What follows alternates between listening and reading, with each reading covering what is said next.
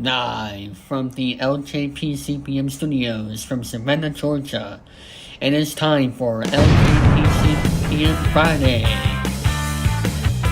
And now, here's the stars of the show, Link Shepard, Benny Blue, and Remix Clone.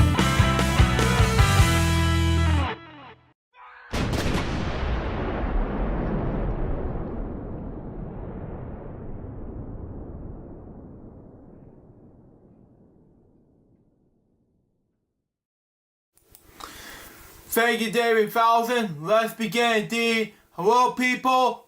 Jerry speaking. World Elgin Fridays, episode number 4 and 30. Join me this episode with Remix Bomb, ladies and gentlemen. Yeah, happy Friday.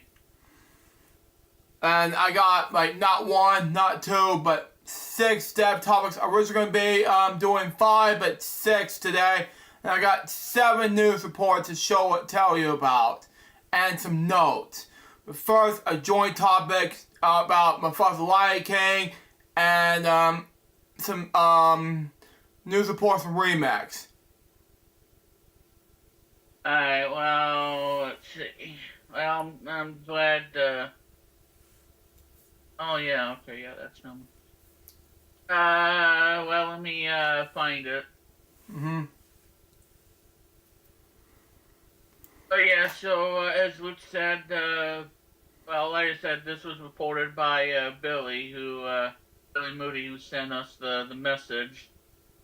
So we thank you, Billy, and, hope, you're not wandering around in the football field in your undies. Oh, God. I'm just saying. Because if you are, you're gonna freeze to death. Yeah. But anyway. So, yeah, and this is gonna be, Luke's, topic. I know I'm kind of rambling on, you know. But anyway, yeah, Mufasa the Lion King, coming to 4K Blu-ray and Blu-ray, so, Disney has announced that it will release, of those 2 versions of Mufasa the Lion King, and, let me see, so, and from the movie, the releases are scheduled to arrive on the market on April 1st, which is April Fool's Day. So there's a lot of features and everything. Dolby Atmos, full-length standalone. Finding I can't say it. Melody, I pronounce it. Songs of the Symphony. Yeah, the Savannah. Let's see. Ostrich Age with Timon and Pumbaa. Protect the Pride. There's some outtakes, deleted scenes, music videos from the movie. Like I Always Wanted a Brother, and of course the song selections. And on 4K Blu-ray, it is English Dolby Atmos and 2.0 Dolby Digital. So yeah, 4K is gonna look good, and it's gonna come in a steelbook. And I know people are very excited of this, as well as Sonic 3 on 4K Blu-ray. So whatever movie you want to get on 4K, well, more power to you. But yeah, so Mufasa the Lion King on 4K Blu-ray, and it's going to be on digital too on I think February 18th, but it might be even closer to that. But closer to that, folks. So anyway, Luke, go ahead and talk about the film and your plans to see the film. Well, I'm planning on going to see it tomorrow, as I was originally going to do it last Wednesday, but as I'm going to mention it earlier, my mom had a meeting on that same day, but we're going to go see it tomorrow at 1:45 p.m. in the theater nearby. So, as mentioned earlier, because at the AMC theaters, they have it available by Tuesday. Not sure when by Tuesday, but it's gonna be jam-packed. Looking forward to see it Saturday, but it's going to be very exciting. So, the first Lion King live action movie I saw in theaters on launch day. Very excited about it, but the second one, Mufasa's Lion King, it's going to be a jam-packed. Let me tell you this right now. It's going to be just like Sonic the Hedgehog 3. I know people are saying Mufasa's Lion King it's going to be a flop, but to me, bits and pieces aren't. But it will be something very exciting to be shown to the audience. We'll see what happens. Remix? Well, and the thing is, IGN give Mufasa an 8 out of 10. Yeah. Oh, they give Sonic the Hedgehog 3 a middle finger 6 out of 10. Wow. Yeah, just a middle finger with a 6 out of 10.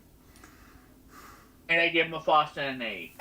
So obviously IGN doesn't like Sonic 3, but yet they like Mufasa. Yeah, there's something wrong with this picture, folks, because I don't even know what IGN's even thinking in terms of reviews.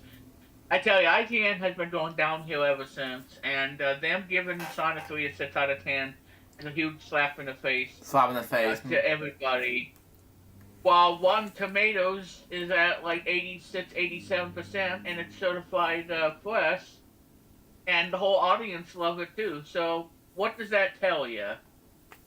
You know, in terms of IGN giving the movie a 6, and then Rotten Tomatoes with an 86, 87. So are you gonna agree with IGN with 6 out of 10, or are you gonna totally agree with Rotten Tomatoes and certified fresh? 100%. You can be the judge of that. You can be the judge of that, folks. Yeah. Slap in the face for IGN. Yeah, 6 out of 10. It's just a joke. It's just a joke, folks. And apparently, the people at IGN did not really like the movie. Wow. Yeah. Oh, everybody else in the real world loves the heck out of this movie, and now they're gonna go buy it in 4K Blu-ray and on digital, because it's available now on digital, and everybody's gonna snag a copy of it on 4K. And speaking of which, I am a proud owner of Xbox Series X that I got. Yeah. For my 36th birthday. Yeah. And that has a 4K Blu-ray disc and whatnot. But here's the thing: if you want to watch a Blu-ray movie, you gotta go onto the Microsoft Store. Yeah. You gotta find and download the Blu-ray app. And once you download it, then you can watch Blu-ray movies. So if you try to pop in a Blu-ray movie, it ain't gonna work. It ain't gonna work, no. If you watch this, Trevor, it's gonna Jack, Addison's for you. But anyway. Well, it's gonna ask for the app. Yes. Now on the PS5, if you pop in a 4K Blu-ray player, it shows up on the menu, and then you can watch it and then you can watch it instantly, and you don't have to go and find the app. It's all built in on the PS5, so you just take the 4K Blu-ray disc, and then the movie shows up, and then you just press the X button, and then it would take you to the movie, and you don't have to do anything extra. Yeah. So I think that's where the Xbox Series X kind of fails in that category. Yeah. Because I didn't buy it for watching 4K Blu-ray movies. Because I'll use the PS5 day and night of 4K Blu-ray. I just bought the Series X for games and everything. Games. But that's where the thing really shines. But I'm sure you can watch 4K Blu-ray movies on the Xbox. I don't know if it's gonna look any good than the PS5. I mean, I'll check it out when I get a 4K Blu-ray movie, because I know what movie I'm gonna get on 4K, and that is one of the best movies of 2024, The Wire Robot on 4K, which is sold out, by the way, on Walmart. Hopefully they'll get it back in stock. Yeah. So I would test it out, see how it looks on Xbox. If I'm going to be really excited, or I'm going to be really disappointed with the playback. At least. Because this is why I have a PS5. Because I think the PS5 probably does a better job of 4K Blu-ray than Xbox. I mean, that's just me. But yeah, so the Series X has a disk drive, which is the only console that has a disk drive, because the new one doesn't have a disk drive because it's all digital. We're living in this all digital crap. And yeah, so I'm fortunate enough to have the disk drive, the Mm-hmm. one that came out in 2020. Yeah. And yes, in November, this is going to be the 5th year of both the Series S and the X models of Xbox, and even the PS5 for that matter. Mm-hmm. Those two consoles are both celebrating 5 years. Mm-hmm. So, so now I have the Series S, which is the all digital one, and now I have the Series X, which is the big one. Mm-hmm. Uh, so I am now a proud owner of Series X, and yeah, so I'll let you know if how it looks on the Xbox. But like I said, I can't really guarantee you that I'm I don't know. We'll just have to wait and see. Mm-hmm. But for the time being, yeah, I mean it has a 4K Blu-ray thing, and but I bought it just for games and stuff, for Xbox, so I can play games and whatnot. And because, like I said, on the last Friday show that we did, we talked about the biggest news, which was Forza Horizon 5 that Yeah. we talked about on last week's show. And yeah, and I'm gonna play it when it comes out on PS5. Oh heck yeah, I am, because I am Mm-hmm. so excited. Oh, a Xbox racing game that was only on Xbox and Windows PC now coming to Sony's hardware on a rivals game console. Now, this is a first because again, you gotta go all the way back to like 2001, 2002 when Sega, the who made hardware at the time, they got out of the hardware business and they were strictly a software company. So you know what they did? They bought something that I thought Nintendo players would never ever see on a Nintendo console. That is a Sonic game on a Nintendo platform. Mm-hmm. Like, Sonic Adventure 2 Battle and Sonic Heroes and Sonic Mega Collection. So you wouldn't have thought that Sonic was going to be on a Nintendo hardware.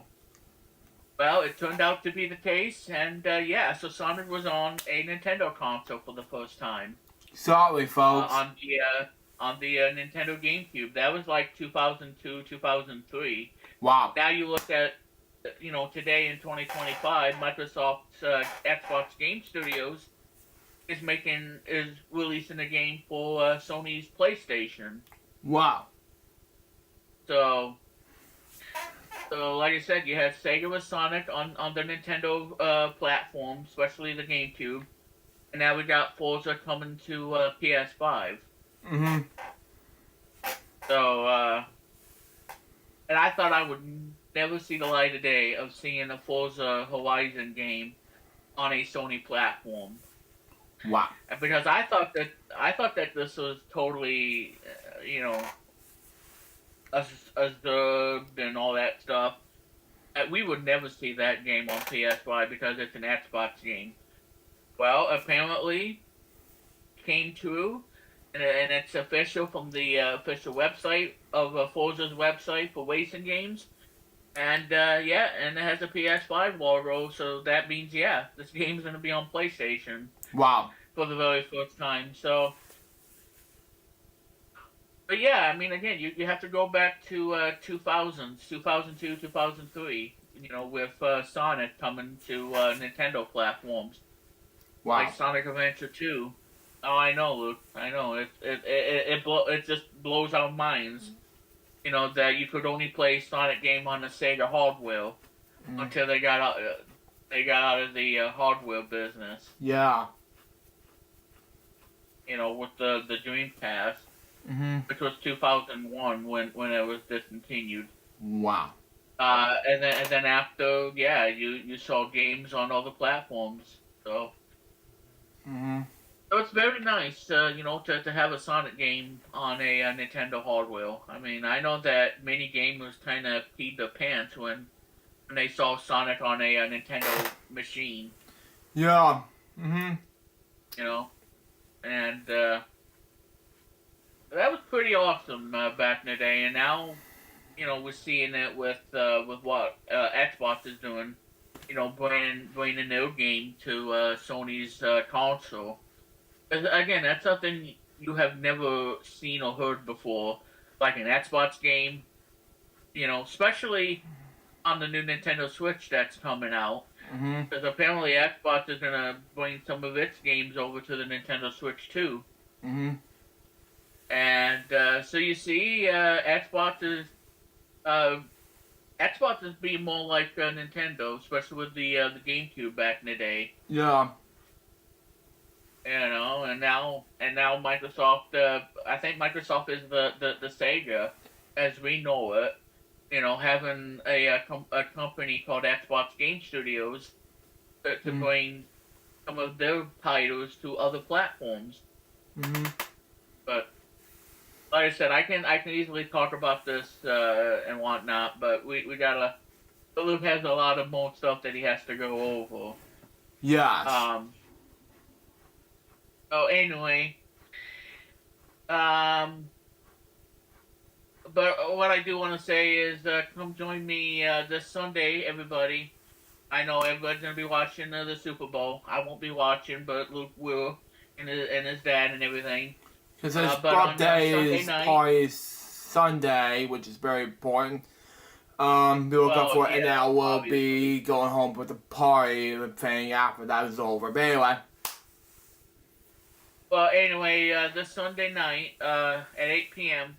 on We Mix Plum TV Twitch channel, I will be streaming Wheel of Fortune on Xbox, because I have a Series X, and I can play it on either the S or the X model. And I will do a live stream of it for you all. And I will promise you there'll be no funny joke of the whole edible flower thing, because No, not. I'm gonna just do the stream like I want to do, and try to make sure that you people can take me seriously instead of trashing me with all this dirty talk. That you sound stupid and you need to quit doing YouTube because you don't know what the heck you're talking about, kind of Yeah. attitude. Because I was mentioned earlier in my reaction video of your dirty talk, people's dirty talk thing, and I was thinking, what is going on? I'm like, it just drives me nuts, when I made this reaction video. Well, they probably wanted me to grow up Like, and jeez. stop entertaining people and entertaining my subscribers. Well, first off, I'm not doing it for you, and if you're not a subscriber to my YouTube channel, well then, what's the point of saying mean things about me in the video just because I don't know what an edible flower is until then? So now I know. I know what it people still is. quiet and belly aching that I have any idea or have any clue, because I was, kind of dumb and all that crap, and that's why I had to disable the comment, because it was just taking it way too far, and I don't want to put up with YouTube people who don't find it entertaining or watchable. And I have to criticize this too when I did my reaction video and I type it in correctly. It's candy. And people hated that. To all 21 people dislike it. And I give it a thumbs up for your entertainment. Like, how? Well, I'm just gonna make sure there be none of that, because, that way, you guys can enjoy the video instead of just giving me the middle finger. Like, yeah, thank you. And before I say anything and dev topics and all, let me say one thing, and we'll get to our dev topics. That's all I have. So. It's just, it has to be done, but I talked about this during my reaction video of this whole criticism thing, and I says too, but I did this rant before, but it's to the 21 dislikes, and this needs to stop, really. And I want to talk, and I thank you all for my 1,780 plus subscribers. Near close to 1,790 plus subscribers. My main channel. Speaking of subscribers, and my second channel has about 1,860 plus subs. So anyways, moving on. My first. And I wanted to confirm that it is February 18th, so I was right. February 18th is when Mufasa comes to digital. Yeah. So that's what it said. February 18th. Thank you. Alright, well, go ahead, Lou. I'm done. Thank you. My first step topic has to do with John Irwin. Born John Lee Irwin. He was an American voice actor, best known for voicing He-Man, Reggae Monte, and and Morris the Cat. He was born on December 5th, 1946 in Cambridge, Massachusetts. He was voiced He-Man in Filmation Productions and He-Man and the Masters of the Universe. And She-Ra, the Prince of Power. They ran from 1983 to 1986. Due to extreme costs coming from Filmation, guys' voice actors were small. Producer Lou Schreiber, some of that, as performed the bulk of the characters' voices. Irwin was the voice of Henchman character Beastman, and was an association to do the voice of other supporting characters as well, such as Wobster and Wildman. Some of that. Anyway. While Jerry recognizes his work on He-Man, Irwin was many years with voice acting in this credit. He called the voice of Reggae, Metal, and Filmation's Archie cartoons, and provided voices for many production ranging from television advertising for live-action movies since the 1960s. He called the 1995 movie Babe initial voices. Anyway, he was the voice of Morris the Cat from Not Alive's Cat food and several television commercials. From 1959 to 1965, he started as Tay in the television western Rawhide. In 1989, his voice was heard in radio newscasts and Back in the Future Part 2. The football announcer in 2000 Disney movie Remember the Titans. He also did small spot roles in various Hanna-Barbera episodes from different shows, such as Hanna-Barbera's animated series The Thing and others, going uncredited. His final casting role was He-Man in the Fairy Guy episode. Harmon has moved away from California by 2010. Although his 2019, Alan Hobnader stated he has recently visited Irwin in his retirement community in Falcon Oaks, California. He died in his home in Colorado, California on or around December 20th, 2024. He was 88 years old. His death wasn't announced publicly until December 31st, 2025. The next step topic is to Tom Dwyer, if I pronounce his name. I'm sorry.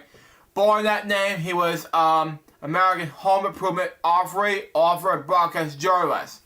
He was born in 1959 and 1960. Anyway, he co-authored with Leslie Stargate, and the nationally syndicated My Pet Home Improvement Radio Show, broadcast more than 335 stations every weekend, reaching an audience of more than 3 million listeners.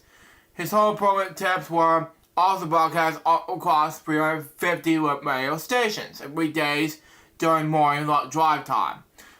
Talking Magazine named Cashler one of the 100 most improvement radio talk show hosts in America. He also publishes a weekly improvement newsletter and broadcasts the national radio program.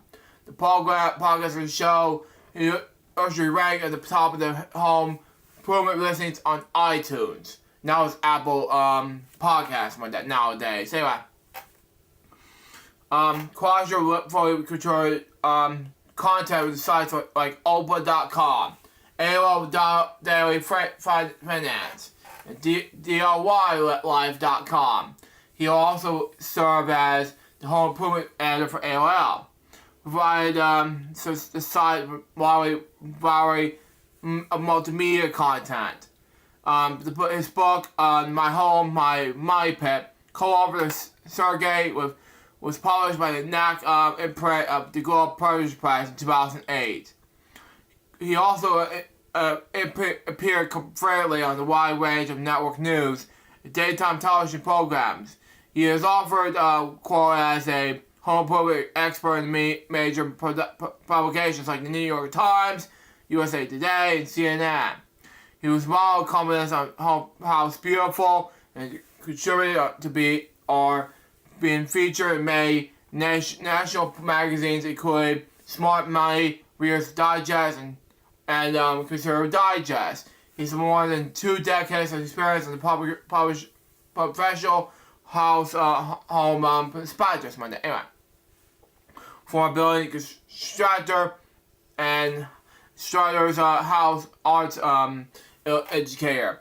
He was appointed by former New Jersey Governor Christine Todd Whitman, to the state's first regulatory authority for the licensing of professional home inspectors, who he chaired for several years.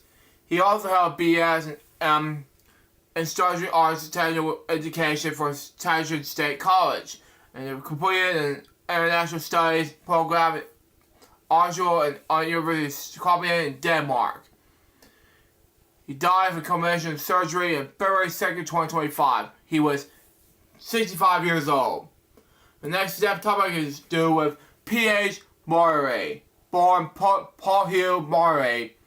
He was a British character, actor, and voice actor, known as well as Razors and John Mackenzie, The Wrong Good Friday, and Hatchet Harry Lonsdale, Guy Ritchie's the film Lock, Stock, and 2 Smoking Barrels.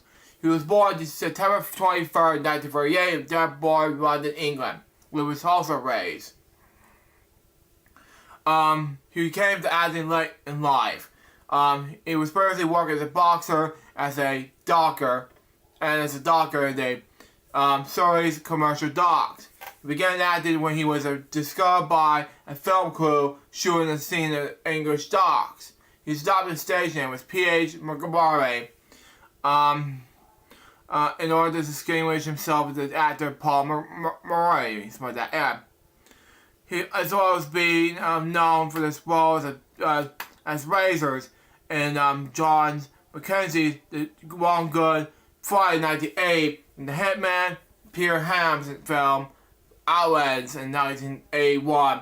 He also portrayed Hatchet Harry in Guy Ritchie's Lock, Stock, and 2 Smoking Barrels in 1998, and Jodie Hollick in the sci-fi show 2000 miniseries Frank Herbert's Doom, and his 2003 sequel Frank Herbert's Children of Doom.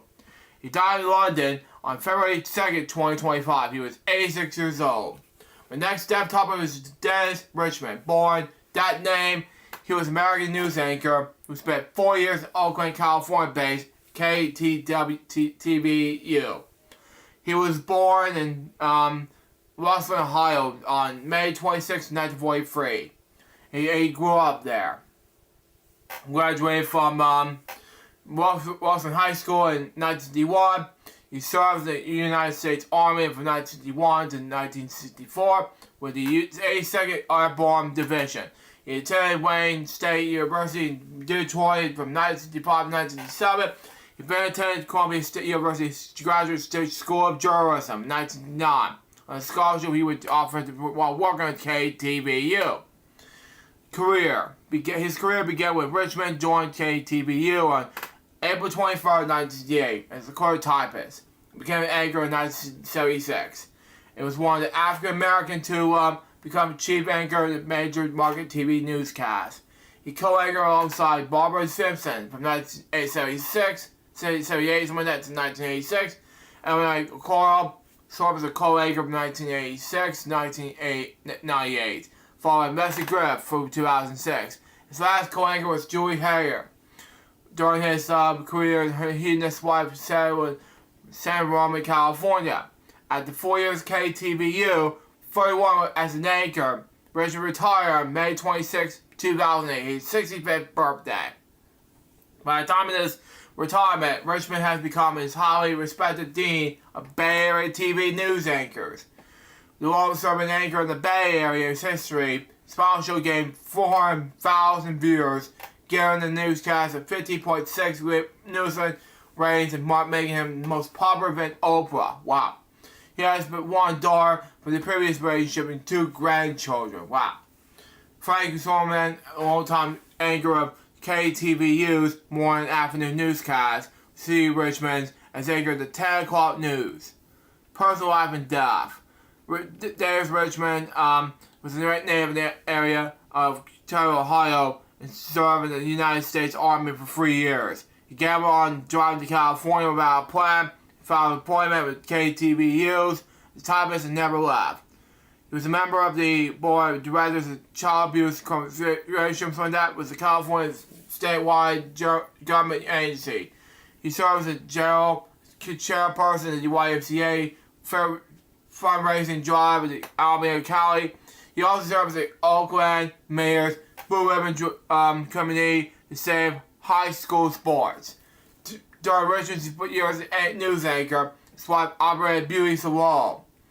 Richmond was living in Grasbury, California, when he died on February 5th, 2025. He was 81 years old. Former co-anchor Julie Hayer shared on the new newscast when he suffered a heart attack in his weeks before. His awards began with this. Richmond won several awards, including the Harmon Award of Oakland, the highest honor given in that city, the Black Media Common Journalism of the Year Award. Richmond has also received an award of designation at Richmond High School as a distinguished graduate. Wow. Okay. My next topic has to do with Dave Jordan. Born that name, he was an American record producer, engineer, and mixer. He was best known for producing, engineering, and mixing albums and recording from various bands in the late 80s and 90s, including the Red Hot Chili Peppers, Jane's Audition, Alice in Chains, Social Distortions, The Offspring, Anthrax, Fishbone, The Meat Puppets, and Spinal Tap. He's also an engineer and mixed albums from Rolling Stones, Talking Heads, and Frank Zappa, among others. However, Jordan has stated he disliked the term producer, preferring to refer himself as engineer. Wow. He was born July 25th, 1949, and his career began with this. He developed his engineering and mixing skills at the Outdoors Recording Studios in Hollywood, California, began in the late 1970s. Engineering and mixed acclaimed successful records by artists such as Talking Heads, Dan Byrne, Frank Zappa, Mick Jagger, Rolling Stones, and among others. His career as a producer emerged in the late 80s. Began with albums by Jane's, in addition to Alice in Chains. Music Radar say that these albums were against the production sonic qualities of the day. Donated as well as by hair metal bands. Now, Jordan was a quiet hand and shaving such as genre defining sounds. Dave was a great guy. Could recall Jane's frontman Perry Farrell, but I wasn't always sure how he would receive my moves. I remember waiting for him to look up for the other way so I could push the sliders on the desk up higher as my dad. As a producer and mixer, Jordan was also working with such artists such as the Red Hot Chili Peppers, Fishbone, Anthrax, The Offspring, Meat Puppets, Social Distortion, Meat Puppets, some of that anyway. He kept doing it twice anyway. But Biohazard and Scar Wretch. In 1986, Jordan met with replacements about producing the album. We became the album. Please Meet Me. George told me, however, was disqualified factor to be no quality hard party Paul Wersberg and Tommy Tennant were both drunk from Beat Me and expecting a pompous producer that at least attempt to keep it with them.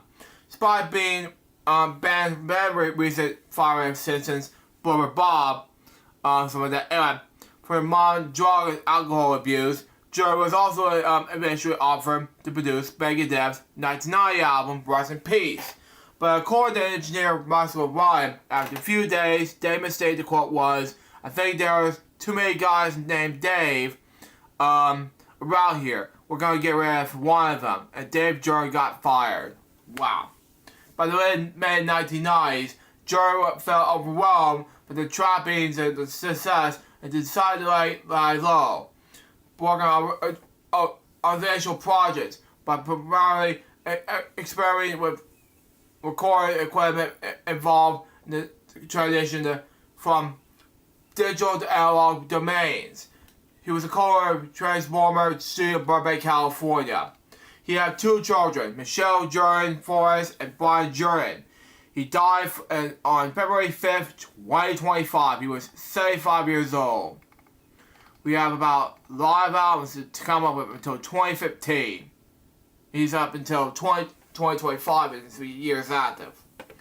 My last step topic has to do with Harry Stewart Jr. Born Terry Taras Stewart Jr., he was an officer in the U.S. Army Air Forces as a Series Flying Cross representative and a flyer pilot who serves in the 332nd Flyer Group. Best known as all African American Tuskegee Airmen. Something like that. Anyway, Stewart shot down 3 German aircraft with 1 per day during World War II.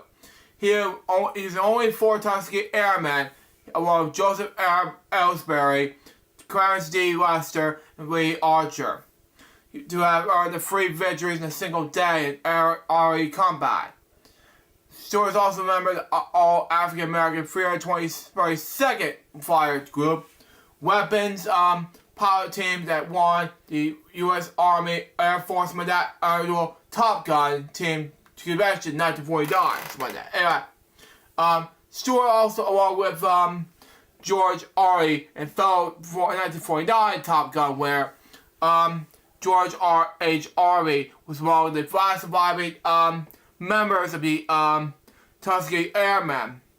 The Tuskegee Airmen were awarded the Colonial Gold Medal in 2006, and in 2019, Stewart will soaring to glory, the Tuskegee Airmen's first head account of World War II, co-written by Philip Harriman. He was born in Newport News, Virginia, on Independence Day, 1924. After living near Rodley Field, the United States Air Force Base, located between Auburn, Virginia, Newport News, Virginia, Stewart and his family moved to Queens, New York, near Airport and the North Beach Airport, where he was 2 years old. He was married to Delwyn Alice friend Stewart, 1926, October 14th to November 5th, 2025. The sister of fellow Tuskegee Airman Robert Fred, to her death in the age of 89. They have 1 daughter, Lori Carly Stewart. Military career at the age of 18. Stewart volunteered to the United States Army Air Forces, taking the passing cadet exam. On June 27, 1944, Stewart completed cadet pilot trade, receiving his wings and graduating the Tuskegee Airman Class 44 FSC Southwest. Stewart learned to fly before he learned how to drive an automobile. After completing combat and fire training at Warborough Army Airfield in Warborough, South Carolina, Stewart was assigned to the 15th Air Force, initially Waterbury Air AB, something like that. The 332nd Fires Group, 302nd Fire Squadron, something like that. And then under the disbandment, the 302nd Fire Squadron in March 6, 1945, Stewart was transferred to 301st Fire Squadron, something like that. For the remainder of the war. During the trade, Stewart was part of the train dogfight sequence of Strange P-47 chambered in the airspace. Representing the challenge, Stewart was brought to the mock dogfight against a pilot who released herself as a flaming right-handed member of the Women Air Force Service Pilots, or WASPs for short. After being shipped to France, Stewart and his fellow pilots sailed from Marseille to Pontarlier on board the Luxembourg cruise liner Dawn. Stewart flew 43 bombers and expert missions to the 15th Air Force to targets throughout Eastern Europe. On Easter Sunday, April 1st, 1945, he shot down 3 enemy German Wolf Knights during the B-24 bomber escort missions near Linz. Anyway, for the defeat, he was awarded the Distinguished Body Cross. During the mission, his friend and squadron mate Walter Mann was shot down. Wow.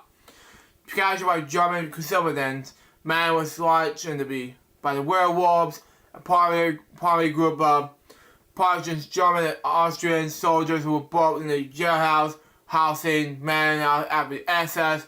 It said the group but kill Mann. Wow. On Easter Sunday in 2018, a resulting invasion, the Austrian government housed Stewart to attend the National Parade held to honor Mann's memory. Wow. Stewart was one of the only 4 Taiwanese airmen to have achieved 3 aerial victories in a single day of combat. The other 3 are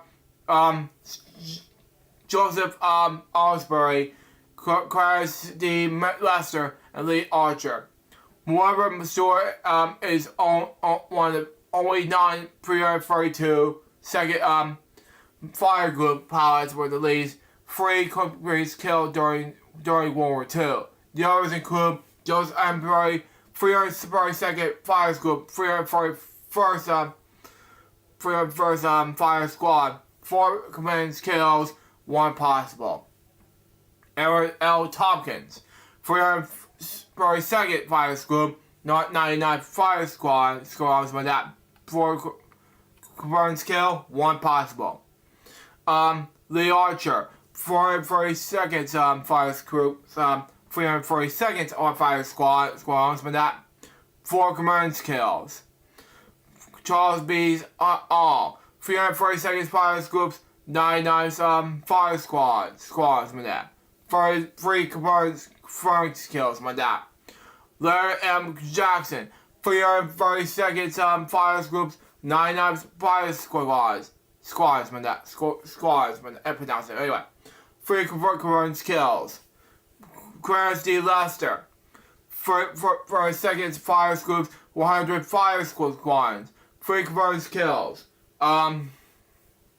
Wendell O. Parrott, 332nd Fire Groups, 302nd Fire Squads with that 3 confirmed kills. Roger Rons, 342nd Fire Groups, 302nd Fire Squad, 3 confirmed kill, 1 unconfirmed. And finally, Harry Stewart Jr., 332nd Fire Groups, 301st Fire Squads, 3 confirmed kills. 1948 Butcher Horror P-47 Fire Bolt Crash. On March 27th, on March 25th, 1948, Stewart took part in an armed combination for the formation of Grassy Airmen Combat Fire Power Supply in the Sumter, South Carolina's Saul Air Force Base, near Holmes Base, in Columbus, Ohio. Sully Stewart's B-747 Firebolt began to experience service engine failure spotted up at 20,000 feet above the mountains when that to eastern Kentucky during a bad thunderstorm. Jesus, how's that gonna help us? Anyways, Fairbowl crashed in his aircraft into the side mountain of his death. Stewart reduced his aircraft to outload to 10,000 feet. Wow. Bailing out this plane, since the P-27 lacked the ejection seat, Stewart slid his convoy back, removed his seatbelt, directed the P-47's nose towards it so it would dip, and safely eject Stewart forward when he was released for the control stick. However, slipstream struck Stewart, forcefully prodding him to his aircraft's tail, fracturing his left leg to the tube between the calf and ankle. Heard the door about background. Anyway, after opening his parachute in the clouds, Stewart close to the ground, landed on top of the dead pine tree. Jesus, how can that about? Anyway, with Stewart parachute forming over the treetop, Stewart's party down with 2 feet above the ground, through the tree's dead branches. Jesus. Anyway, possibly going into the stock. Stewart noticed that he had lost his shoe on his broken, a bleeding left leg. Jesus. Anyway, moving on. His otherwise stock was now completely blood-soaked. Stewart cut himself down in the pouring rain, crawling under the rock overhang, and removed his white silk clothing scarf, making him torment to stop the bleeding. Jesus, how they can help out? Anyway, on about the hill, Stewart has parachuted his mountains and forests and hills, Barger Hill Hall, Kentucky, a coal mine community in Johnson County, Kentucky, Charlotte home of married 15-year-old Royal Webb, 1942 of April 14th to October 4th, 2022 is my next week. Best for known 18. Excuse me. 18-time Grammy Award nominated country music legend Royal Webb. While Royal's location at the time of the crash is under documented minutes with that. Royal's youngest brother, Royal Webb, 1944 September 3rd to July 28th, 2018, was flying the pickup truck bed. Walking the water, Herman's father, Martin Theodore Todd Webb, 1906 to 1959. Herman was a massive, explosive, unlike anything this family ever experienced, despite living with a cold cap excavated to loud blast. Wow. After Stewart bailed, the 347 flew across the Webb family cemetery. Wow. Crashed in the hilltop overlooking the Webb family home and created a 10-15 foot deep. Yeez, crater. Over the course of several days, local boys and men began to ransack the crack stack size of that. Eyewitness saw Gwen's 22-year-old moonshiner husband, Oliver Lynn, driving his Jeep to Silver Stewart's Pine prior attacking the side. One of Williams and Hillman's uncles converted the P-47 stainless seals nuts to speaker rings. Yeesh. One of Williams and Hillman's 9-year-old neighbor, Carly Daniels, now on attention, retired and registered cook. Carly Daniels Johnson of Hangers Hill, Kentucky, saw Stewart's white parachute cover the earth, mistaking it was a large white eagle. Carly notified his father, Rob Daniels, 1910-1909, who hopped out and rode on his horses in the hills. Finding injured, Stewart lay lying underneath a rock cliff. On a military for measuring stared down. Lavin was put an injured Stewart and the 2 second horse Lafayette to brought along.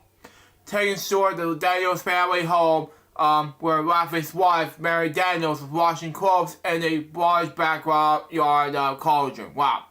Many tourists bought some bed sheets and some bandaged Stewart's legs. Yeesh.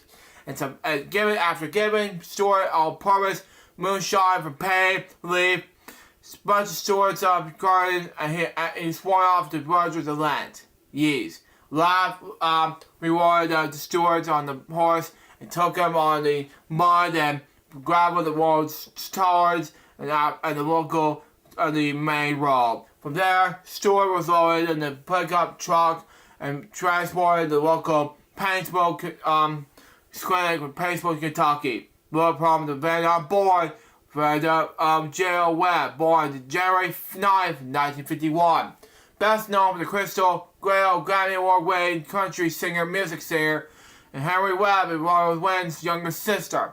Declining positions as the team watched Stewart place him on the bed and managed from the pain relief. Wow. Stewart recalled being in an awkward state as a result of Marlboro and Moonside as news of playing P-47 crash criticized when that. Local people lined up at the clinic revealed the injured African-American combat fire pilot. The town's mayor, Alcalon Chandler, 1946 to 1949, visited Stewart following the town's police chief, county sheriff, and the Paintsville Herald news report who ran the story on March 25th, 1948. The article amended Stewart's race. Around 1 a.m. On March 26, 1948, a U.S. AF representative from Columbus, Ohio, arrived at the Paintsville clinic to mix up Stewart. They departed the small rural community without any fanfare or formal send-off from the community. Stewart's wife, Demony, did not find out about her husband's mountainous aircraft crash until Stewart arrived home. For many years afterwards, local legend and Paintsville Falls held the USAF Republic A-4 fighter jets shut down the P-52 bomber shown by the African-American man conducting and bombing one of the town.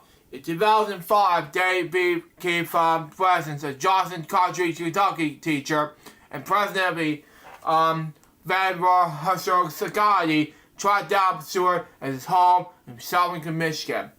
He also with presence sharing the Solar B-52 Radical legend. Jesus. Anyways, Stewart was known that the B-52s didn't even exist in 1948. Wow. 2006, the Vanderbilt, Kentucky Township encompassing Bunker Hall, Kentucky named Stewart as parade marshal for the annual Homecoming Day Parade. During his Kentucky visit, Stewart met the family of Crystal Bay Royal Land Hire Webb and joined toward Roseburg home. Wow. Winner of the 1949 Top Gun Commission. In January 1949, the Chief of Staff of the U.S. Air Force sent out each Air Force group requesting their participation in the Air Weapons Commissions. 4 months later, May 1949, Stewart joined the 342nd Fire Group, 3-member British Division Air Pilot Team to complete the USAF's initial Top Gun commissions out in the Las Vegas Air Force Base, now Munitions Air Force Base. Anyways, the commission 10-day event, commissions promised supplies 6 events. Aerial gunnery at 20,000 feet, aerial gunnery at 12,000 feet, dive bombing, skip bombing, ruggering, firing, and panel strafing. This team was left from the start to finish. Stewart's team includes the 9-episode guards, James H. Harvey, born in 1923, the 400 Squadrons Travis Iron Tremble, September 25th, 1917, died on April 28th, August 20th, something like that. August 20th.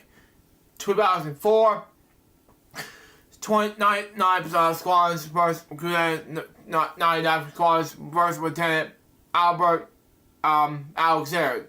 June 12th, 1922 to March 25th, 1953, for serving the Aldrin pilot and Staff Sergeant Robert A. Johnson at August 30th, 1927 to April 15th, 2017, who serves as the team's aircraft group's chief.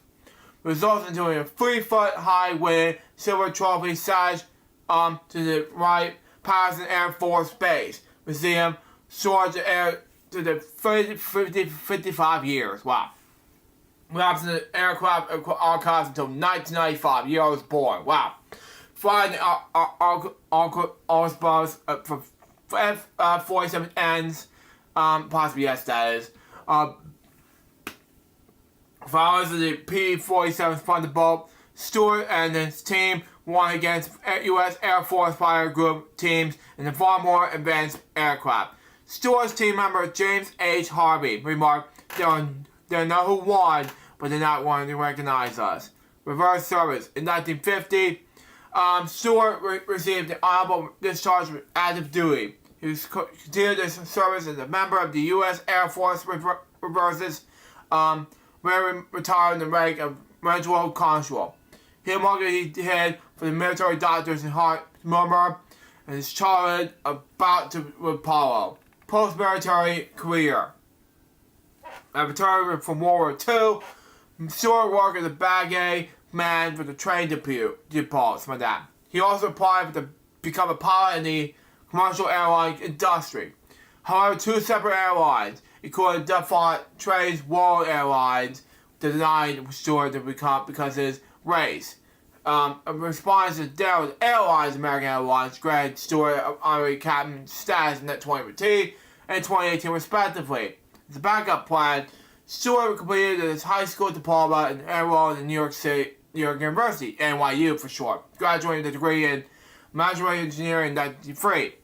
And while at NYU, Stewart served as president of NYU's Stewart Casual and the chair of the American Society of Medical Engineers.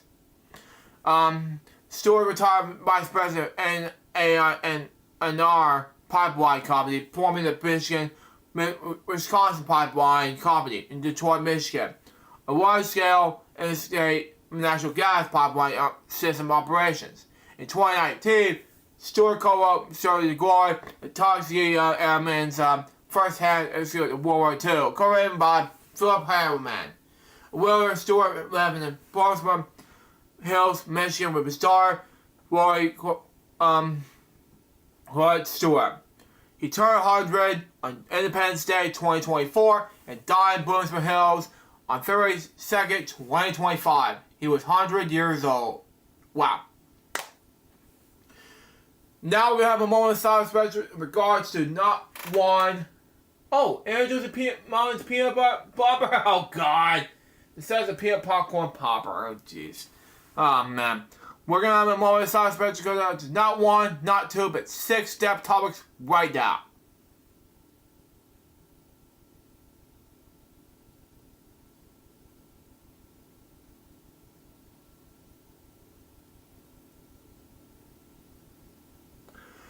Thank you. Recipes to 6 people, and we're going to read like at least 7 of those topics right now, and we'll wrap things up. In regards to Super Bowl 59, as Remix mentioned earlier, it's about this is it. Super Bowl Sunday is this Sunday, okay? And it's not coming to American. Just a reminder, folks. Just a reminder. Don't choke on your chicken wing when you watch the Super Bowl. Wow. Oh, man. Remix Film Studios, and we're one. There you go. There you go, folks. Don't choke on your chicken wing on Super Bowl Sunday. We don't want you choking to death on who's going to win this year's Super Bowl. Wow. And if you choke, then you're going to miss. Back to you, Luke. Thank you, Remix. Now, Super Bowl 59 is an American Football Championship game of the National Football League, NFL for short, 24-24 season, something like that. Anyway, this game is scheduled to begin at 6:30 p.m. Eastern Standard Time, on February 9th, 2025, at Caesars Superdome in New Orleans, Louisiana. A rematch of Super Bowl 58, 2 years, 57, 2 years prior. The game will be played between American Football Conference, AFC for short, champion and 2-time defending Super Bowl champion, the Kansas City Chiefs, and National Football Conference, AFC for short, champion, the Philadelphia Eagles. With the 8th Super Bowl played at the Superdome, the 11th overall played the New Orleans. The most recent play the New Orleans was Super Bowl 48 in 2013. Held the same venue. The game will be played and televised in the United States by Fox and streamed on Tubi. Wow. Now, I'm not reading the whole background, but this is let's read the broadcasting right now. Anyways, it will rise on television, it's scheduled to be televised on Fox, in English. Broadcasters Kevin Burhart and Tom Brady, Alex Andrews, Tom Gregory, and Mike Party calling the game. It will be the second Super Bowl to be broadcast over an 11-year NFL television contract. Anyways, it's part of the 4-year rotation between CBS, Fox, NBC, and ABC, ESPN. On October 14, 2024, it was announced that both Fox, The Press, and Telemundo will air separate Spanish language speeds in the game for the first time. Wow. Across nations leading up to the game, the Fox series Kitchen Nightmares began airing special role to the Super Bowl 59 episodes in January 2025. Its first half of the 9th season will focus on the rush starts in New Orleans and feature guest appearances by NFL players and personalities. During Super Bowl weekend, Fox scheduled broadcast television areas on Fox Sports 1's studio lineup on the Friday prior to the game. About that. Anyways, going first. Here's another thing, Luke. What is that? Here's another thing. Gordon Ramsay's gonna drop the biggest F-bomb on Kitchen Nightmares. He's gonna say, what the, it's like, are you out of your mind? He's gonna drop a lot of F-bombs on Kitchen Nightmares. It's like, what the heck are you? Are you some kind of a fit? You're a nasty prick. Wow. Anyway. What's Gordon Ramsay for you, babe? Anyways, it could first things first, and her with Colin Callhurst. Anyway, during this pre-game show on Super Bowl Sunday, Fox ran an interview with President Donald Trump, conducted by Fox News anchor Brett Breyer, presuming the transition of Super Bowl professional interviews that have been put on hold during Joe Biden's administration. Trump will be the first sitting president to attend the Super Bowl. The season 3 premiere of Fox game show, The 4, will be aired the following the game. Advertising. In August 2024, prior to the beginning of the 2024 NFL regular season, Fox announced that we had sold out most of the available advertising slots with Super Bowl 59. Wow. The first 30-second ad slots were priced at $70 million each. The sale included the main event in the registry and the initial slots typically reversed back by the network. But in January 2025, some advertisers, including State Farm Insurance, I'm not a huge fan of State Farm, sorry. Anyway, numerous Liberty. Anyways, we're doing advertisers. Liberty. Yeah, shut up, Liberty. Anyway. Oh, come on! Anyway, withdrew as advertisers, signed and expanded commitments as emerged with the 2025 California wildfires. This is while Fox 2 will sell these ad slots at higher rate. According to reports, some of the newly available slots were sold to $8 million each. Wow. Anyways, right? Anyway, advertising extended the pre-game coverage of the event. Traditionally, ads during the segment sold the $2 million for 30-second ad slots for Super Bowl 59. Price rose to $4.5 million of these slots. The flat increased demand. Streaming. On January 15th, 2025, Fox announced the Super Bowl 59 will be streamed on Tubi. Fox Corporation's free ad-supported streaming television, FAST for short, platform. The first time this returns to the game in free internet television, by paywall or television TV elsewhere. Everywhere from that requirement. The first time since Super Bowl 55. Wow. And Super Bowl 56 had to be available and free with small screen devices. Toby will also stream on additional exclusive pre-game show hosted by Olivia Culpo. Toby red carpet on Super Bowl 56, 59, which is also focused on pop culture topics related to the game. Anyways, the game will also be available on the free on the NFL's apps. And finally, radio. This is going to be very interesting, okay? West One Runs holds the national radio rights to the game with Kevin Harlan, Kurt Ryder, Warren Argren, and Gene Sorrell on the call. Now, that's all for that topic. Now let's move on to this news for Jimmy Neutron fans. And this is something I really want to discuss. And I was branch out with Jimmy Neutron years ago, but I have to focus on it now. Okay? Okay? This is where we're going to be honest. Okay? Cross the Nickelodeon movie might be planning a revival 24 years later. Okay? Jimmy Neutron Boy Genius might be coming back for screens with a new movie. Okay? Why is that? Jimmy Neutron Boy Genius might be coming back with a new sequel movie called an update behind the supposed writer behind the new project. Jimmy Neutron Boy Genius was a massive success. With the new Nickelodeon movies, Paramount Pictures was held to release in theaters back in 2001. The feature film was such a hit that later inspired a full CG animated television series released that shortly after. The American adventure of Jimmy Neutron Boy Genius was headed up to be one of the most successful Nickelodeon tunes in Nickelodeon's history.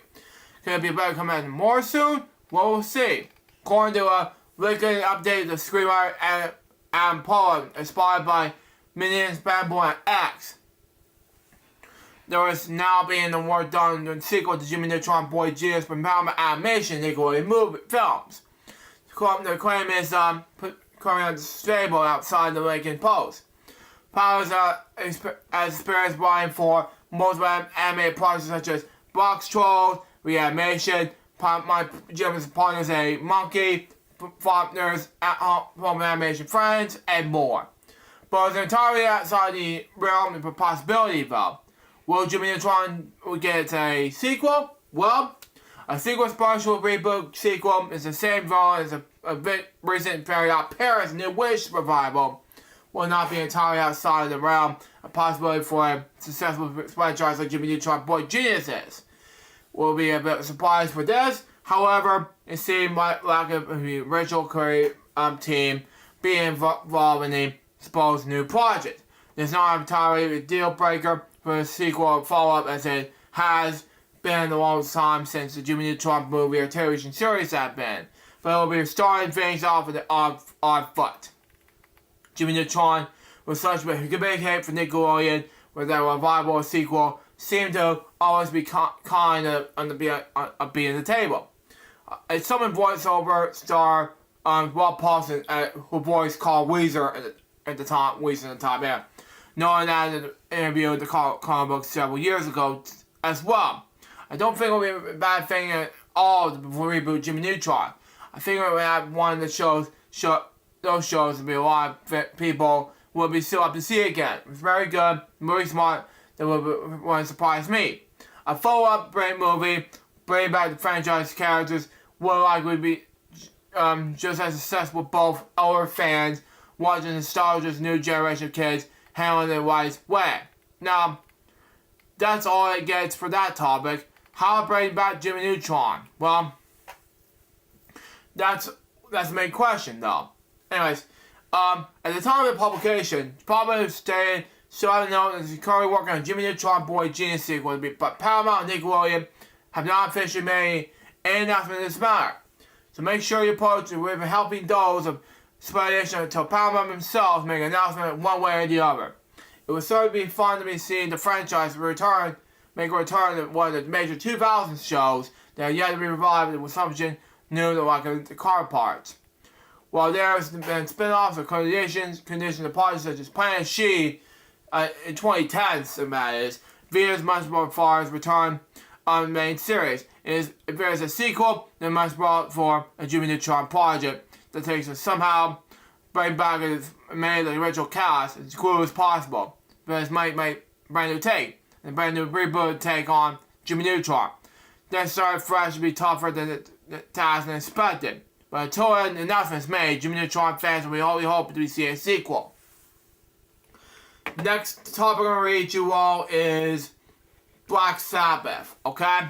Now, sadly, Black Sabbath announced reunion show with all 4 original members, and it's gonna be the last one, okay? Now, when I'm saying last one for the reunion, well, let's just say Black Sabbath has been announced back in the beginning, one final all-day concert event to celebrate Ozzy Osbourne's last live performance will feature a reunion for the legendary metal band 4 original members. The show will take place on July 5th in Austin Villa in the United Kingdom, and Osbourne's comments, "It's my time to go back to the beginning.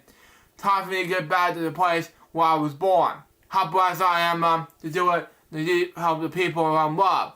Bring him to home, the metal, bring him forever." Yes, this is the first time all 4 original members have performed on stage together in 20 years.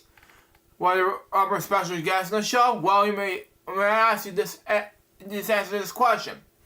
I say the show will take place on July 5th, the Villa Park in Aston Villa. Rage Against the Machine's Tom Murrow was named the music director of this event. This guitar could commented, "This will be my greatest heavy metal show ever." Wow. In addition to Black Sabbath reunion, Ozzy Osbourne played his own short set ahead of the performance, and all-star cast and musicians are expected to be involved in the show. Who was on board with this spell, you may ask? Well, Metallica, Slayer, Pantera, Goria, Hailstorm, Alice in Chains, Wrath of God, Anthrax, and Malzor all will play in the initial set. Plus, confirmed guests includes Billy Corgan, the Smashing Pumpkins, David Dorian of Disturbed. If you watch the remix, you've seen this remix, Disturbed for you. Yeah, I like Disturbed. Anyways, Doug McKagan / Guns N' Roses, Frank Bell of Anthrax,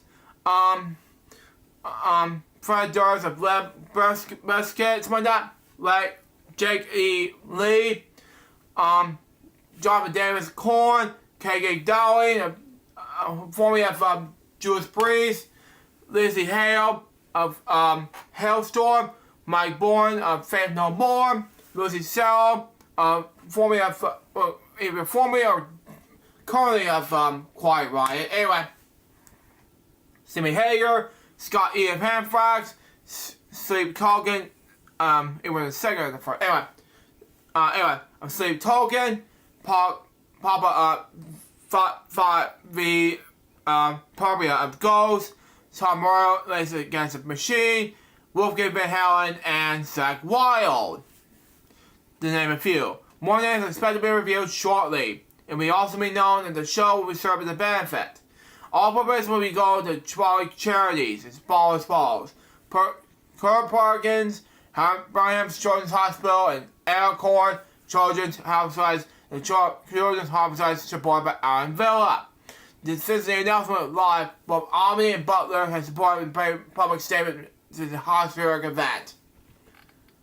That was the poster see here, and that is on stickers on sale on Valentine's Day at 10 a.m. local time. How to get my tickets? Well, glad you asked. Ticket on sale at 10 a.m. Global Mountain Time. GM T on February 14th at Live Nation UK website. Bible Plus Ozzy Osbourne.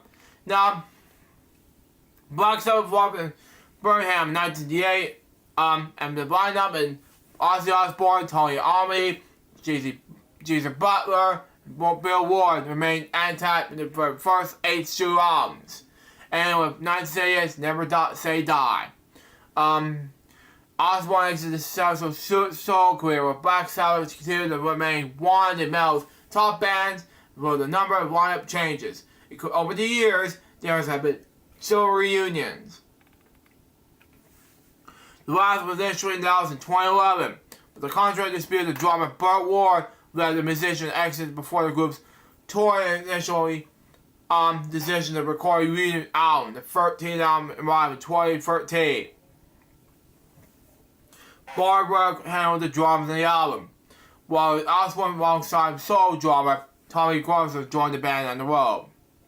Anyways, the band played was spotted to be the final show in 2015, but as Osbourne had dealt with multiple health issues, he decided to return to his concert stage. The session had concluded that recent months have about finding a way to get the original four back on stage together in one final Ozzy show. Now, both Black Sabbath and Ozzy Osbourne solo artists have been inducted into Rock and Roll Hall of Fame. Now, these are the following albums and ranking the worst to best. I'm not going to read them all, but these are 79 tops. Now, as follows. It's going to take forever to read all of it. All of this was 79. So anyway, next time I'm going to read you all is has to do with Ozzy Osbourne. And speaking of Ozzy Osbourne, he's no longer walk ahead of the show. Now, the president. I heard about that. It's sad that this disease is not for him to walk and everything. Yeah, all the legends are slowly fading away because of the disease. Look at Phil Collins. He's on the wheelchair, and he can't do the drums anymore. And now every time he wants to perform a song, he has to do it on the wheelchair because of his failing health and everything. And now Ozzy. Yeah. It's so sad for these. Yeah, exactly. Now, the Prince of Darkness will play his final show in July with Black Sabbath, Metallica, Slayer, Anthrax, Pantera, and more, featuring as a high-profile bill.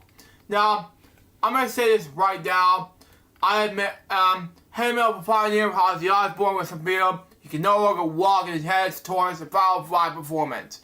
The 76-year-old man is mentioned of the Sirius XM program, Ozzy's Boneyard, where he discussed their fans will be able to expect his recently announced farewell show. I made it in 2025. I can't walk. But I was thinking over the holidays, but all my complaining, I still he said, I can maybe mourn that I can't walk. I looked down the road, and there was people that didn't go half as much as me and didn't make it. Last Wednesday, Osbourne announced his final live performance, which will take place in hometown in Birmingham, England, on July 5th. The biggest headlines include the decision of Black Sabbath will play their first show since February 2017. The first without the band's original lineup since 2005. Dubbed back in the beginning, the high-profile event will also include performances from Metallica, Slayer, and Anthrax, as well as the likes of Pantera, Brand of God, Blazers, Marathon, Alice in Chains, Hot Story, and recent Grammy Award winners, Gloria. Soloist and former Racing Against the Machine tour guitarist Tom Arroyo, meanwhile, will serve as music director for Back in Began. In the press release, he describes the upcoming gig as said to be the greatest heavy metal star show ever. The event is described as a incredible affair with profiles going to tours like the Carl Parkinson's UK charity working to end the disease, which Osbourne was diagnosed in 2019. Speaking of BBC, Osbourne's wife manager Charlotte Osbourne explained that the show was a chance for Osbourne to end a career which had been affected in recent years with numbers of cancellation health issues. He's doing great. He's doing really great, Sharon Osbourne said. She was so excited about this about being in disguise again and all his friends.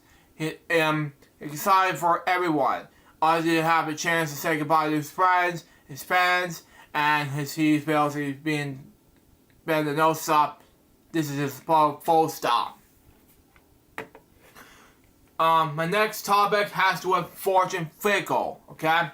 Sony's bid to control of Jeopardy and Wheel of Fortune distributed from CBS, hauled by Judge. Now, I'm shocked that CBS will no longer own the rights to Wheel of Jeopardy anymore, but it's all up to them to decide. Sorry. The two turn to wide field and be my friend again and send me joy where I'm now in pain. Says a 15th century foreign manuscript of Fortune's Whims. That verse began a little harder than the usual as solely on Thursday morning after the media giant and saw the course put the brakes, put on the input full scale, take over the Wheel of Fortune Jeopardy from CBS. Companies have been breached of the contract dispute on October 31st, opened the CBS more than 4-year-old distributed contract.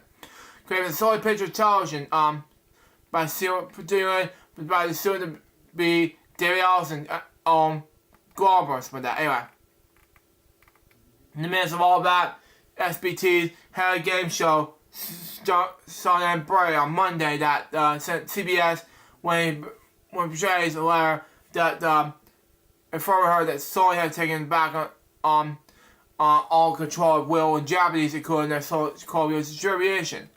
The fact is an already tradition of distributing fountains for the shows.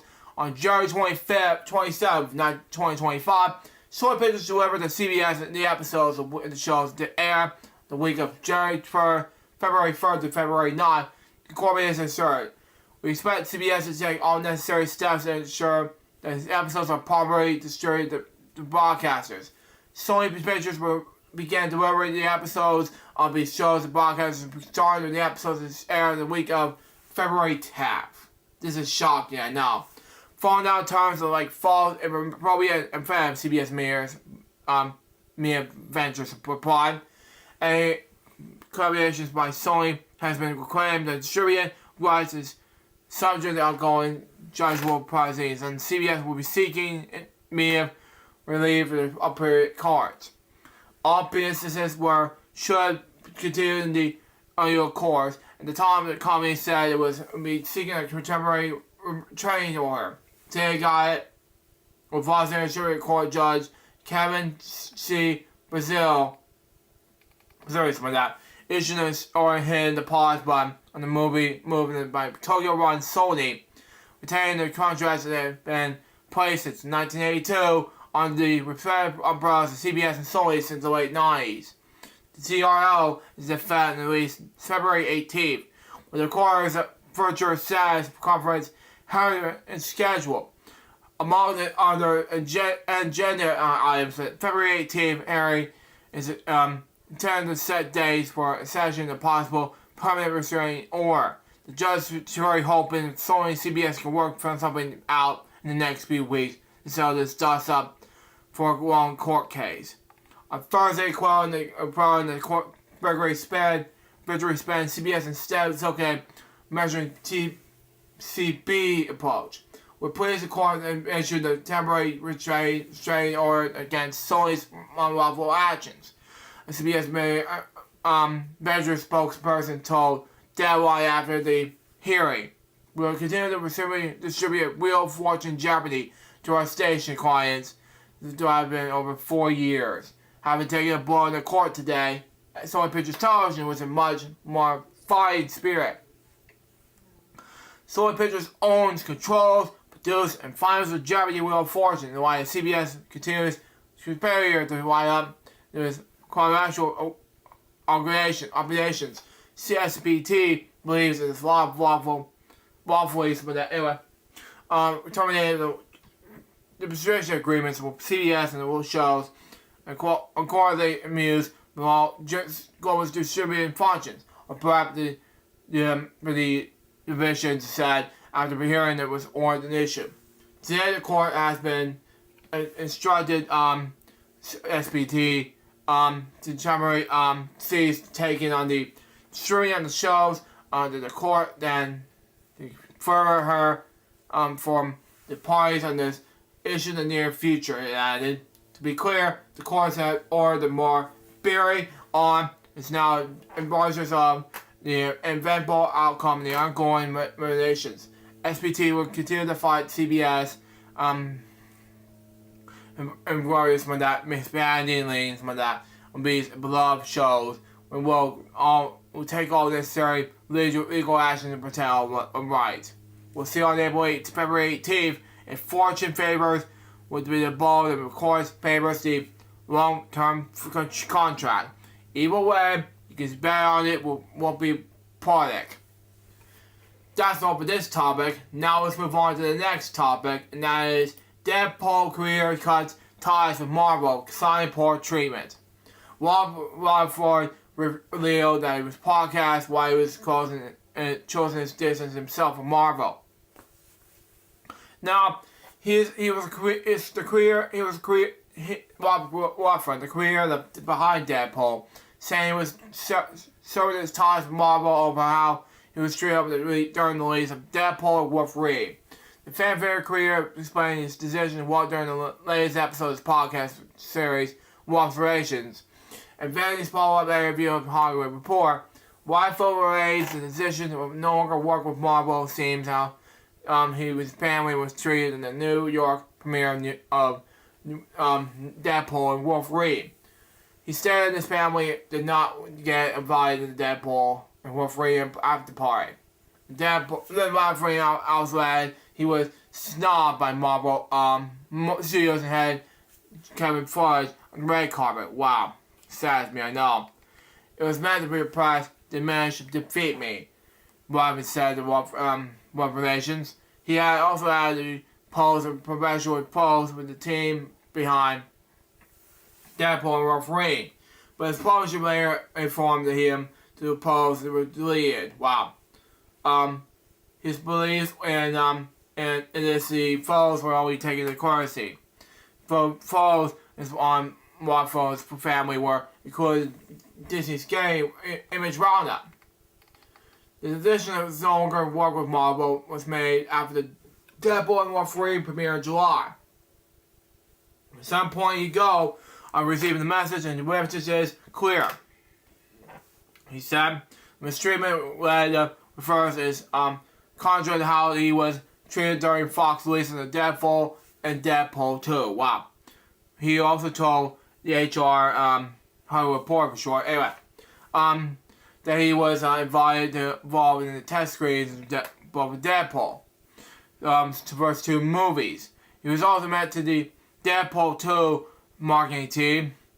They have met me along the ride. For the ride, something like that. It caused zero drama. I was happy to be there, he said. And he also stated his opinion on Kevin Feige during his podcast, saying that Kevin Feige did not treat comic book careers well. This is my personal experience. He rarely expressed the Hollywood Report, telling the outlet, do I think he can improve his relationship with comic book careers? Yes. That's all for that topic. Now for one last topic for the day, and that is of course AC/DC. Now, I'm a huge fan of AC/DC, to be honest with you, and that it will be the last one for the day. AC/DC announced 2025 European Summer Tour, okay? He has announced a string of European concert dates. The summer month part of a Power Out track.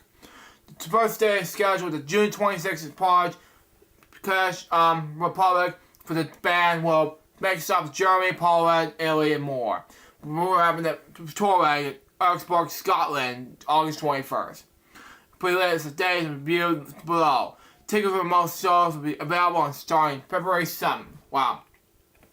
ACDC's other touring plans.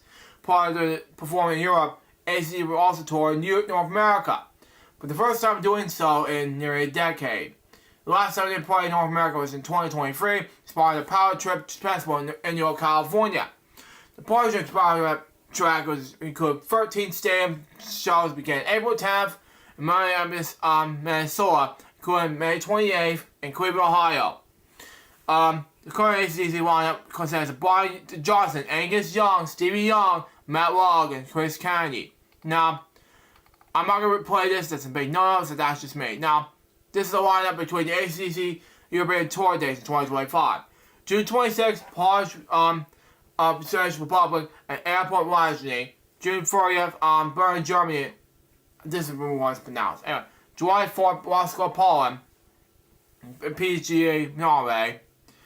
July 8th, Germany. This city I cannot pronounce. Sorry, our Air Park. July 12th, Madrid, Spain, in Marquardt Stadium. July 20th, Alba, Italy, in National, and this one it speaks in Italian. Sorry. July 24th in Italian International in Psalm Festival grounds. On July 28th in Schönberg, Sweden, in this I cannot pronounce it. Sorry. August 5th on Oslo, Norway, and sorry, I'm not speak Norwich. Sorry. On August 9th on Paris, France, and Saint-Denis, France. On August 17th on Karlsruhe, Germany, and Manchester, Karlsruhe. And on August 21st in Augsburg, Scotland, Minefield Stadium. That's all for this. That's all for the topics for today. Now I'm gonna read the notes and we'll wrap up the show. Let's say February 7th, we got Boring Jokes for episode 51, part 4 of the final part. I might haven't done finishing this up, but anyway. Bedtime Stories episode number 585. I have to read 2 books for the day tonight, and that should be it. And February 8th, we got Boys World Jokes special event. Wheel of Fortune Daily, game number 897. Lunchtime, episode 1176. Bedtime Stories, 586. And then sneak peek previous episode 10, because you're going to go see Lion King, My Fossil Lion King and Fears. Then February 9th, Crazy Bunch Web Show, episode 92. And Wheel of Fortune Daily, 98. Then February 10th, we got Single Tuesdays, episodes 163 to 171. And Switch Saturdays, 154 to 161. And Wheel of Fortune Daily, game number 499. February 11th, we got Weekend Celebrations, 256. And Wheel of Fortune Daily, 100.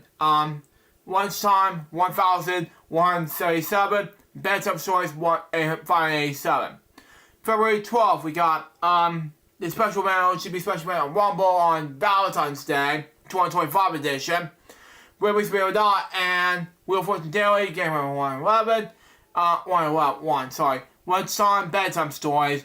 And February 13th, as always, Ripley's Wheel of Fortune Daily, Lunchtime, Bedtime Stories. And we'll be back for a brand new episode of Elgin Fridays, which is going to be about part 2 of our Elgin month special anniversary of 18 years. And that will be something very new for Elgin month. Celebrate 18 years of Elgin Social Club this month. So that is going to be huge for Elgin fans out there. So that's part 2 coming up next week. But be on the lookout for that, and that's a huge thing.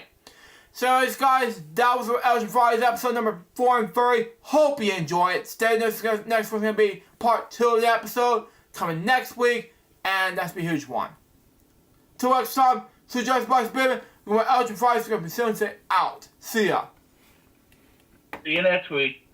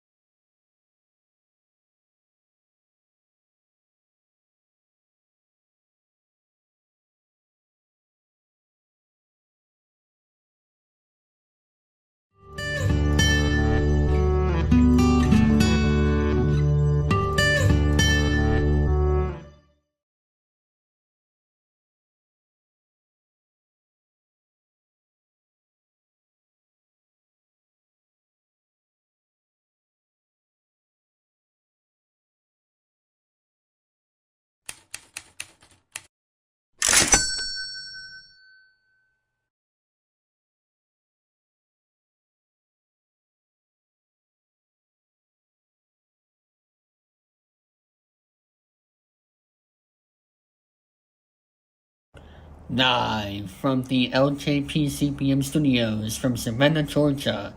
It is time for LJPCBM Friday.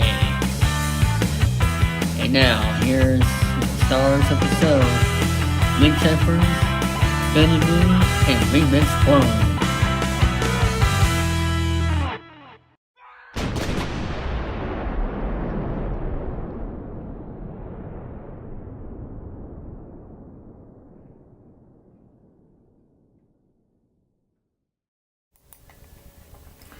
Thank you, David Falson. Let's begin indeed. Hello, people. So, Jerry speaking. Welcome to Friday's episode number 431. Join me in this episode's Remix Palm, ladies and gentlemen. Hello and happy Valentine's Day. Speaking of which, I do have not one, not two, but three dev topics. One of some good news for Kim Possible fans out there. And of course, two topics related to not just Valentine's Day, but something special for you to celebrate 20 years on YouTube. Let's go over it right now. Which is a huge milestone, and on the 25th of February, I'm going to be doing a 15-year live stream, so be on the lookout for it. Be looking out for it, folks. Start with the dev topics right now, shall we? See what we got for us. Start with Bruce Fritsch. Born this name, he was an American actor who acted for more than 30 years. Born in Rembrandt, Iowa, on July 4th, 1945, he attended the University of Iowa and majored in speech theater.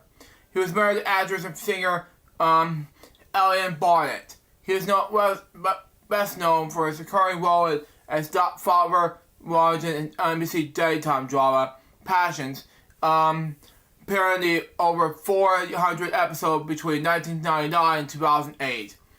Launching a blind priest like that, who has also had uncanny knack in portraying evil, who was one of the French more than 150 credited appearances in television and film.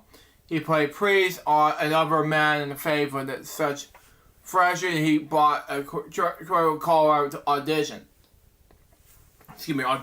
Anyways, French also played Jim Burns, my dad, the wealthy neighbor of the Maui rich family on the Richies. Jim's wife, something like that, Nina, something like that. He's played with Mario Mondale. He was also one to know to have him portray a number of different characters across the Star Trek universe, including the empath in conjunction with Gene Simmons in The Drumhead. Cited as one of the best episodes in the franchise. He's also one of the few actors that appear in both Star Trek and Star Wars. Wow. He having contributed to his voice in Star Wars, the original radio drama in 1981. His film roles include Check Out Man, Frank Berry's Man in the Swing. He also brief cat role in report on Jurassic Park 3 and psychologist in Fletch.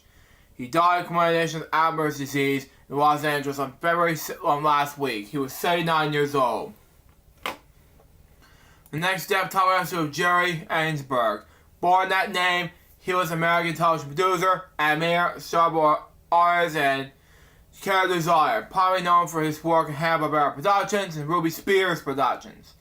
He was the son of Harvey Eisberg, an animated comic book artist associated with Tom and Jerry and other characters from the MGM cartoon studio. During the German descent, Jerry Eisberg quit art school to take his first job as a retreater for MGM in 1956, and the studio closed 7 months after Eisberg's hire. And he went to work as an assistant for Ken Harris at Warner Bros. Cartoons. In 1961, Eisberg was hired at Hanna-Barbera Productions, run by former MGM cartoons producers William Hanna and Joseph Barbera. Here, Eisberg co-created the Peter Palmer Show. Something like that. Designed the characters with Hot Wacky Races and Studio Super Friends, and work on the layout and programs such as Jetsons, Huckleberry Bound Show, Dragon Quest, and Rocky Races. In 1977, Hanna-Barbera Joe Ruby and Ken Spears started on studio Ruby Spears Productions. And hired Harrisburg as producer and character designer for Fanface, Blind Man's Comedy Adventure Show, and Fondor the Barbarian. He later worked as a writer, storyboard artist, and /or designer and layout artist for a number of productions of top various studios, including Muppet Babies at Marvel Productions, My Childhood Show, House of Mouse of Walt Disney Television Animation, and Dilbert, iBox, Columbia TriStar Television. He's also worked on a number of productions for Hanna-Barbera, the successor, Warner Bros. Animation, including, and I'm sorry to say this, remakes, Johnny Bravo, Ventnor, Tom and Jerry Kids, and a number of Scooby-Doo direct-to-video films. He died on last Tuesday. He was 87 years old. And my last step topic has to do with Patrick Barclay. Born that name, he was a British journalist and sports writer. He was born in 1940 something. Anyway, I can't remember the name. Sorry. Anyways, he started his journalistic career with Guardian in the 1970s. When the newspaper Independent was launched in 1986. He was appointed the first football correspondent. He joined Observer in 1991, but was become football correspondent on the Sunday Telegraph in 1996, and on the Post for 12 years. Wow. Barclay joined the Times in February 2009 as chief football correspondent to replace Martin Samuel, who was joined the Daily Mail. Thus, Barclay became one of the few journalists who became main writer, business publisher for all four quality newspaper groups in England: Times, and Guardian's, Observer, Telegraph, and the Independent. Barclay left the Times in December 2011 due to cost-cutting measures. In January 2012, he started writing for the London England Standard. He was a regular guest on the Sky Sports programming Sunday Supplement, and LBC's 97.3 Saturday Sports Show Scores. He wrote a biography on the Manchester United manager Alex Ferguson entitled Football Bloody Hell. The book was published in October 2010.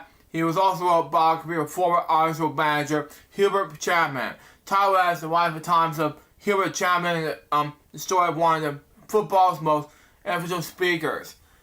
Also, one of the authors, one of the Jose Mario's biographies. Today, he was announced that Barclay has passed away. Now let's do the moment of silence in regards to not one, not two, but three death topics right now.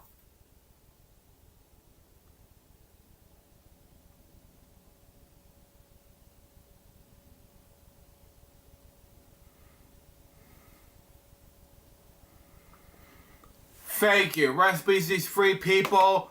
Now let's move on to another topic I want to share, and that is, of course, Kim Possible. Now, Disney reportedly planned to revive one of the biggest anime shows.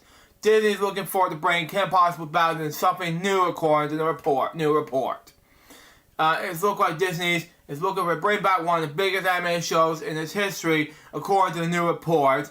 Disney Television Animation has had some of the most memorable anime shows over the decades, as well as on fire in the early 2000s. The Disney Channel filmed a ton of television shows, including Recess, my childhood show since I was a kid growing up, that went on to their final kinds of success through the feature film adaptations, sequels, and more. Many of these TV shows were brought to their respective ends after long and successful runs. Kim Possible was likely the biggest icon of the era in this regard. Although it's been the quiet since the final episode of the animated series came to an end, Kim Possible was one of the strongest franchises within the Disney television animation catalog. According to the report designer, it appears that Kim Possible is such an icon that probably within Disney that they were looking for to bring it back. the new projects of kind.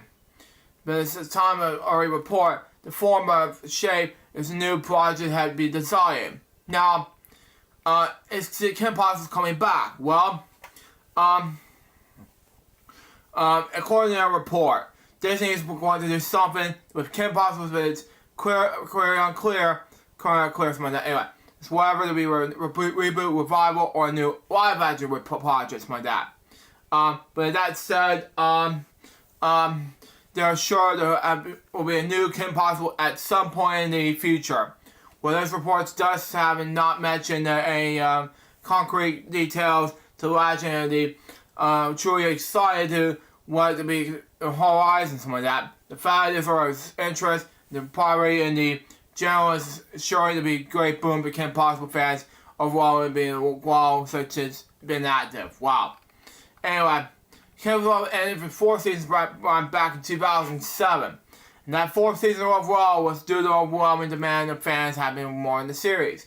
Kim Possible almost did and with the second feature-length film, Kim Possible the movie sold the genre, which I've seen as a Disney Channel original movie growing up, which was huge at the time and it moved Kim's relationship towards a huge way.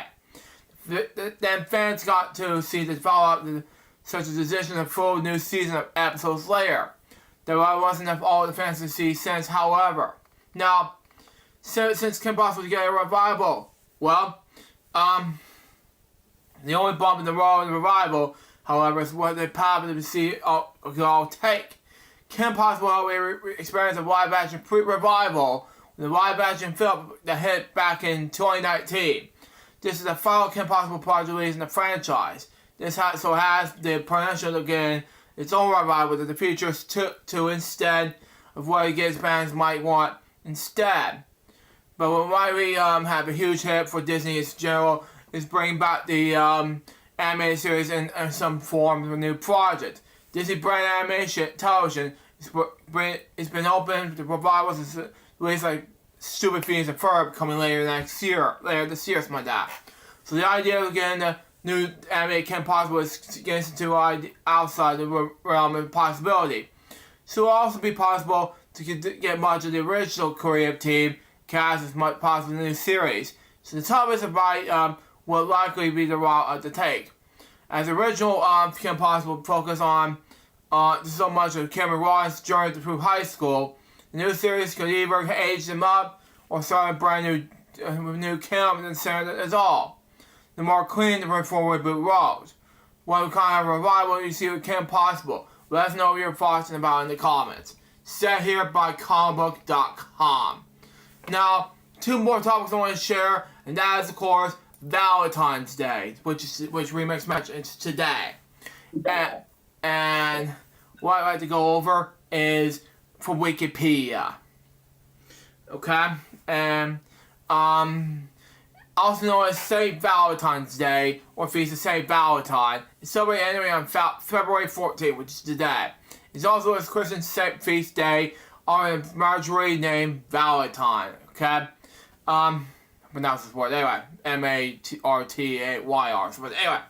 And through their folk tradition has also been a Semitic cultural, religious, and commercial celebration of romance, love, and many religions of the world. Wow. There are a number of random stories associated with the verse St. Valentine's connected to February 14th. According to a calendar, a president of St. Valentine, Rome. From entering the Christians, like me anyway, president under the Roman Empire in the 1st century, okay? According to early traditions, St. Valentine restored society blind daughter of its jailer. Wow. Numerous additions to the legend have been better formulated with the theme of love. The traditions maintains that St. Valentine performed weddings for Christian soldiers who were forbidden married by the Roman Empire. In the 18th century, embellishment to the legend claims that he wrote the jailer's daughter a legend sign Your Valentines with farewell before the execution. The 8th century Galatian cemetery recorded that the celebration of the feast of St. Valentine, February 14th. They became associated with the romantic love in the 14th and 15th centuries. Wow. When the novel of Sequoia love flourished, parties that associated with the lovebirds in the early spring. In 18th century England, it grew into a collection for couples to express for their love to each other, brandishing love flowers, offering confectionery, sending green cards known as Valentines. Valentine's Day symbols that are used today include the heart-shaped outlines, doves, and the figure of winged Cupid. Okay, in the 19th century, handmade cards gave way to massive prose screens. In Italy, St. Valentine's keys are given to lovers as a romantic symbol and an invitation to unlock their giver's heart. Okay? As well as the children of the Waldorf anniversary called St. Valentine's Mari.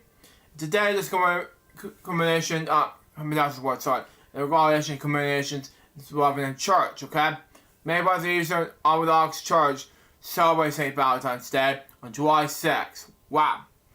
In honor of Roman Pressure of St. Valentine. And on July 30th, in honor of Emerald Major Valentine. The Bishop of Martin Charlie. Now, that's all for that topic. Let's move on to the last topic of the day from my end. And that is, of course, YouTube's 20th anniversary. Now, to celebrate YouTube's 20th anniversary, I will react to one of the very first YouTube videos again, repeating my 500th episode of LJPCBM Reacts. And here it is. Alright, so here we are in front of the elephants. The cool thing about these guys is that they have really, really, really long trunks, and that's cool. And that's pretty much all there is to say. Yep, that's the very first video on YouTube called Me at the Zoo. And what it is, folks, it's a celebration of YouTube's 20th anniversary. YouTube turns YouTube 3 years old today. And what it is, 20 years ago today, three former PayPal employees launched YouTube.com. Originally attended their dating website with the slogan, "Turn Hook Up." The co-founders Steve, Chad Hurley, and Claude, something like that, struggled to attack users so they could create YouTube's first video themselves. The clip titled Me at the Zoo featured column at the San Diego Zoo. Wow, okay. In doing so, they built a platform where anyone has an internet connection that can upload and watch videos, like me. When the people do the newfound power, when they're still doing today, flooding the internet with clips from Saturday Night Live, like Lazy Sunday, one of the early viral videos, seen here, okay? Swiftly removed the NBC's request, but later restored on YouTube the video highlighted the key section of YouTube's rise. From some, it was chaos and copyright infringement. For others, a breakthrough to some form of video democracy. Wow. The video following here, Google bought YouTube with more than 1.6 billion views. Wow. In October 2006, Colin shared the students is A.L. Meyer, the University of Illinois, Albany campaign, was all met to him. If you can't have a good idea, you can go out there, you can make a video, like me, because I make videos for 12,000 plus videos. Wow. You can get an audience you can have millions almost eventually for free, he said. Over the years, YouTube has faced controversies over data collection, toxic content, and Russian algorithms. But Me at the Zoo is still there, remaining viewers and what more auction of time. With over 348 million viewers, which is still counting, is a far cry from the most watched video of all time. You can click and listen above. All apologies, dear readers, because again, Baby Shark stuck in your head to that all day to that at the time frame. That's all for the topics for the day.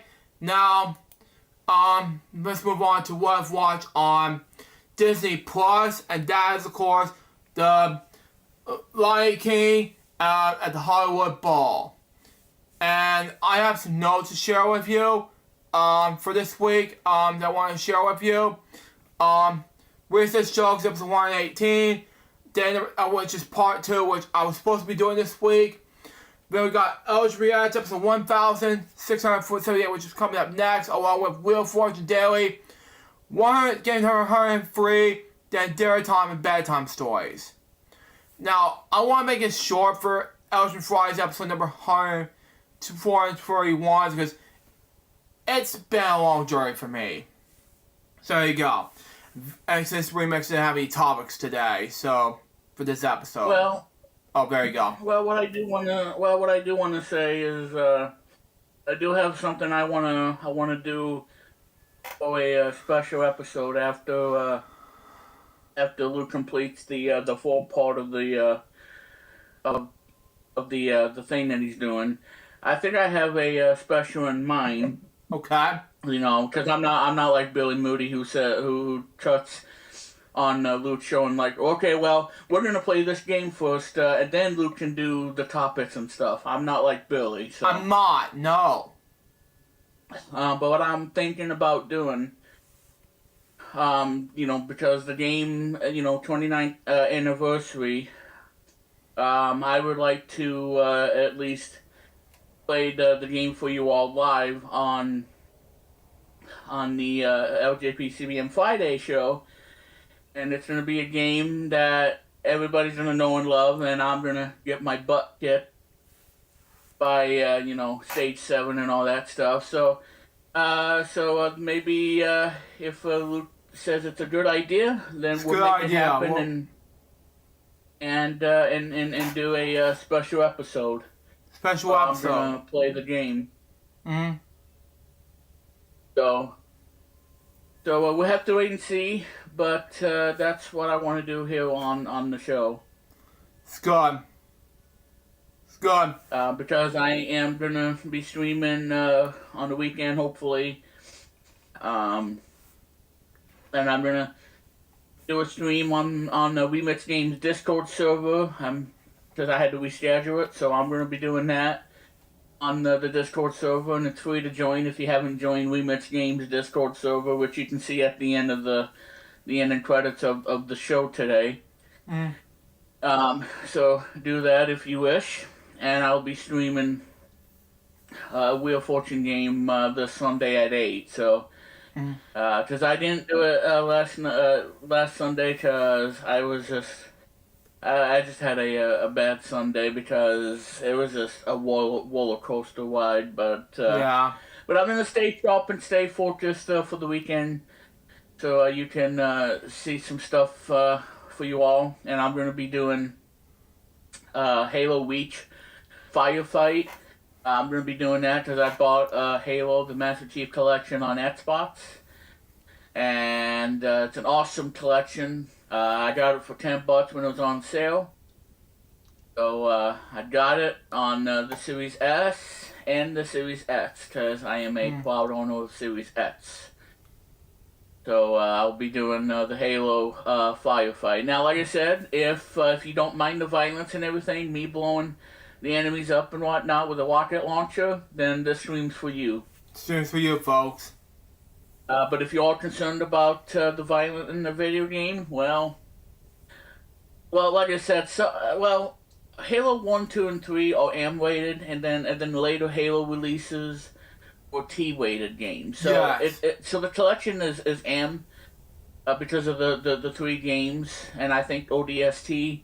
But I think after Halo 3, then they went to a T-rating, making it probably less violent, but I don't mind because I enjoy playing these games a lot. Mm. So there you go on that, everybody. And yeah, Apple's gonna probably announce some stuff next week. So I know that Luke will be talking about it on the show next week. Be look out for it. And of course, my birthday is coming on Tuesday. Mm-hmm. Tuesday 25th. BPT's 15th anniversary stream, because this is my 15th year on YouTube on the 25th of February. But it's also going to be my 36th birthday, so there you go on that. So there you go on that. It's going to be huge. And I totally forgot about this too. We just launched a new network today on We're One Media Networks. I can't disclose anything about it, but I will say that we're going to take education to a whole new level, and it starts today. So I'm very looking forward to the launch of the official education network, and it's going to be awesome. And like I said, it all begins today, and like I said, I have to keep telling everybody that We're One Junior is not going away. It's staying put. Because everybody's asking, well, if this new thing comes out today, then maybe We're One should get rid of We're One Junior, because you guys are getting rid of We're One Arcade. Well, like I said, we don't take that lightly, because it's something that we need to do, to really make the future bright for us, because we still want to do something that's right. So I know that I'm getting a lot of finger pointing of the decisions I'm making as a CEO. Well, it's hard, okay? And this is not easy for me to say this, all right? So It's not. Just take it easy on the whole thing, because I'm a guy that loves to create, and Yes. and like Luke does too. So just please, all right? Please. Because I mean, I know what I'm doing. I'm not sabotaging We're One, because that's not who I am. So don't think that I'm gonna sabotage, because I'm not. I know better than that. But so anyway, that's pretty much that I have. So sorry guys if I don't have anything to talk about, in terms of news and everything. Other than I mean, enjoy your Friday, because we're going to get a winter storm coming, icy in some spots, the lack of salt, not what you put on your french fries, but the salt to melt the ice and destroy the ice. That's going to be a big problem where I'm at, because we have a salt shortage, which is bad for us, because if we have to travel and the roads are icy, then the cars can spin out of control. Exactly. And it can hit either a guardrail or hit another car. Because of the icy conditions. So it's not fun. It's not, no. But yeah, the lack of salt is really hurting us at this point. So hopefully they will bring more salt. That way it can get rid of the ice and make the road safer for everybody to travel, and me for going outside. Because the last thing I want to do is go outside, and then the surface is so slippery and icy that I'm going to end up falling and really injure myself really badly, and slipping on ice, because that's not fun. And then you can really hurt your elbow. It can make your injury a lot worse. So so hopefully they'll bring more salt, because if I have to go out and take the trash, especially with the icy roads, that is not going to be fun for me, because it's not. I don't. Because the last thing I want to do is injure myself and be in a lot of pain. Yeah. Because that is not fun. Not fun. It's not fun. No. It hurts. Hurts. And so. But anyway, Luke, is that all you have? No game 7s, no nothing, except for I have to finish reading the notes and I'll wrap up the show. So okay, well, and hopefully, your dad gets better at the hospital. He's getting better. He's got out of the hospital recently. Okay, well, that's your buddy said best wishes to your stepdad. So anyway, but like I said, We'll see what Luke has to say about me doing this game as a special. It probably won't be until Luke finish the 4-part special. Then we can do the game on the show. But that's after Luke does his topics and stuff, and not me doing it first. Yeah. Unless if Luke wants to do the game first and then do his topics like he normally does. So it's all up to him on what he wants to do. Yeah. For that. So Solid. that's all I have and everything. So anyway, Luke, we might as well end up wrapping the show. So take it away, Luke. Anyway, after today's videos, I got racist jokes on February 15th, love Wheel of Fortune Daily. And then February 16th, we got more racist jokes, Wheel of Fortune Daily, and then lunchtime bedtime stories. Then February 17th, I was going to do racist jokes, but I have Ripley's to do, because I found a book recently about Ripley's.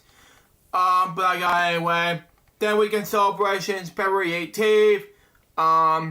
Same with 19th, 20th. And we'll be back for Elgin Friday's episode 432, which is part 3 of 4 of Elgin Friday's of the LJPCBM. So it's going to be my 18th anniversary of LJPCBM on 10 days from now. And that was Elgin Friday's episode number 431. Sorry this to be that short, because I was gonna be ready to say hey to my stepdad and everything. So since he's back from the hospital and everything. Hope you if you don't have anything else, Luke, then I can understand for being a short show. But like I said, you'll be back next week with an exciting episode. Play games and whatnot. And, yeah, maybe you can do yourself Tetris Blast and have yourself a training and whatnot, because you do need a lot of training for that game. Yeah, I was originally going to do it 2 weeks ago. Well, actually last week, but things are going my play and you doing real long work. Yeah. Alright, well, anyway, Luke, sorry to interrupt you. Go ahead and wrap up like you normally do. Signature catchphrase and everything. The Crazy Bunch himself doing the Crazy Bunch dance. Anyway, Luke, go ahead. Oh, God, help me. I'll shut up. Okay. Thank you. Hope you enjoyed. Standard's going to be Elgin Friday's episode number 432, which will be about Elgin 18, number part 3. Till next time, suggest by Space, we can watch Elgin Friday's. For you guys very soon, say out. See ya. See you next week. Happy Valentine's Day.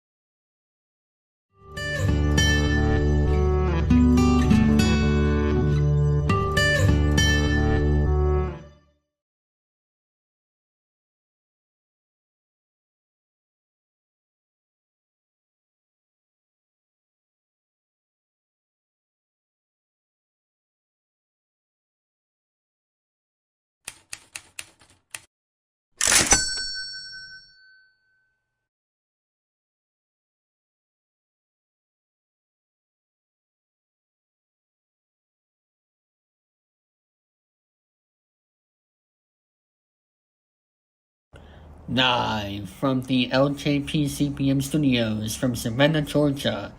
It is time for LJPCBM Friday. And now, here's the stars of the show, Link Shepard, Benny Blue, and Remix Clone.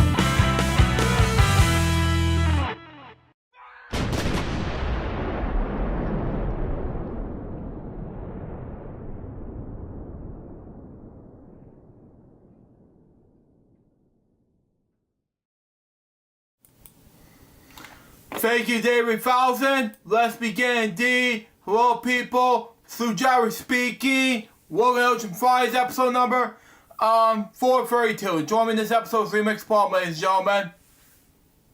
Happy Friday. I have 8. And sorry, I was just gonna say, new 8-bit Angry Video Game Nerd is out now on Steam. Go ahead. I have 8 dev topics along with some a couple of topics to read and then game snippets and some notes. But first, some topics for Remix. Remix? Well, as far as that goes, as I'm watching something on YouTube that we don't need to discuss here on the show. No. Yeah. Well, apparently, let's see. Yeah, Apple announced the iPhone 16, a new model. I don't know if you saw this, Luke, but... Yeah, I saw this. This is going to be my topic as well. Okay. Well, excuse me, well, do you want to... And you want to save that topic? Yeah, Okay. Well, well, anyway, it's called the iPhone 16e, and Luke will talk about it. Wow, this guy's typing like a maniac. I mean, wow. He's typing so fast that we can't even keep up with him. Okay, well, anyway, yeah, iPhone 16e, and all that great stuff. I don't really know what else to go over as far as Mufasa the Lion King is out now on Apple TV. So there you go. Anyway, Luke, go ahead and do your death topic. Okay. My first one has to do with Jerry Butler. Born Jerry Butler Jr., he was an American soul singer, songwriter, producer, musician, politician. He was the original lead singer of the R&B vocal group The Impressions. It dubbed the Rock and Roll Hall of Fame in 1991. After leaving the group in 1960, Butler achieved over 55 Billboard pop and R&B charts hits, and also artists including He Will Break Your Heart, Let It Be Me, and yeah, I remember that song. Wow. And Only the Strong survives from it anyway. It was adopted in the National Rhythm and Blues Hall of Fame in 2015. He served as commander as cook, Cali, Illinois from 1985 until 2018. As a member of the 17-member Cali Boys, my dad, he's chair of the Health and Hospitals Committee and serves as vice chair and construction committee. He was born in Sunflower, Mississippi, United States in 1949, December 8th. My brother was 3 years old. The family moved to Chicago, Illinois, and grew up in Green's husband projects, my dad. The mid-50s had profound efforts on Butler's life. He had performed in the church choir with Curtis Mayfield. As a teenager, Butler sang in the gospel choir called Northern Germany's Gospel Singers, along with Mayfield. So my dad, Mayfield, a guitar player, became involved instrumental for the 6-member Grocers groups. My dad. which later became the inspirations. Inspired by Sam Cooke and the Soul Sisters, from that. The Five Blind Boys of Mississippi, the Pilgrim Travelers. Getting into the music industry seemed invariable. Butler's younger brother, Billy Butler, also has a career in the music industry, including playing the guitar with Jerry's band until his death in 2015. Early records with the Impressions.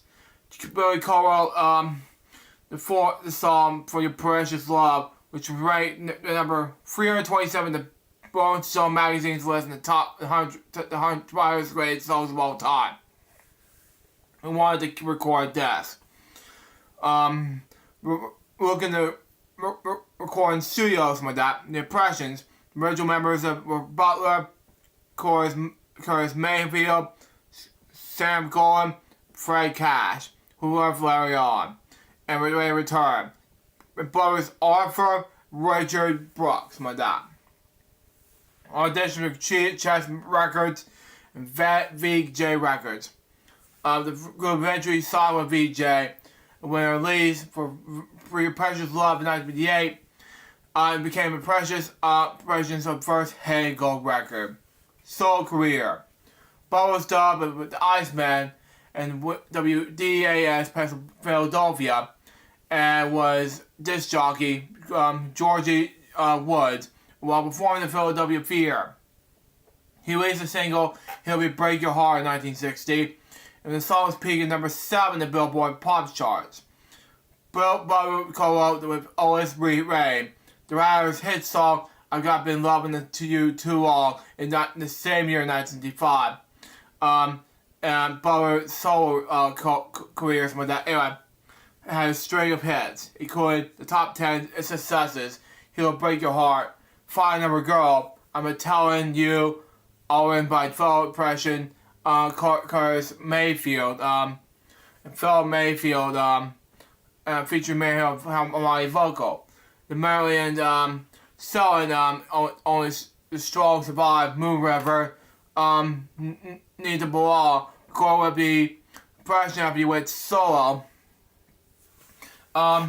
Make It Easy on Yourself with me, something like that, with Bay Everett, something like that.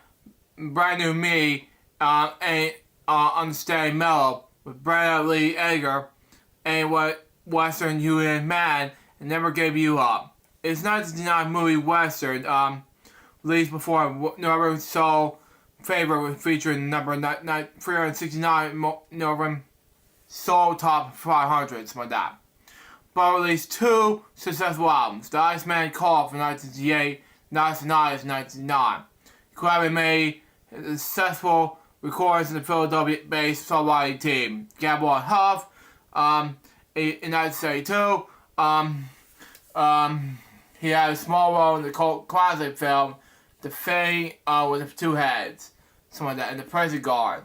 With Motown in 1976 and 1977, Butler produced and co-produced with Paul David Wilson 2 albums, Sweet for the Single Girl, it came out with my song. Toy and the Dawn revived It Will Break Your Heart in 1985 with the new title, He Don't Love You Like I Love You. And it made more successful than Butler's original number 7, going to number 1 in the U.S. Billboard Hot 100. Just got away from that. Butler P.D. Wilson produced an album with D.D. Sharp Gamble on Philadelphia International Records in 1981.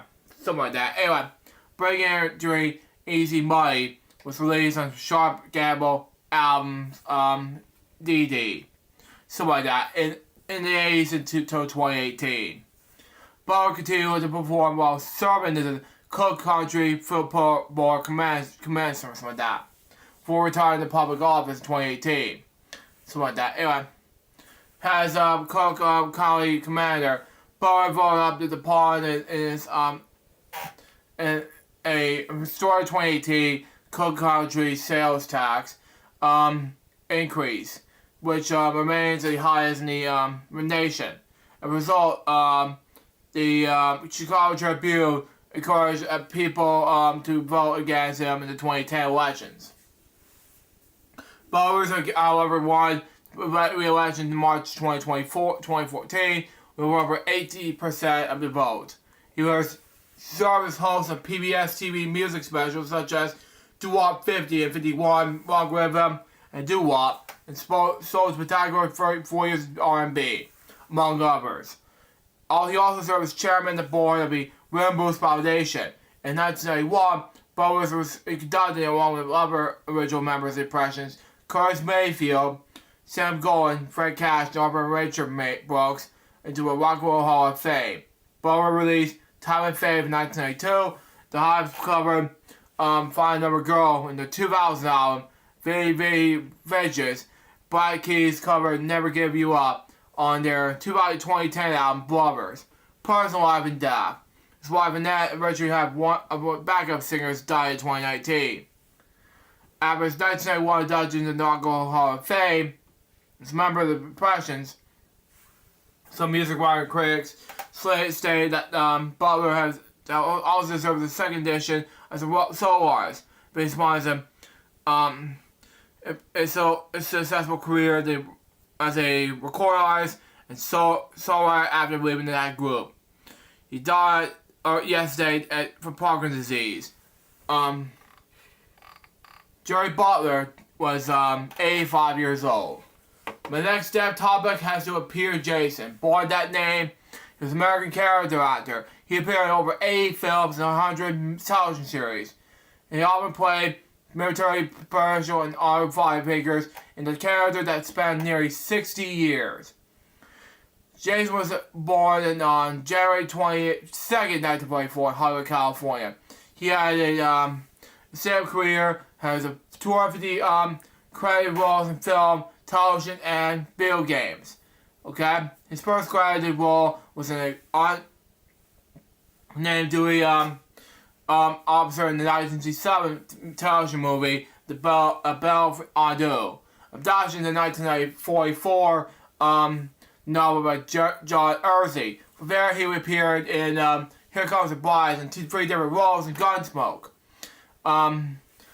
He also had a memorable and turn 1970 Howard Hawks Western film, Royal Rumble, as a doom related to Forsyth, whose death was heard as John Wayne's called the dollies to a mission on Megan's.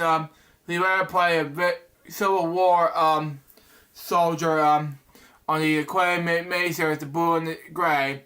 Appearing on the Sergeant voice, like that. Anyway, roles across the 80s, including Soccer Coach and Karate Kid in 1984, and 2 roles in previous Partisan series, Birmingham Seal in 1982.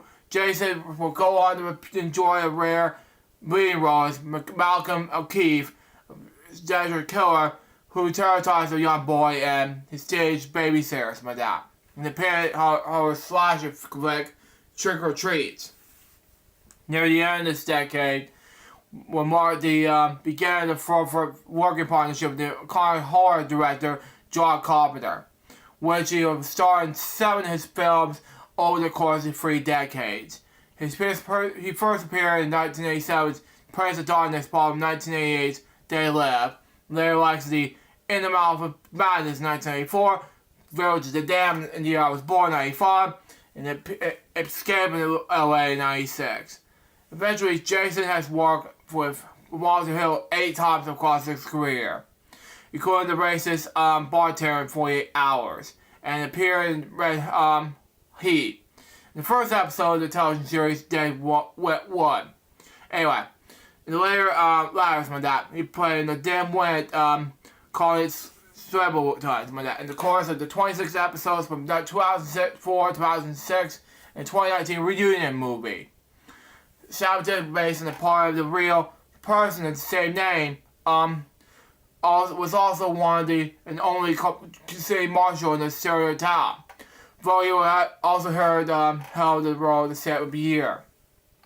James was also overworked during this time, including the favorite appearance of the drill sergeant Arch Norton in the 1998 video game Fallout 2, commander of the USS William James in John McGardens, something like that. 1990's adoption in Hunt for Red October. Recurring role as Daniel Roper in the Marine Commander franchise. He also appeared in 1990's cult film Arjumar, I pronounce it, sorry. The 1995 adoption of Mortal Kombat and one of Meatloaf's Bad in Hell 2 music videos were directed by Michael Bay. Jason continued to work sadly for the turn of the century, walking across film, television, video games, as well as appearing in various commercials.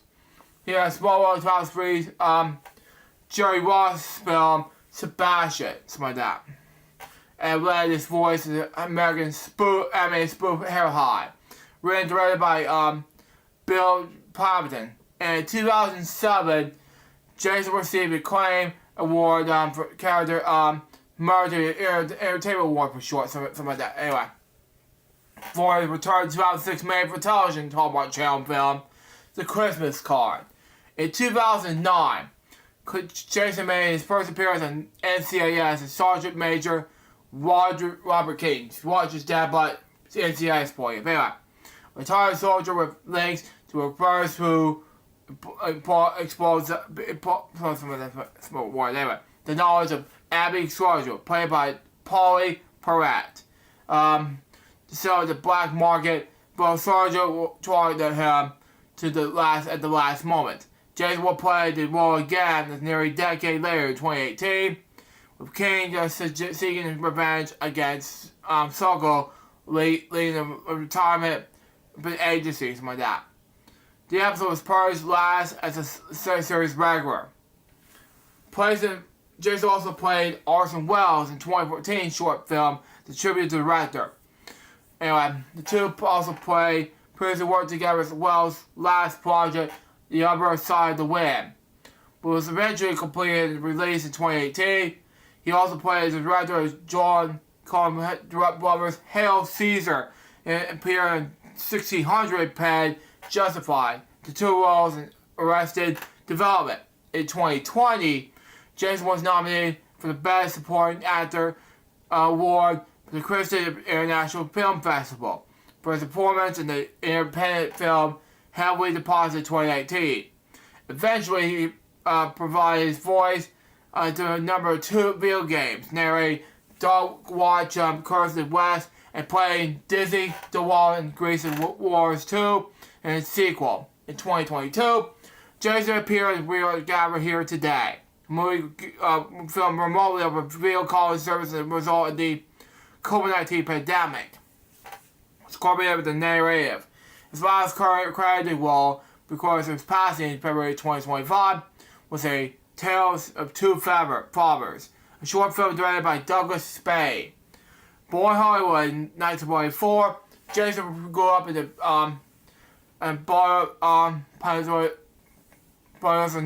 Newport Beach. He attended Newport Beach Elementary School, Horace Andrews Junior High, Newport Harbor High School. After graduating from high school, he attended Orange Gorge College and student drama at Orange Mellon University. Pierre Jason died yesterday. He was 8 years old.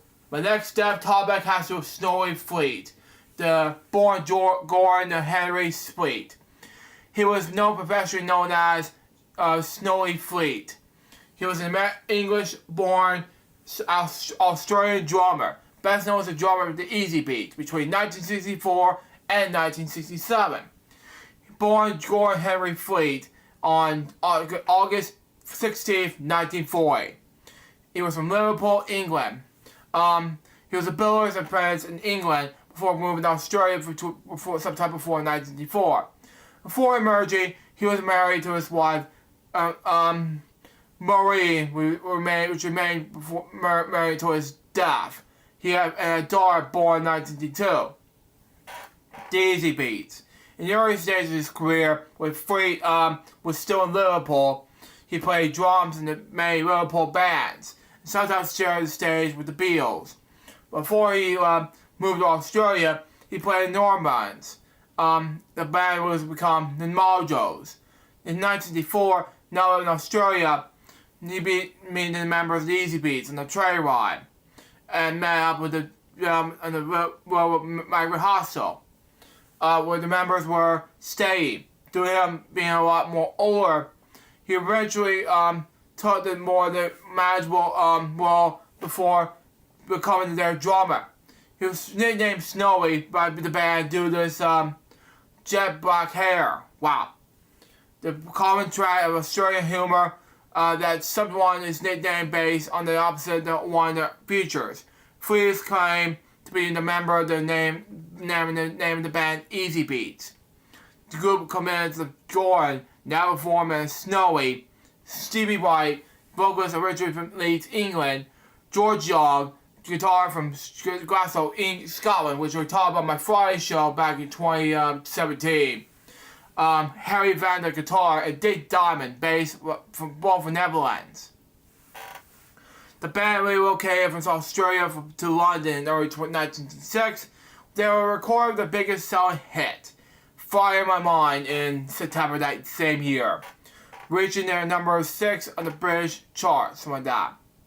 And officially made their groups an internationally successful band.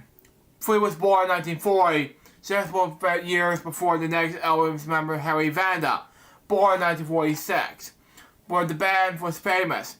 His birth year was moved back 5 years to 1945. His seemed younger. Flea left the Easy Beats in the spring of 1967, as he seemed unhappy with the amount at the time he was spent away with his wife and young children. It was replaced by Tony Kayo. The reunion took place in 1986 with original members of the Easy Beats. Flea was adopted in the IRA Hall of Fame in 2005. He, Stevie Wright, and Harry Vanda attended the ceremony. In 2015, it was announced that Easy Beats were the subjects of the two-part miniseries, with the air of the Australian Broadcasting Corporation, ABC for short. In the show, Snowy was portrayed by Arvin McKay, but Baines, my dad. In his later life, Fleet was becoming successful builder, my dad, in Perth, Western Australia. In a rehearsal studio in Jarvis, Western Australia, something like that. Anyway, he works in family's construction company, where he was eventually run until his death. In 2005, Fleet and his son Adam renowned 1800s house at 59 Holland Road in Fremantle, where Adam lived for a while. That featured Snowy's signature in the limestone. Fleet was the only member of the Easy Beats to attend the funeral of frontman Stevie Wright in January 2016. Fleet sadly passed away on February 18, 2025. He was 84 years old. He was married to his more than 60 years of marriage and had 3 children. Owing to Fleet's death, Harry Van was the last surviving member of the Easy Beats. The next topic has to do with James Martin. Born that name, BM, he was a Scottish film and television actor. He was best known for the playing Eric in the sitcom Still Game, in which he was one of the few actors who only actually played the old-age Panzer. Born in Patrick in Glasgow, Scotland, on March 13th, 1941, for many years, Martin lived in Glasgow, East London, my dad. Before working in Still Game, he was a helper working in Conway's primary schools after school club in the towns, my dad. Martin was awarded with the British Empire Medal, BM for short, in 2024's birthday honors for his service military veterans charity. He appeared in at least 7 other television productions and about 5 films. He also co-starred with James Nelson Pepbles and Vassal, something like that. Anyway, Anita, something like that, so we'll get it. Then Warspoon and Alan McHugh. In 2009 short films, Rally PC, and of course, Ray of Confusion, part of the sitcom series by the exclusive digital economy network, teaching the importance of inclusive HECI, something like that. Produced by, excuse me, I'll go back. University of Durham professor, of course, Alan F. Donald, directed by David Gold. In 2014, he made a short appearance in season 1, episode 2, of Lovesick, playing the main character's neighbor. He also appeared in Peter McGall's Just Up Another Saturday, 1985, under the name of Jimmy Martin. Martin has passed away on February 18th, 2025. He was 93 years old. My next topic has to do with Rick Buckler. Born Paul Richard Buckler, he was an English musician who was a drummer of the rock band The Jam. Although The Jam's creative output came to be distributed, probably the Paul Weller, something like that. In his rhythm section of Buckler and the Bruce Box's bass guitar was initially this was his sound. In retrospect, Buckler felt that Weller has been given undue credit to the band's song catalog, to the German and his other members' compositions, like that. In the mid-1980s, Buckler eventually reunited with Foxon, and with Jimmy Edwards, they performed in a new band called Sharp. Recorded some snooze songs in a short-lived on Unicorn record label, something like that. At the time UK broke up, Buckler moved to production, running a studio in Iverson, working on Bound for Glory and by the Highlanders, which he also drummed for Brewery 1999. He was also involved in the production of the debut solo studio album of The Family Cat, Time and Warp Suburb in 1989. In the mid-1990s, Buckler dominated professional music and went on to business as a hog carpenter, financing cabinets in distress, purging walking Surrey.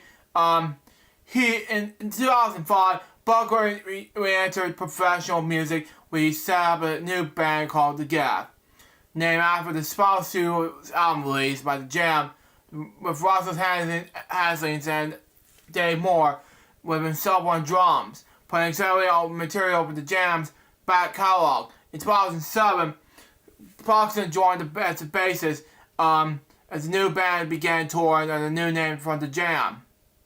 For 4 years of tour, Buckler quit for The Jam in September 2009. He was born on December 6, 1955 in the town of Woodland in the county of Surrey, England.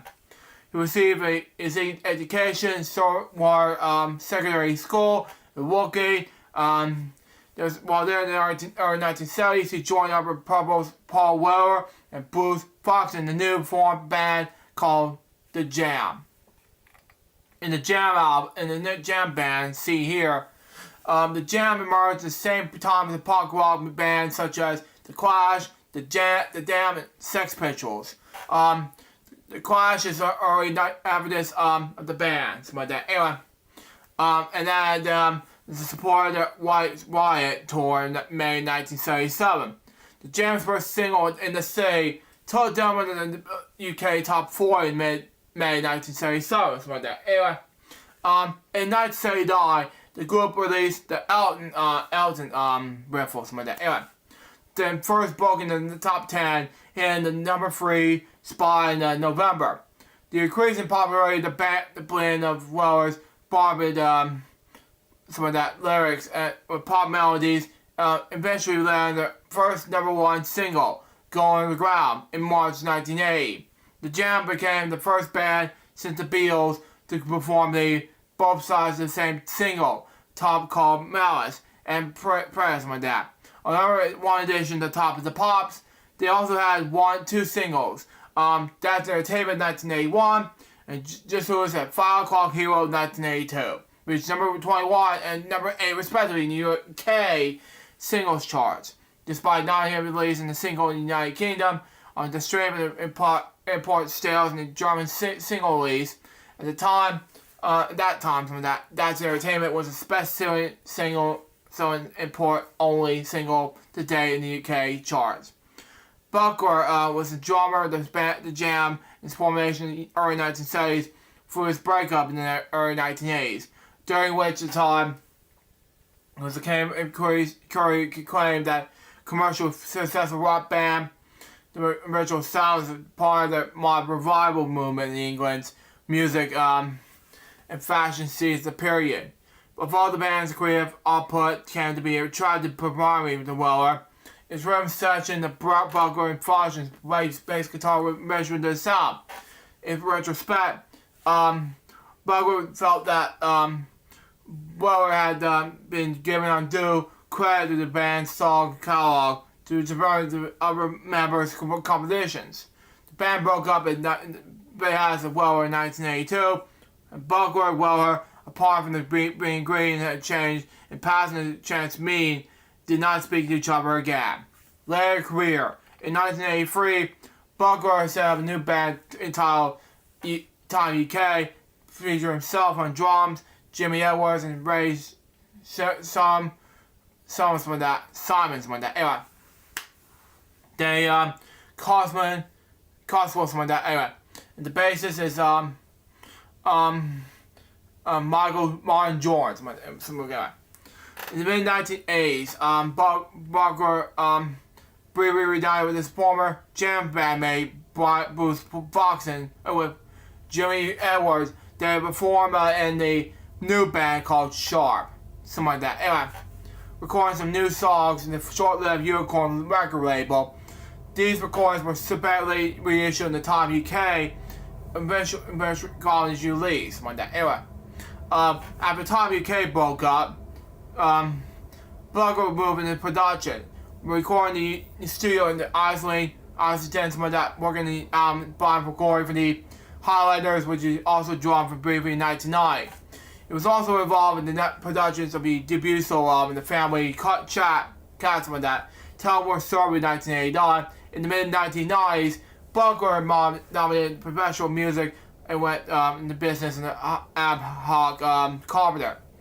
Anyway, fashion cabinets and dress furniture and walking survey, something like that.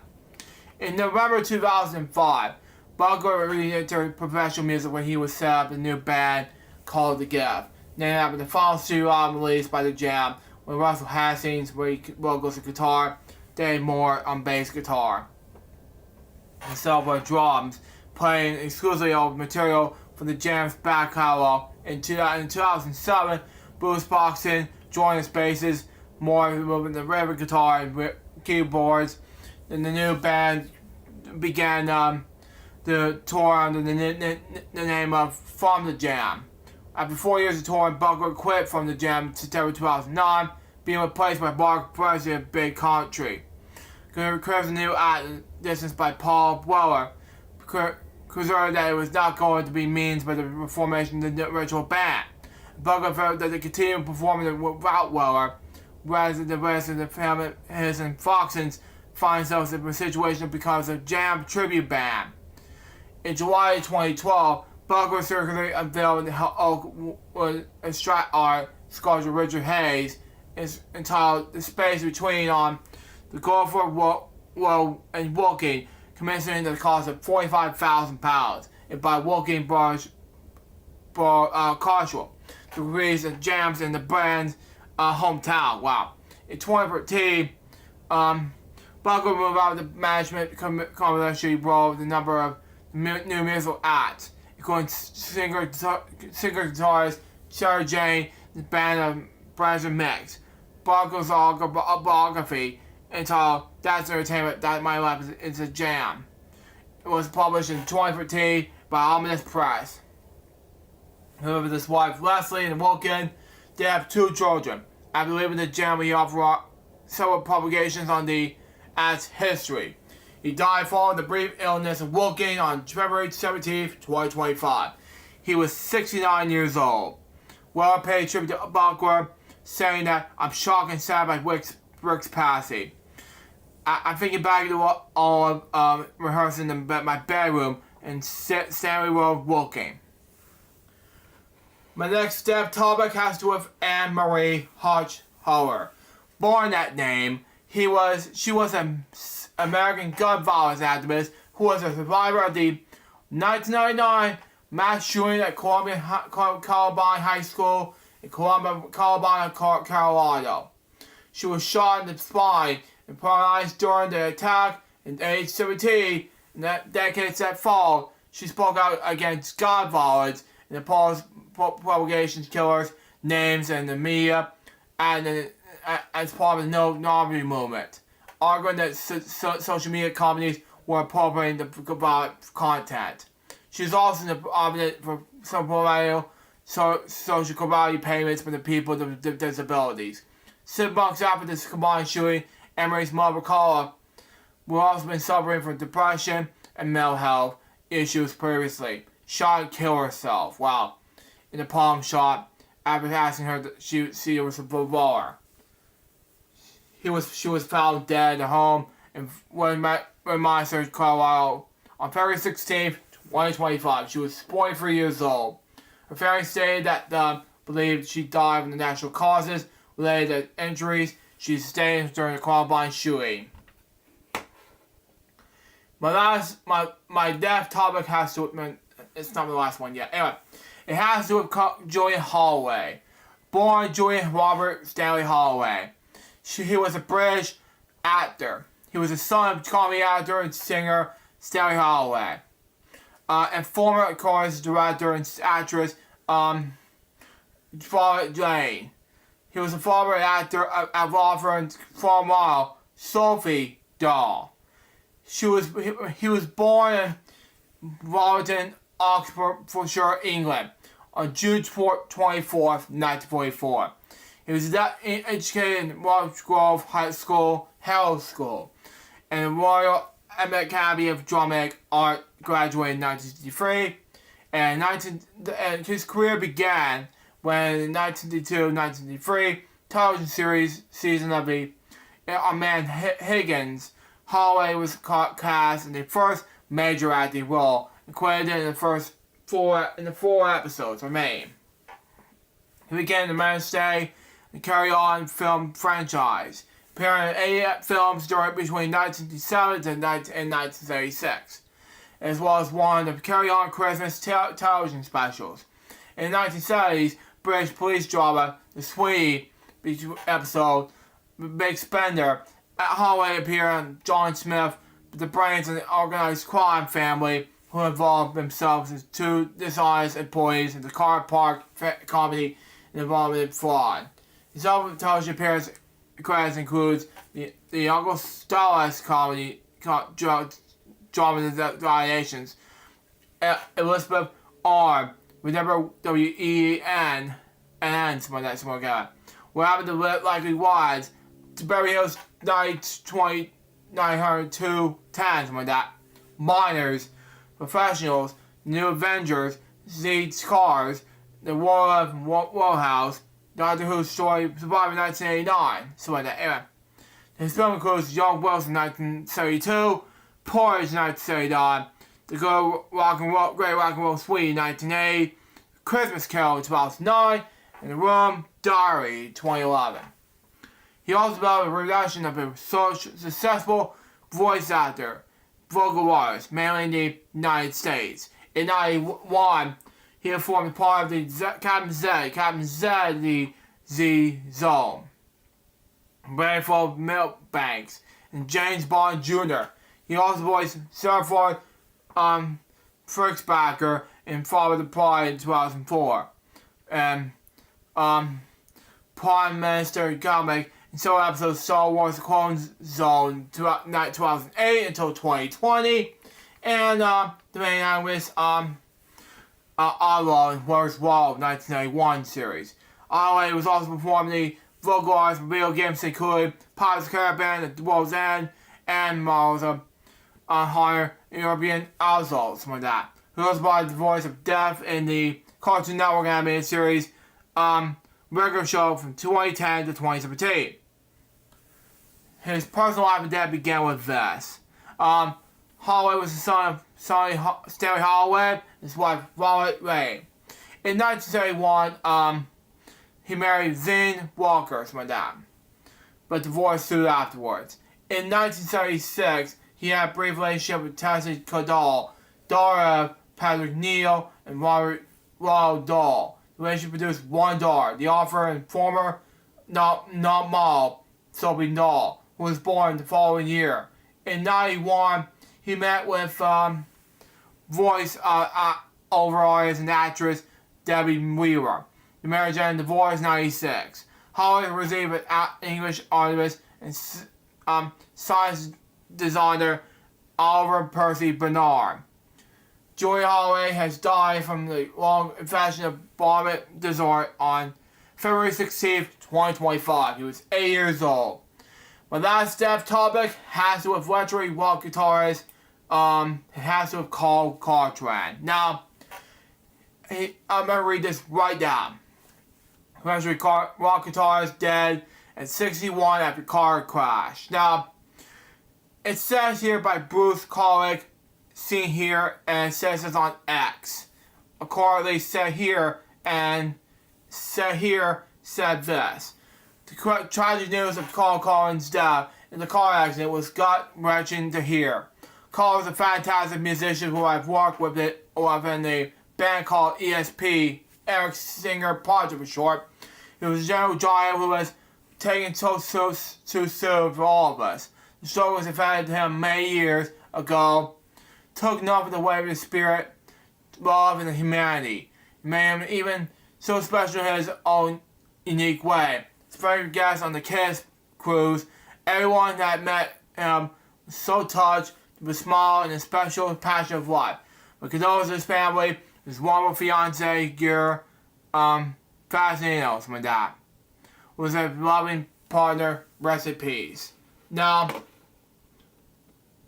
that's, thing here. Rock guitarist Carl Cartran was killed Wednesday after being injected with a car being driven his 9-year-old mother. According to my Central Jersey, Cartran was 61 years old, was flown to the hospital where he later passed away. The car was driven by a 9-year-old mother and a car shed back across the front yard in New Jersey, per the report, and struck a tree. Cartran has played with Kiss star H. Perry and their singer project. The tragic news of Cartran's death in the car accident was gut-wrenching to hear. His poor Kiss guitarist Bruce Collick, my dad, Ron X. Carl was a fantastic musician for the right rocker in the band called ASP for short, for Eric Singer Project. He was a gentle giant who was taking so tuned with all of us. The struggle that affected him many years ago to do nothing to away their spirit, love, and humanity. It has made him so more special in his own unique way. As a frequent guest at Kiss Cruise, everyone who's met him was so touched with his smile, and his special passion with life. My condolences to his family and his wonderful fiance, girl, professional, who have loved his loving partner. Rest in peace. There's no report regarding the statements in his mother. The main Kiss account also posted Cartran's death. Seen here is this. Carl was a vocalist and guitarist. Assaulted will suffer a massive stroke, but never stopped fighting to make his way back. Post read.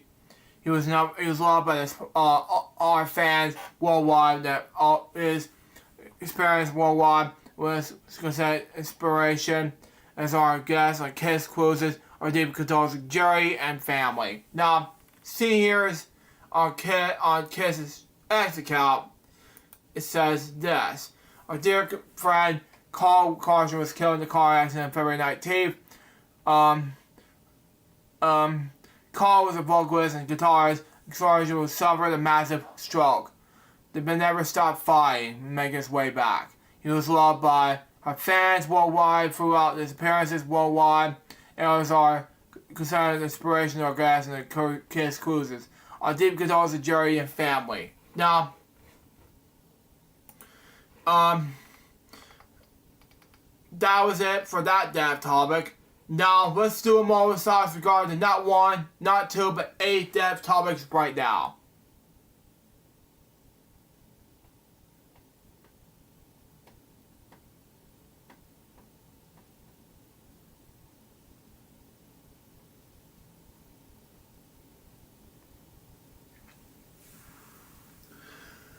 Thank you. Rest in peace, 8 this news report you saw from this KISS crew of Spain is from alabamanews.com. Now, I'm going to go on to read 2 more topics to read.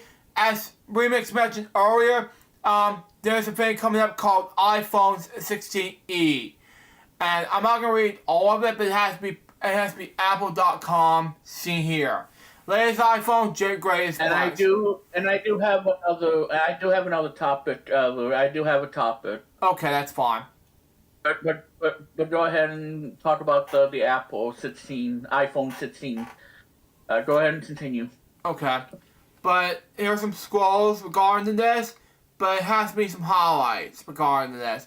Beautiful directional design, built for last, seen here. Built for Apple intelligence, might have announced it. Proper 18, the latest. Intelligence. Yep. Yep. Best for the latest generation chips, something like that. Supplied battery life up to 26 hours of battery life, something like that. Playback, something like that. 48 MP vision camera, all you need is for all your shots. And finally, iOS 18, commercial scale, size, and measurable, something like that. That's good. Now, durable design is drop dead gorgeous, drop test is tough. iPhone 16e has a symmetrical design inside out, and is available in the intelligent black and white or white finish. Made for durable and space gray aluminum enclosure, iPhone 16e is built to go the distance and survive life. Oops. Whoops and oh no's. That's probably good news for me. Yep. Anything. Yep. So, because a lot of people drop their phones and they feel so ashamed. They're like, oh God, the phone. Yeah. What you're about to see here. At least Apple's taking care of that, so. Yeah, thank God for that. Anyway, yeah. what you're about to see here is this. Tougher than any smartphone glass, the iPhone 16e is prepared by Grammy Shield, something like that, which is tougher than any smartphone glass and ready to handle all of the most real-life situations in iPhone 16e, as well as the splashes, water, and dust. A fast track action buttons, anyway. A track back your favorite feature, something like that. With a press, you can use visual intelligence, call your best friend, launch your favorite app, and more. USB-C, one for all. Good. USB-C, awesome. Your iPhone 16e has USB-C, one for port that charging and connecting to other iPhone to Apple devices, and a wide variety of accessories. Face ID. Okay. Put your best face forward and use Face ID to successfully unlock. Sign into apps and pay for what just a glance. And colors, which is follow one. Colors we got you covered. Choose 2 Thomas colors. Accessories with Jarvis cases. My God, is one best, beautiful, and stylish iPhone that goes with everyone.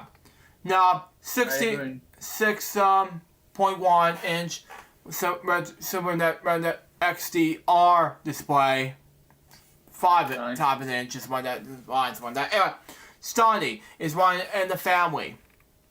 Some with same great contrast radios on iPhone 16, the great edge OLED display on iPhone 16e. It's perfect with watching shows, playing games, or reading. All-day battery life, from dusk to dawn and then beyond. See, here is all this. iPhone 16e and supervised battery life, for up to 60 hours longer in your day than iPhone 11, and up to 12 hours longer than in your day than iPhone SE. It's the best battery life in iPhone that's this size. The remarkable power eventually on Apple Silicon, including the burst Apple's design modern SC1, which I was very excited about. Go check it out on rumble.com/crazy you've been all talking about, because I've been doing reaction video about on my reaction video special event. But anyway, Yeah, and iOS means iPhone 16e gets up to 26 hours of real playback. Wow. The more the time to text, bros, and binge real movies and shows. But anyway, now, what it is, folks, compare battery of the iPhone battery, iPhone thing, that was all that. But anyway, i18 chip. Anyway, feature proof, you're fast. iPhone 60e has a base generation chip, making everything from scrolling through photos to creating images with Apple intelligence running fast and smooth, and with the 4-core GPU, and even more the bang mobile games that play effortlessly, something like that. Everything's more good. It comes with through blazing fast graphics. Those are going to be good enough. Compare performance iPhone family to the CPU performance and GPU performance seen here. So, and iOS and apps, making yours for the years to come. Seen here. When you're using iPhone, you're using a incredibly intelligent and reliable iOS that gives you the seamless ways to share photos and files, connect with friends and family, and more. With iOS 18, on the other hand, you can combine your iPhone home screen, a lock screen, something like that. No home button recipes for that, by the way. It came then in 2025. Anyway, and the provided i18 chip provides an incredibly iOS experience, as well as encouraging that your iPhone 60e will be ready for future updates. Now, and Apple Intelligence, AI opening possibilities. Now, iPhone 60e is built by Apple Intelligence, personal intelligence that says to help you write, express yourself, something like that. Get things done. Firstly, create your own emoji and the photo cleanup and more. Groundbreaking privacy protections and get you peace of mind and no one else access your data. Not even Apple. See here is all best. Writing tools can proofread your text and rewrite different versions of that until the tone is wiring up or just right. Okay? And summarize some selected text at the top. They are available nearly everywhere you write, including third-party apps. You can even describe a change like make this dinner invitation more welcoming, and that's it. Now the next one, probably mentioning in apps, mail, every time sensitive messaging to the top of your inbox, like an invitation or that is a deadline today, or a check-in reminder that your flight's this afternoon. Just hit record in the notes or phone app to capture all your recordings of transcripts. So see here is a script like this. Here, I will tell you generates summaries of your transcripts, or so you can get most of your info at a glance. Now that's both your productivity. Now express yourself visually. Now, see here is this. Make Gmoji, something like that. Right on the keyboard to match your any combinations want your Korean chicken with a backpack. You got it. Just provide a description. Now, the image playground app will let you create unique images in the distant styles based on description of concept or even person from your photos library. Experiment with image styles like animation, illustration, or sketch, something like that. Now, Image 1 can transform your rough sketch into a polished image in the Notes app. You can use your finger to draw a circle around your sketch, or simply circle an empty space in Image 1, centralize the contents around it to produce a commercially visual. Now, and with cleanup, something like that, you can remove distraction background objects with your photos, just a tap, something like that, bam. So you can propagate the shot while staying true to the original image. And with new area Siri, which I don't use Siri that much, and with all new superpowers, Siri can assist never before. Whereas if your net professional context, it enables Siri to help you in ways that you're unique to use like that. To need to check if your mom's flight is arriving. Now Siri can help you find what you're looking for without compromising your privacy. Richer language with the understanding and that chance voice make commanding with Siri even more natural. For example, if you're stumbling over your words, Siri will know what you're getting at. And not sure how you use something on iPhone like a text message send later. Within today's product knowledge, Siri can help you step-by-step instructions to snap. Bam. And get great policy which comes with great privacy. Our intelligence is designed to protect your privacy in every step, okay? Top grades into the core of iPhone through on-device processing. So it's where for your personal information without collecting your personal information. That's a no-no. With groundbreaking private cloud compute, Apple Intelligence can draw on larger Apple design server-based models, broadening Apple Silicon to handle more complex requests for you to while protecting your privacy. One more Apple Intelligence. And a camera 48MP Fusion camera. If your camera is so advanced, it's like getting 2-in-1. Now, see here is this. The designed 48MP Fusion camera has a compatibility of 2 cameras in 1. The 48MP sensor allows up to 4 times the resolution of older iPhone set models. So you can capture the super high resolution images that balance both light and detail. They integrate 2 times the telephone that lets you zoom in with the universal quality. Plus, you can shoot incredible 4K video in Dolby Vision with high quality audio that makes it sound as good as it looks. iPhone 16e that has the same great resolution as all iPhone 16 models, and your photos are going to videos look amazing. See here are these.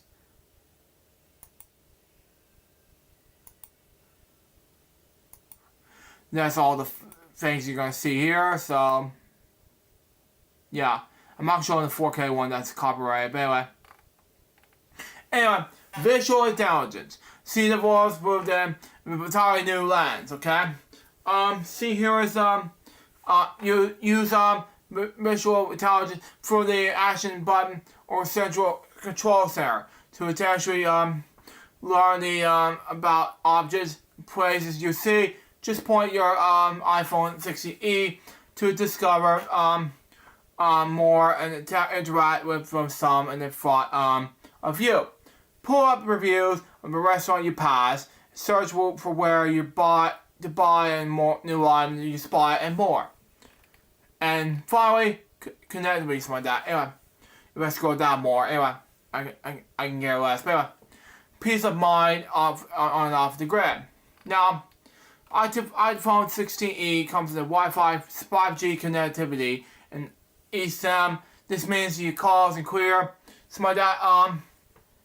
Your connections are super fast and activity are adding a cellular plan digitally, something like that. It's easy and secure, something like that. Anyway, with features like crash detection, a live feed with 911, and that iPhone 16e will help you get to the emergency and sense of you need when it comes to the most. And for times that you're without the call service or Wi-Fi, or latest iPhone models, including iPhone 16e, can even connect to a satellite with send messages and more.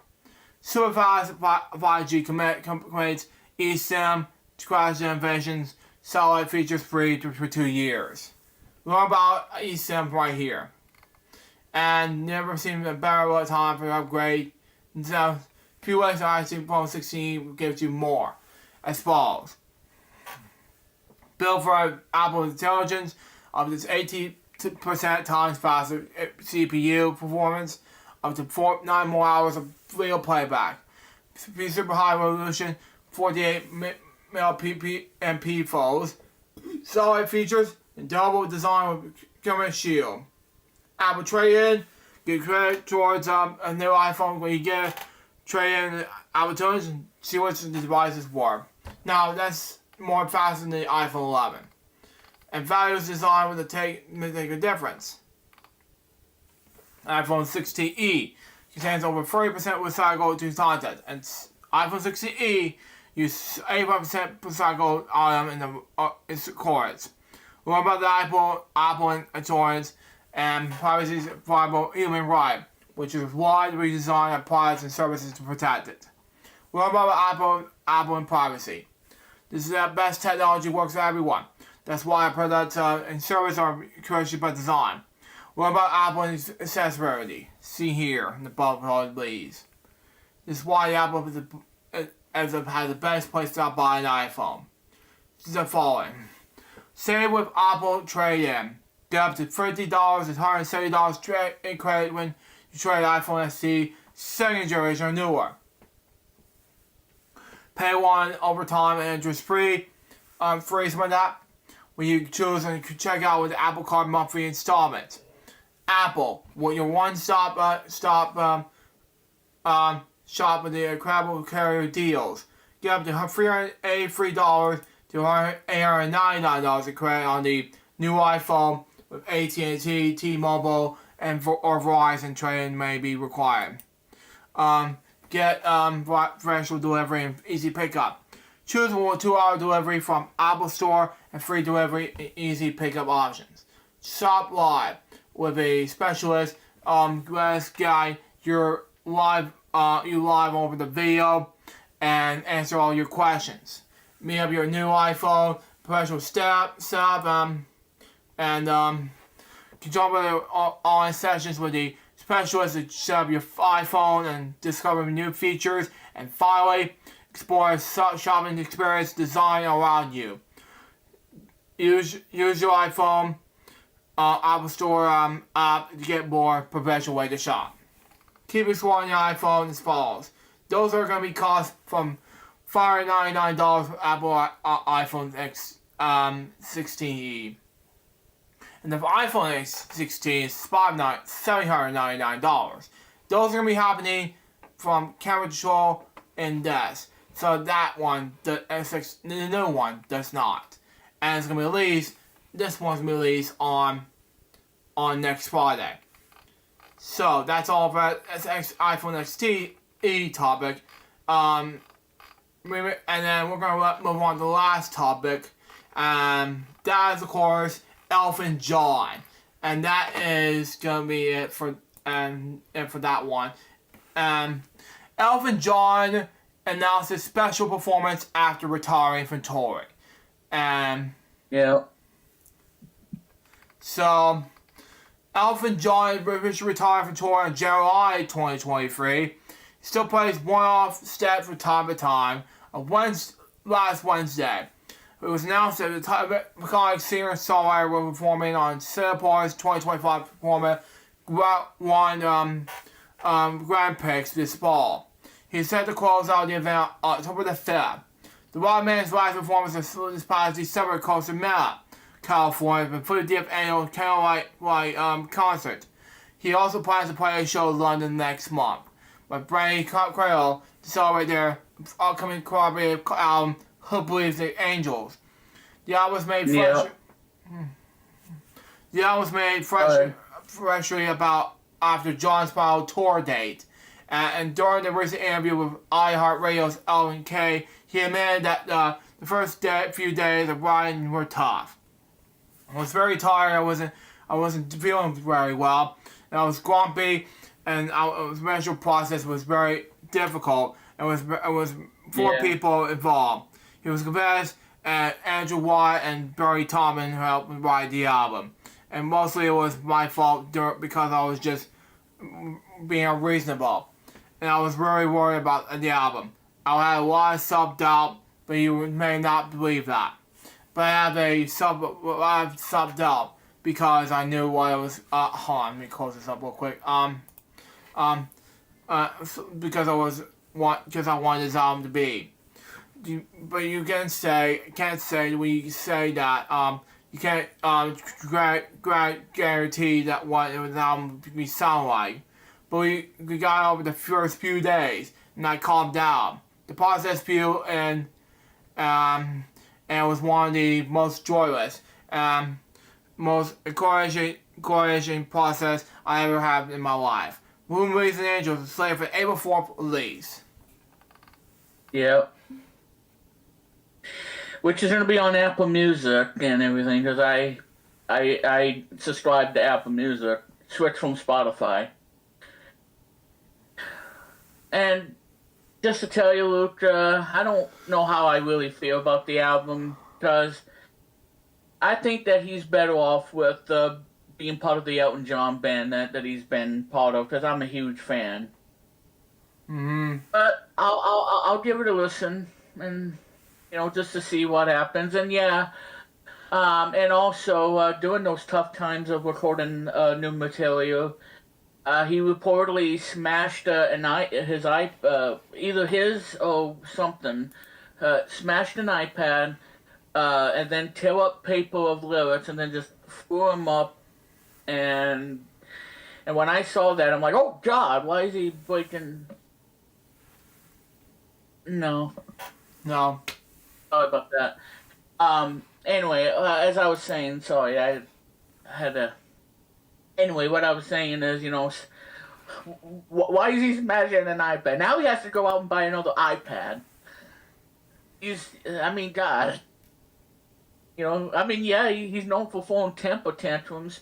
Yeah, he just smashes an iPad, and I don't know if it was his or something, but it was just something. Yeah, he was getting frustrated and furious about what the album was gonna be, and sick to his stomach and whatnot. Yeah.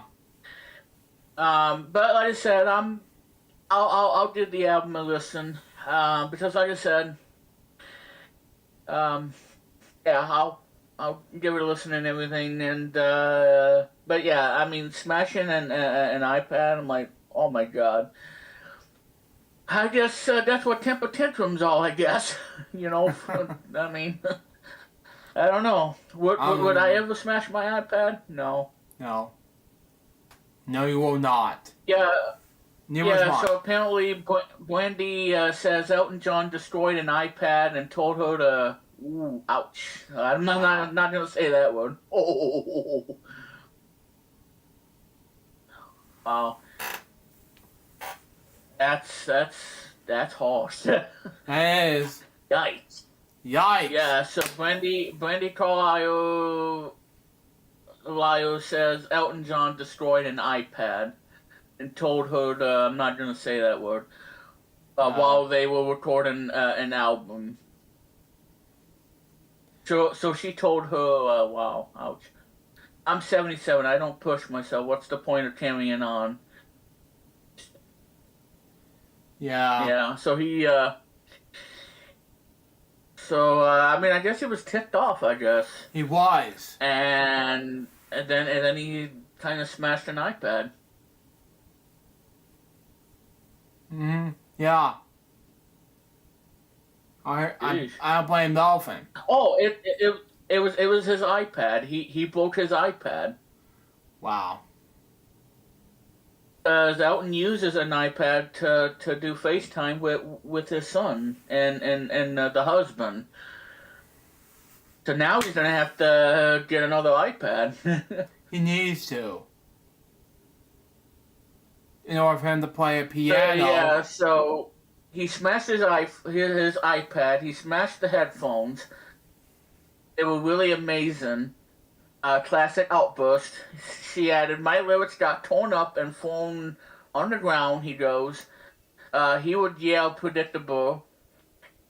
With Elton's outburst never crossed a line and made her feel uncomfortable. Wow. Yeah, I can understand, because, he's getting up there in age, and now he's blind in one eye, and it makes me sad, and... Yeah, it makes him sad. Mm-hmm. But yeah, I mean, this is yeah, I can understand that this album was very difficult to to do.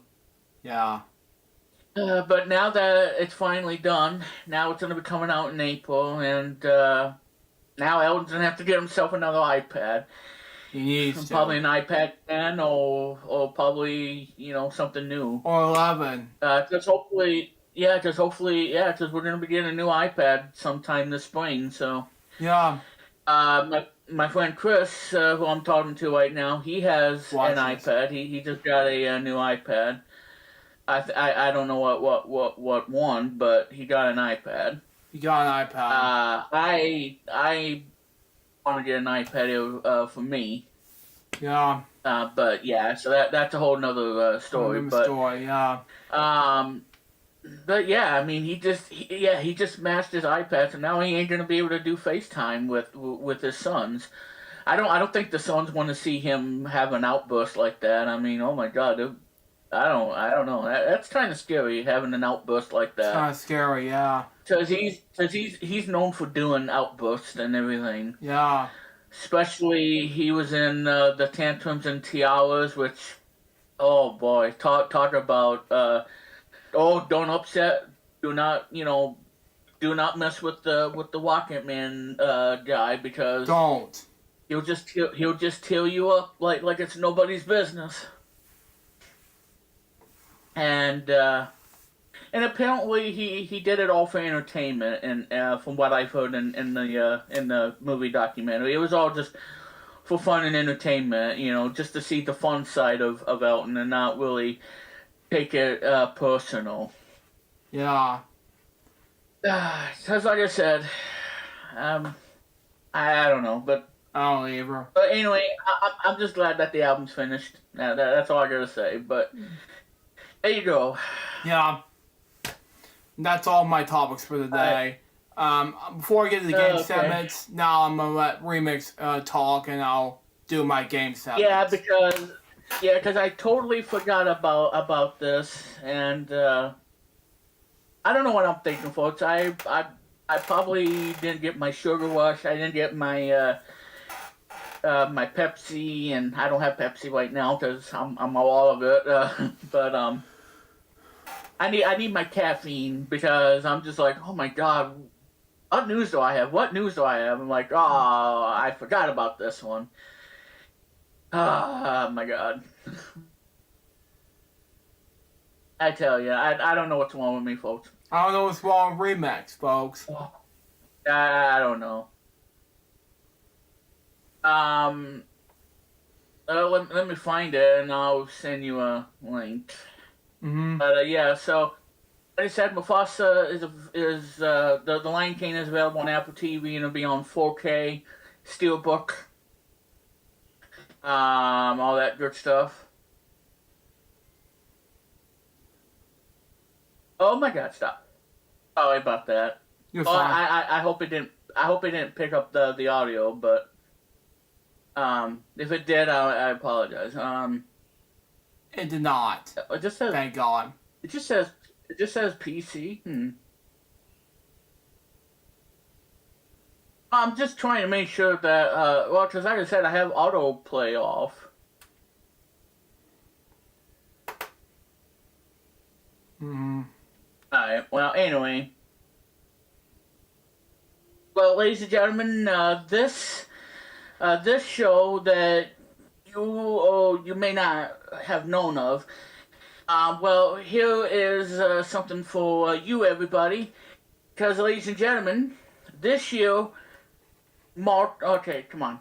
Alright, well, anyway, this year marks the 35th anniversary of the show that was on television, and it was, on Saban Entertainment or International during the time in 1990. This is way before Power Rangers became famous for Saban in 92, 93. But this classic cartoon that you all know of is celebrating its 35th year this year, wow. And I didn't know that. And now they are developing a new game. And I'm very looking forward to it. And I sent Luke the link and everything via via MSN. I don't know why, but it's from GameWent. So let me go on to GameWent. If it's gonna let me. Nah, probably not. Okay, well. Oh, screw you. Alright. So anyway, Samurai Pizza Cats Blast from the Past is a 2D action RPG based on the classic anime series. It's going to be released in 2026. The original series featured comical English localization and was filled with jokes and pop culture references when it was aired in the West in the 90s. Yes, I haven't watched it when I was growing up because I was, 89. But after then, I saw it and I'm like, wow, this is cool. A cool show in the 1990s. Because I'm also a huge cartoon fanatic. I love cartoons ever since growing up. So a new action RPG based on the cult classic that you guys know, Samurai Pizza Cats, if you remember the song and you remember the intro and the outro and all that. And them being funny and everything, with all the fart jokes and everything. It was been announced. For those who are too young to remember, Samurai Pizza Cats was a English localized version of the one I'm not going to pronounce. Cat Ninja Legend. I'm not even going to pronounce that. But anyway, it was dubbed and produced by Saban Entertainment, which Saban is no longer here, unfortunately. I know, it's sad, right? Yeah, mm-hmm. Yeah, I know. But yeah, Saban Entertainment. The same company that would later go on to make the Power Rangers, which we all know. 'Cause I'm a huge Power Rangers fan, too. The English dub of the first 3 Digimon seasons, yeah, I remember, yeah. I've seen that too. Growing up as a kid, yeah. And many other popular shows of the 90s and early 2000s, so, let's see. Rather than being a straight translation of its Japanese source material, Samurai Pizza Cats famously took a more comical approach to its localization. Filling the series with improv jokes and pop culture references that quickly made it a cult favorite. There's a bit of fart jokes in the cartoon. Yeah. And that's okay, because, you need a bit of the humor, as well as your fantasy violence and everything. That's what made Dragon Ball Z such, a phenomenon. Especially, whole 9,000 meme joke, if you will. It blends that with Japanese culture, cyborg animals. The city is threatened by bitches and its army of ninja crows who always gets dethroned by the Pizza Cats. And I think the 3, Speedy, Polly, and Greedo. Those are the 3 heroes that you know from the show. So you got Speedy and you got Polly, and you don't want to mess with her because she'll scratch you, and you're gonna have a really bad pain. And you're gonna wake up with a doozy. So be careful with that. And Greedo, the love interest who loves cat girls and whatnot, and he's like, and Speedy just, I don't know, but yeah. So he has a love interest.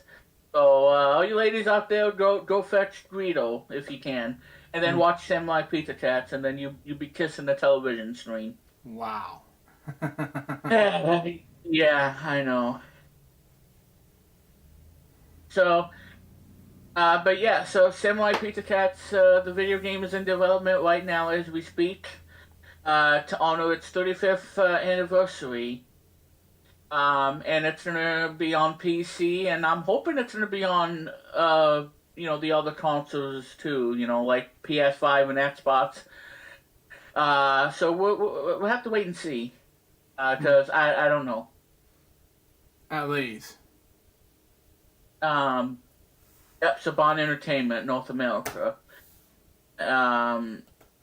And it was originally aired on February 1st, 1990 to February 12th, 1991. So yeah, 35 years. Wow. I didn't know that the show turned 35 until then. So yeah, happy 35th to the show.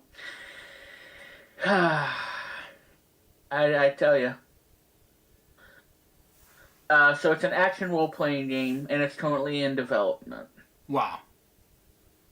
And it will be coming out in 2026. Wow. So that means we're going to have to wait till 2026 to play the new game. Okay. Oh yeah, the original script writer will also return as a script supervisor. Mm-hmm. Neat. So, but yeah, and by the way, for guys of you who don't know, there was supposed to be a Samurai Pizza Cats video game on the NES by a company called Tecmo, who you may know for Ninja Gaiden and the other games that they did. Apparently, it was supposed to be a game of this in America, but the thing is, we never got it here. Wow. It was only available in Japan. Jeez. But yeah, there was an NES game. Wasn't, no. That was supposed to be in 1990 because the cartoon was so popular. And then all of a sudden we never got it here in America. Wow. Which kind of sucks, you know, just like Tetris 2 and Bombless. We never got that game here until Tetris Forever came out in 2024. And brought the game over to us for the very first time. Mm-hmm. And I'm very happy about it. Yeah. But yeah, so... but yeah, so obviously they made a video game out of this. So Yeah. in 1991, Tecmo published a video game based on the anime for the Famicom. It was released in Japan. Mm-hmm. The game was never officially released in the West. An English fan translation was made available. Yep. Mm-hmm.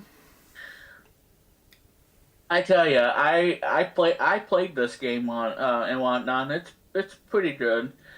The music in that game is fantastic because it's Tecmo. It's just a shame that we never got that game here in America. You know, in 1990, when the show was a mega hit on television, Mm-hmm. and we didn't get a video game. I'm like, you know, and apparently it's from Tecmo. Again, the company behind the Ninja Gaiden and the other games that Tecmo is famous for. And I don't know what I have to think about that, but yeah. So it was developed and published by Tecmo. So Tecmo is the one that made the game. Yeah. Exactly. And again, we never got it here in America. It was only in Japan. Mm-hmm. And like I said, that was a huge disappointment because It was. Tecmo should have brought it over to America, and we would have loved it. But apparently no, it's only for Famicom, which means it's only in Japan. And but yeah, I played the game. It's good. Mm-hmm. I liked it, and the music's great too. So yeah, that's the topic I have for you all today. I'm glad I saw it because otherwise I would have missed it, and you all would have to wait till the next episode, the last part of the episode of the 4-part saga. So at least I talked about it today. So wait for me, I guess. Yeah, wait for you. Mm-hmm. Yeah. So that's my topic for today. Samurai Pizza Cats, and happy 35th to the show. And I know you'll all be singing along the Samurai Pizza Cats theme and everything all over town. And yeah, I think the song was written by the guy Saban. Haim. Yeah, Haim Saban, who did the song. Yeah. Along with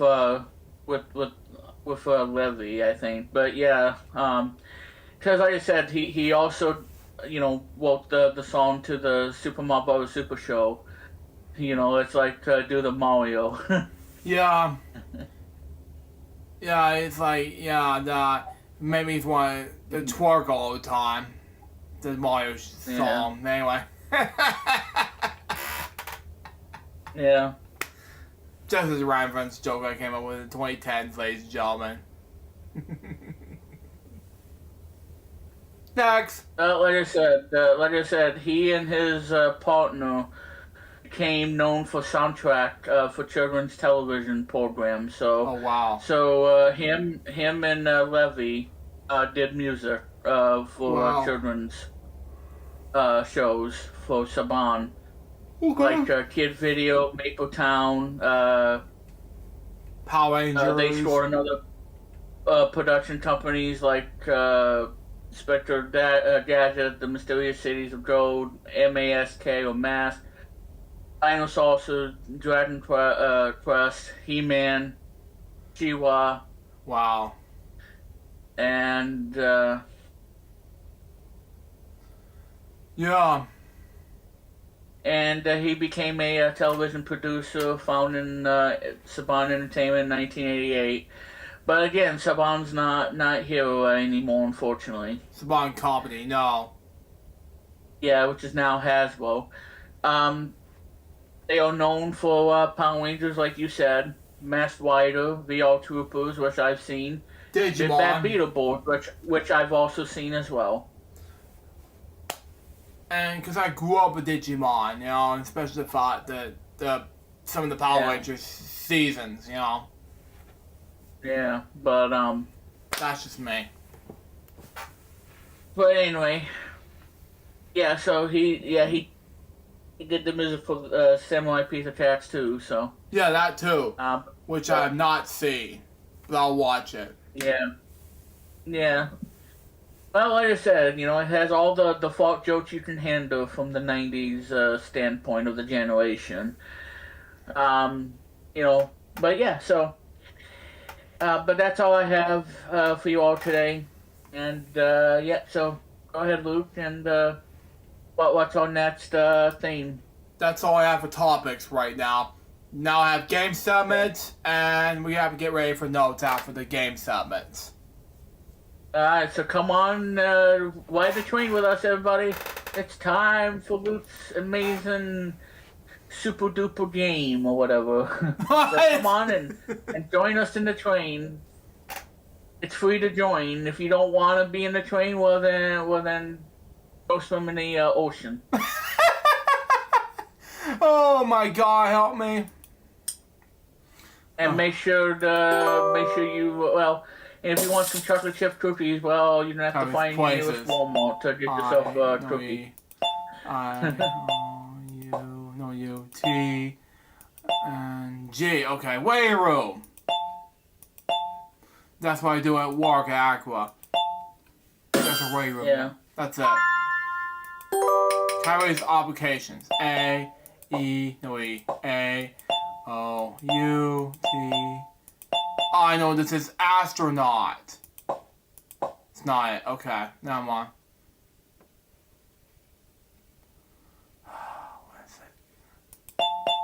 Oh, it's talent. That's good. Categories of how to pronounce it. Sorry, I put on the drums. E A O 4 T no S lemons no no lemons no melon. Wow. Categories Halloween. A E well Halloween's past. I O Jaguar.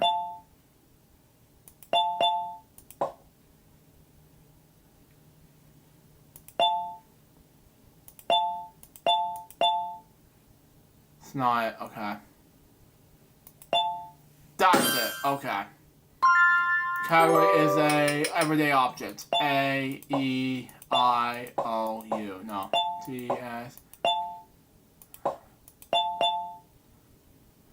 C. No, C. H.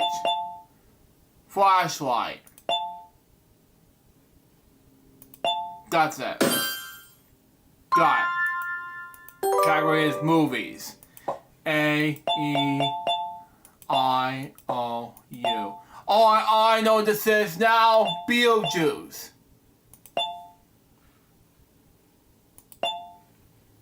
That's it. Okay. There we go. Category is fictional characters. A, E, I, O, U. T, N, S, R, L, no. C, H. Okay. Fright. No, it's not it. Okay. Flight, I don't know. F? No, it's no F. L? No. B. I give up. What is it? Dwight Street! Okay, now I have to choose D. Oh, wait. 20 balloons. That's good. No, the next one I'm going to be playing is... Hold on, I gotta memorize Final Cut. No, I'm not doing notes right now. Hang on. Close. There we go. We got,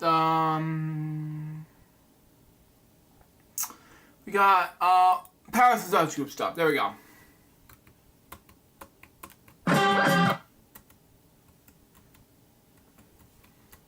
Oh, the card has ace. Wow, $1,000 lower. The jack, $2,000 lower. Okay, wow. $2,000 lower. And they change the card to another key. $4,000 lower. The 6. $4,000 lower. Not bad. $4,000 lower. To 4. Wow. $8,000. Not bad. Scratcher. 11. Bluebird. 14. Cherry. Clover. 15. Bluebird. One more is 25,000. 12. 14. 9. One more is 50,000. 8. 7. Cherry. Okay. 8. In this game, come on. 6. 50,000. Not bad. Reveal would now be. Oh my god. If I chose 10, that'll be 25,000. If I chose 2 and 3 and 5, that will be 10, 100,000. Not bad. We got about we gotta choose hold on. Dance card, here we go.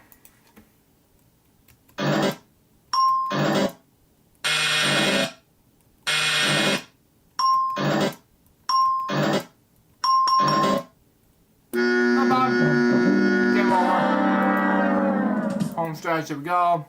1. $5,000. 1. That is yellow. 7. Another yellow. Wow.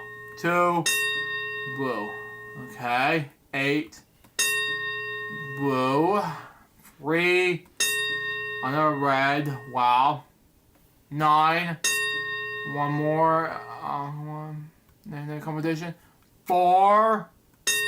One more. And it's man. One more. It's $10,000. 10. Okay, you can do this. One more, 75,000. 5. Okay, not bad. We got 75,000. Review it now be 10.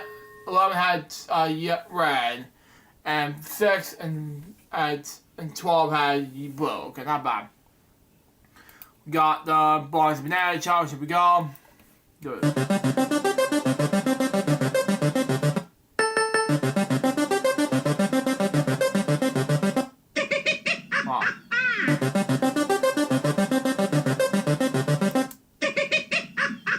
Stop with the Bonzies.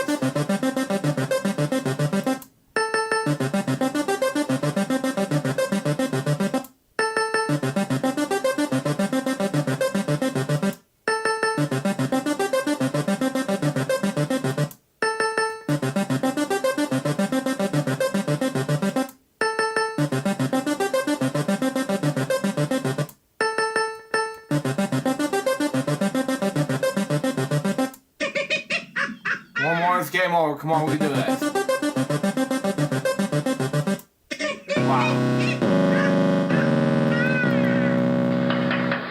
Congratulations, loser. You have successfully lost the banana challenge by racking up 4 monkeys. No prizes for you. Well, not that bad. It's not gonna be that bad. Harsh, anyway. But anyway, let's do, open a new game segment to wrap up some notes and then, final conclusion of this episode. Let's do Evidential Written Yes, and then we'll do a couple more games, you know?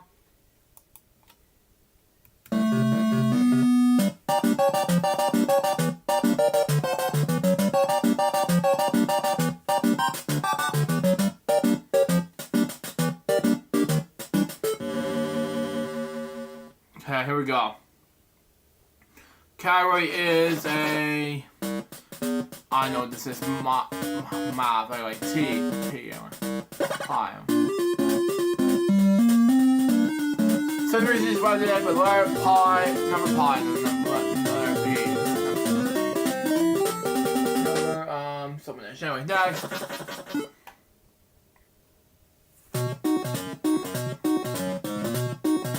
Green positive category is a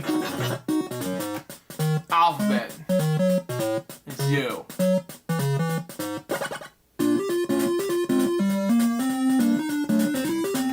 Okay.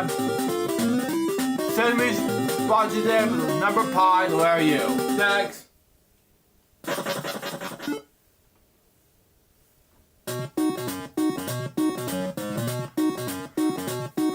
Blue positive category is a... Oh man, I know what this is. Wow.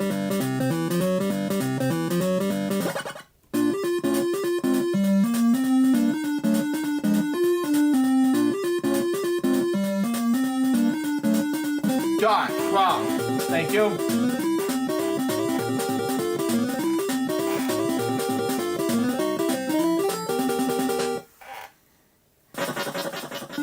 Got about one more puzzle left.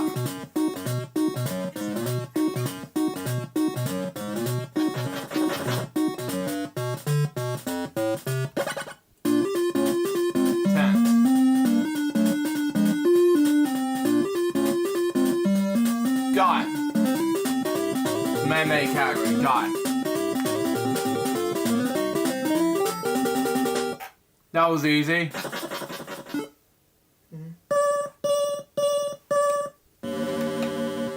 That was easy. Exactly.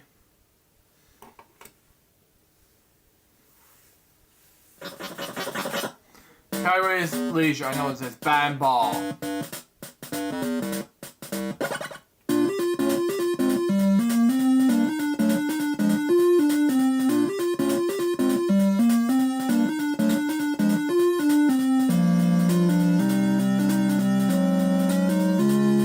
Got it. Bat and ball. Thank you.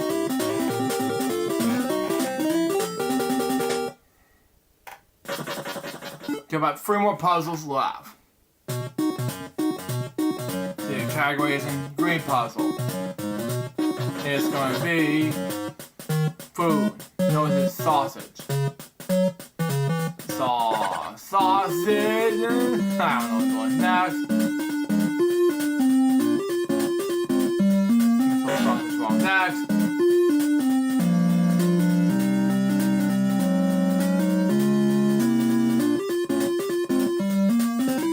Got it, sausage. More like sausagey. Oh god. Sausagey. Oh god, you're killing me. No.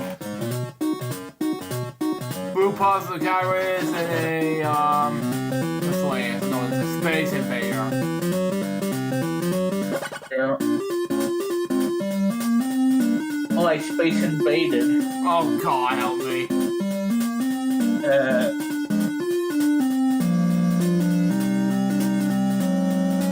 Saw this movie when I was only 9, but anyway. Encore presentation next. It was 1990, but anyway. Yeah, the game was by Taito in 78 or 79. Oh wow. Yep. We're Yeah, it's a popular video game. Wow, okay. No one says, cat. Meow.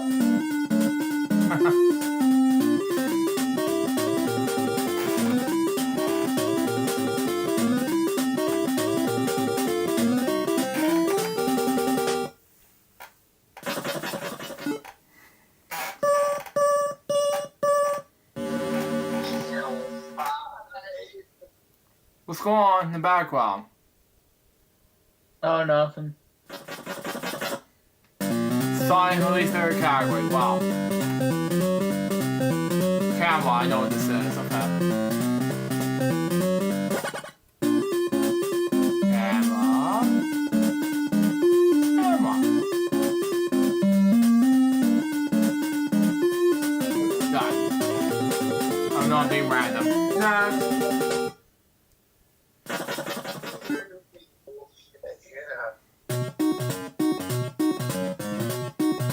Green puzzle category is a office. Wow. The ruler. Yeah, more like Microsoft Office. Wow. Yeah. Got it, ruler.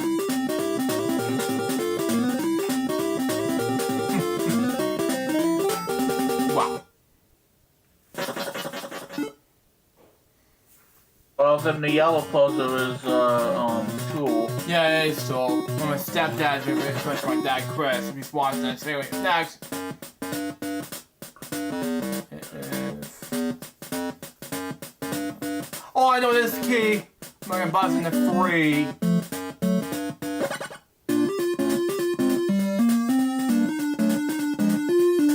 Got it. This was easy. Yeah. You have to open up your aqua call. Oh god. Or your mailbox. Yeah, my mailbox is fine without a key. And the aqua goes. What's it called? And aqua goes boom boom. Oh god. Oh god. Chin up. It's not it. Wow. Should be it. Probably a double chin. Oh, it's not it. Should be chin up. Wow. Should have known it's still. Love that noise. Oh god. It's making the fart joke, telling you how much you suck. Oh god. Back crack. Okay, there we go. I don't know. Thank god. But yeah, the aqua goes boom boom. Ouch, no?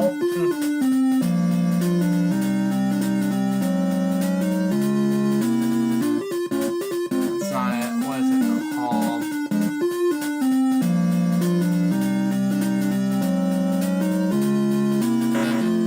I don't know. Out of time. No, it's seconds left till you get a wrong answer.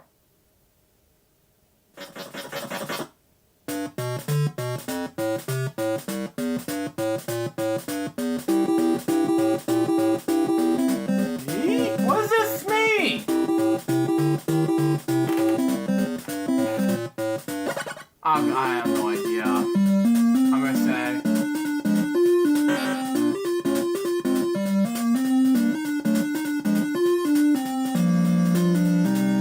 I'm gonna say V5 for long.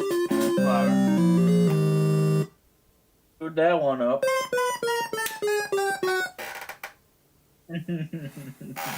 Yeah, V5 for long.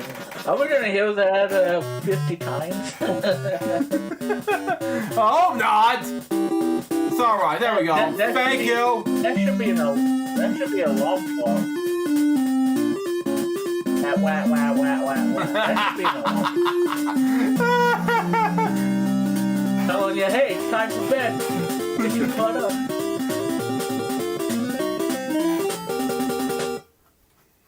Imagine imagine having that as a alarm clock. And then Take away this. you need to wake up. You need to go to Aqua.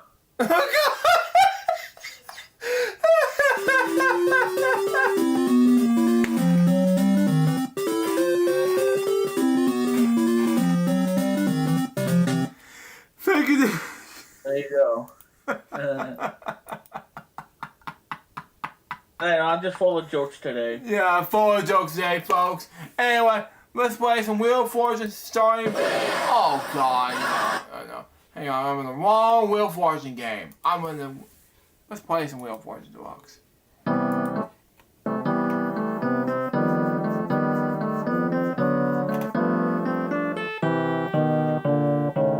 I'm sure Billy's watching this too.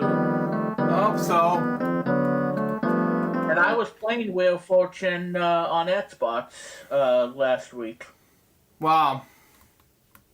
And if you guys haven't saw the WePlay, the WePlay's up right now on BPT. Thank you very much.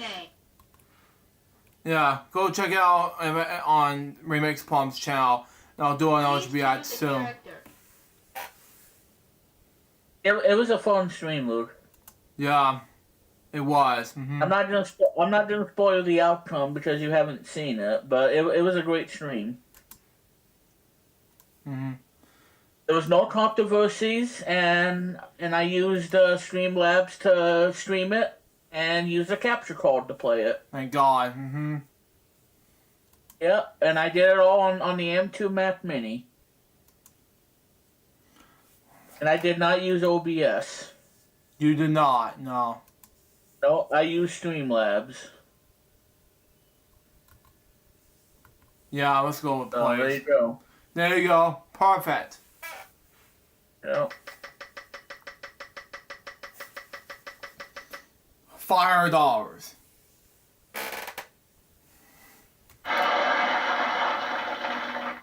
Choose a letter.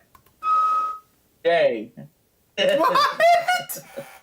No! I can buy a vowel. Oh! No. God help me. Yeah, I know. $800. X. Choose a letter. Yeah, like your ex-in-law. Excellent. Yeah. Choose a letter. Too easy. Yeah, I like to buy a vowel. J. Okay, one letter. Oh Choose a letter.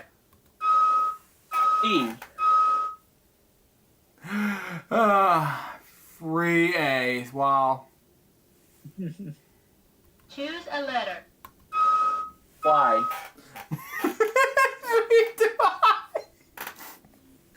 Oh. Choose a letter. P. Oh, there's only one O. No vowels left. Wow. Thank God. Alright, next.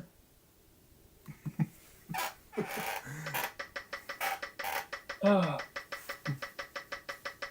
250. 250 points. Choose a letter. 2 N's. E.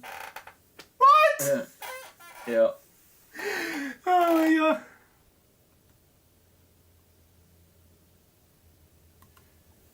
God.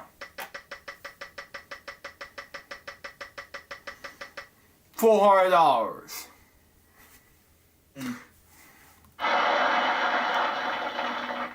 Choose a letter. No L.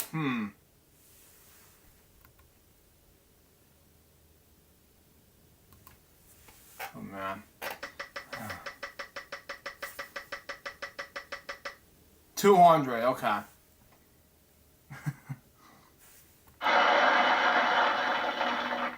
Choose a letter. S. 1 S. An E. Oh, wait, one letter. Oh my God. $400.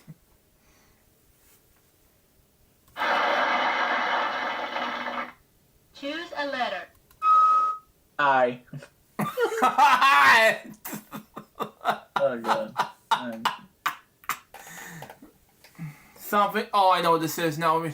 Spend one more time. Pick a C. $300. There we go. Yeah, for cookie. What? Yeah. Choose a letter. 2 C C. for popcorn. Solve the puzzle.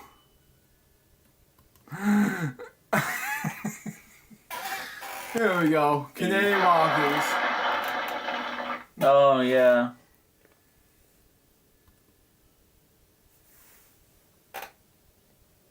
That's a good phrase. And while you go there, you can get yourself some delicious chocolate chip cookies too. Oh God.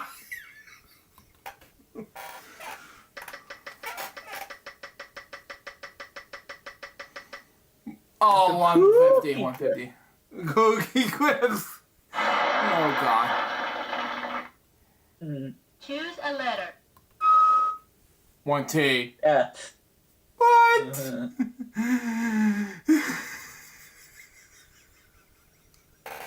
Oh God.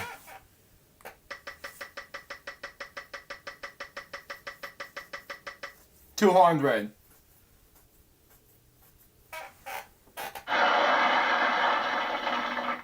Choose a letter. A. Oh God. I think I'm getting you today. You're good. $300. While Billy's playing with Mr. Bucket, I'm here in Payne and Luke. Choose a letter. No L. No. Ah, man.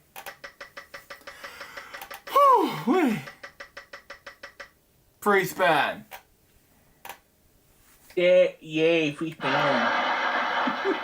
That's what David would say. Yay, free spin. Oh God.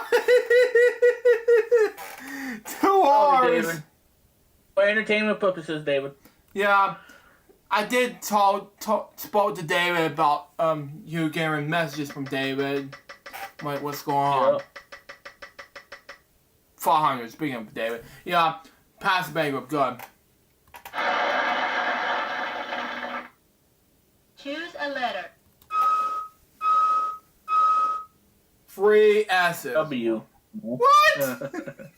I don't know. Oh, Choose a letter. B.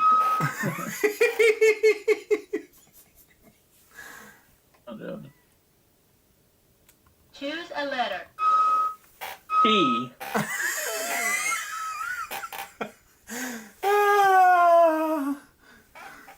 Choose a letter. Go on. Oh, BPT. Would you like to use your free BPT. spin? Choose a letter. I don't have any more letters. You can't take 250 away from me. oh yeah. No balls left. Wow. Thank God. Yeah, I don't know. I've been doing the same thing I was doing back in 2007. You gotta mess me up. I know. I don't know what I'm doing. Choose a letter. Slim bang forth. I don't know. H. There's one H.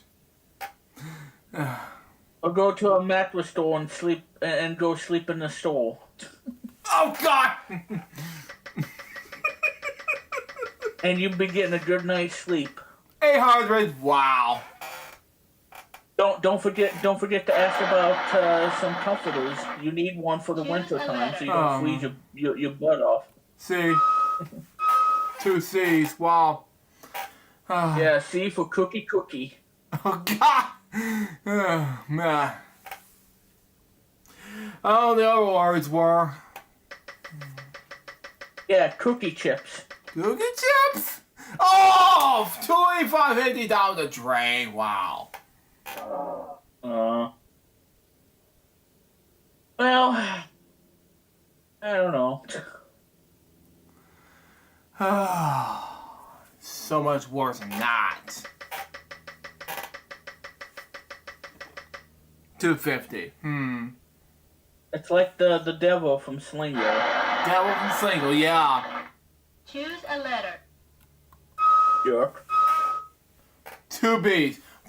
Jerk. I know. That's not it. Okay. Let's spin. I know. It's one of those one word that I do not know. And that has to do with beavers. $5.50. Yeah, the angry beavers. Choose a letter. Okay. I choose V. No V. Yep, the angry beavers. Angry beavers. Wow. Yeah. Then on you, game. Come on. 600. Almost there. 2,500. Wow. Choose Choose a letter. G. Oh, beggars can't be choosers. Wow. 70. Oh, yeah.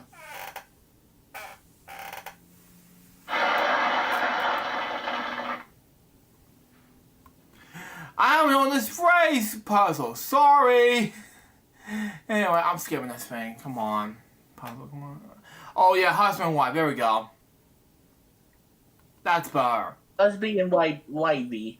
What? What? Oh, my God. You kill me. Not 100. Luke and Luke Jr. Look at who's Wow. Wow. Or Samantha. Choose I a don't know. letter. Oh, my God, you kill me. It was one, two. Who knows? Might be Zelda. Oh, God. Oh, God. God. God. God. God. Oh, my God. If Joy's watching, Joy Scott's watching, he had to pay twice for you, Remix. Yeah, I know. Because he wears his sunglasses at night so he can be Choose a sexy. letter. There you go, Joe.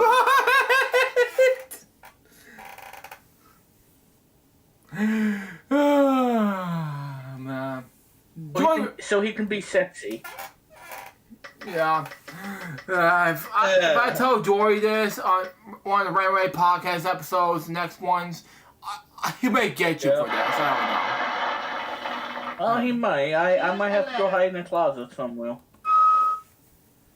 Yeah, this one ass. Wow. I had to buy a vowel. Choose a letter. E. E. Oh, God. Oh, buy an I. Choose a letter. E. What? Oh, my God. Choose a letter. And a T. God! There you go, BPT again. Choose a letter. Oh, my God. No more vowels left. Okay. BBT again. They're not vowels! Jeez. Yeah, I know. I know. Should be. Choose a letter. Dwight Choose a something letter. Heisenhower. I don't know. Choose a letter, peanut butter. No. What? Oh, my God. Oh, my God. 250.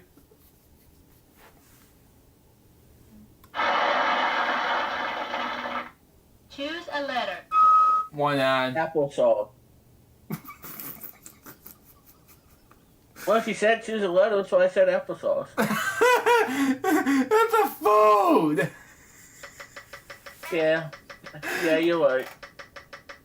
Ah, 1650 gone. Well, that sucks. It's those bankrupt gremlins, they're after you. Yeah, I know. Dirty Rotten Cheaters. They're on cheers. Yeah, exactly. Exactly. 300.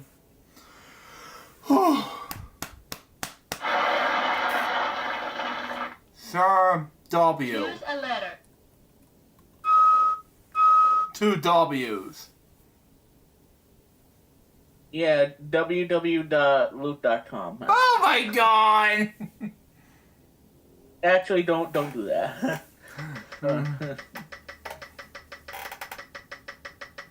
300 again.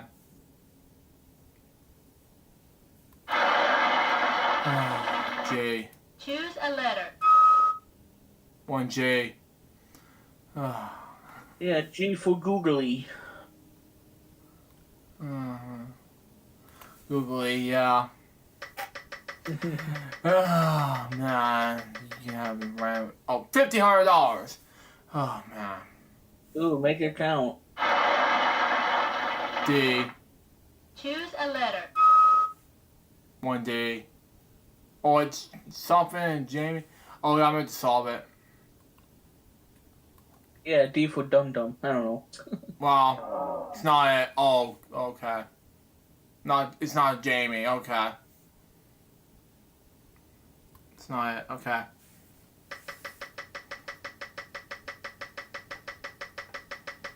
$250. Okay. My name is not Jamie. My name's not Choose a Jamie. letter. Come on, L. Oh, it's Mammy! Oh, wow. 2,900, okay. I am... Mammy Chuckles. Mammy! Oh, God! Come on! Okay, probably not.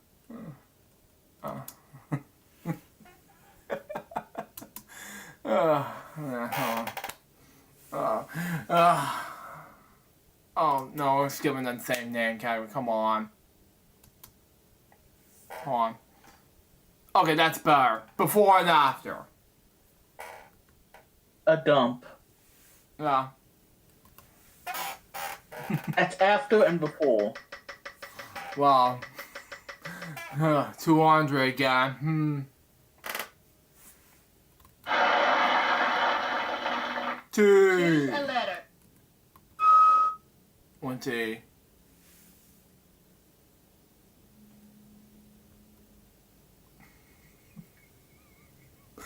If I was remixed, I have no idea what to say here. Seriously, you got me at bankrupt at 200. Wow. That's not much.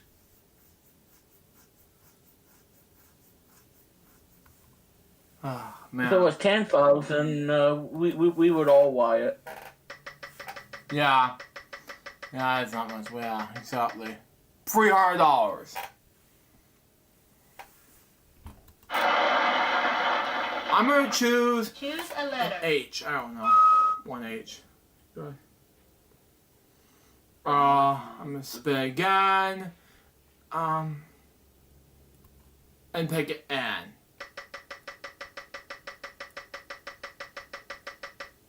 $500.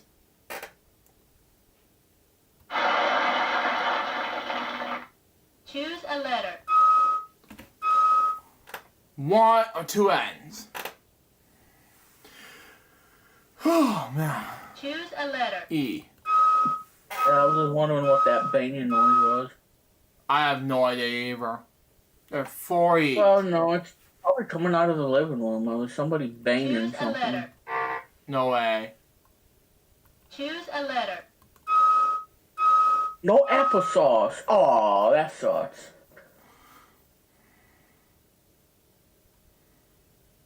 Choose a letter.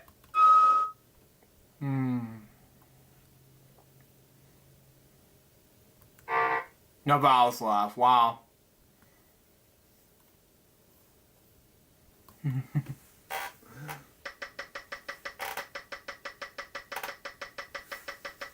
$250. Wow. $2.50. Choose a letter. No L.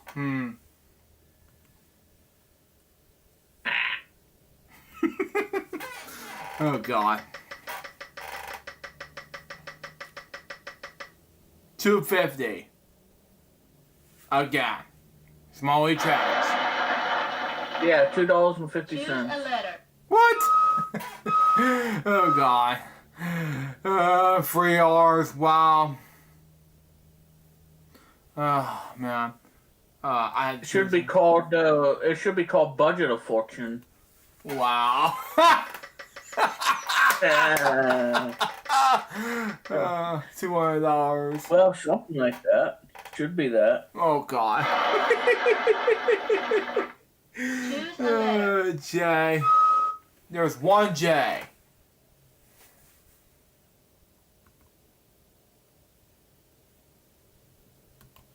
Man. I can't resist, folks. 500 past the 5,000. Wow.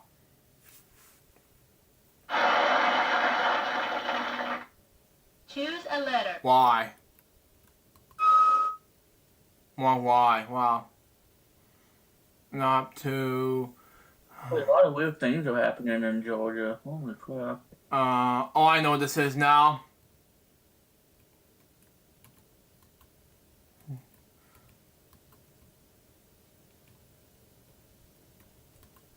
Jimmy, I was in the fire. That's it. Okay. That's good. With that amount of time. Okay. Good. I have to choose the smallest amount of possible time. Anyway. Okay. That's good. Places. Okay. That's good. We're out of time for a day and problems and constantly work. $500 a piece. Almost there at $1,500 though. Place the category S. 2 S's. Wow. Looks like the trains are be coming to an end soon, folks. Wow. 1 R. T. No T. Well, yeah, I gotta get the clock because I don't want to. No. N. I. Oh, it's 4 o'clock already. Holy crap. 1 E. A. What? No A. O. 2 O's. D. No D. Oh. C.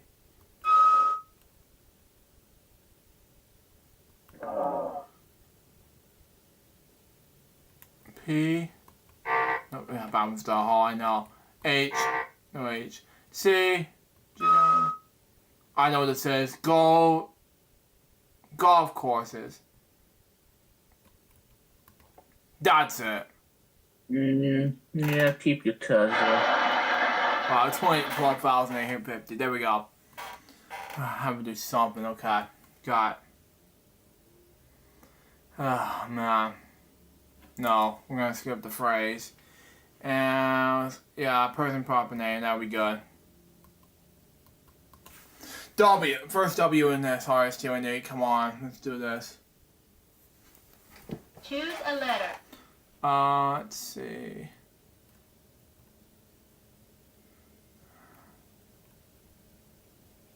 P. Choose a letter. H. Choose a letter. C. A. Choose a letter.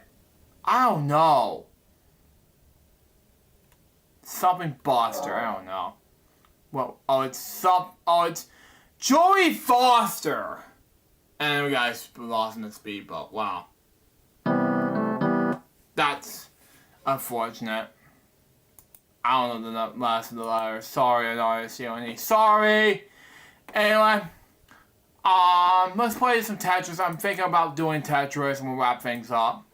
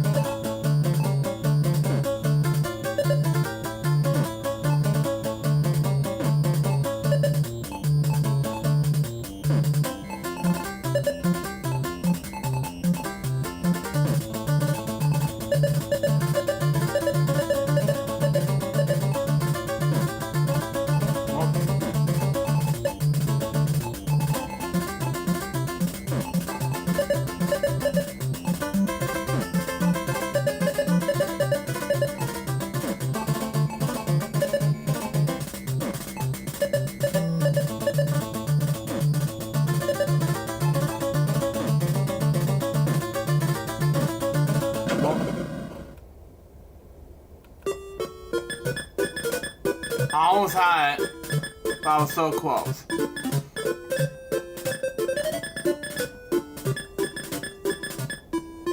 Let's try this one more time. That should be it for this episode.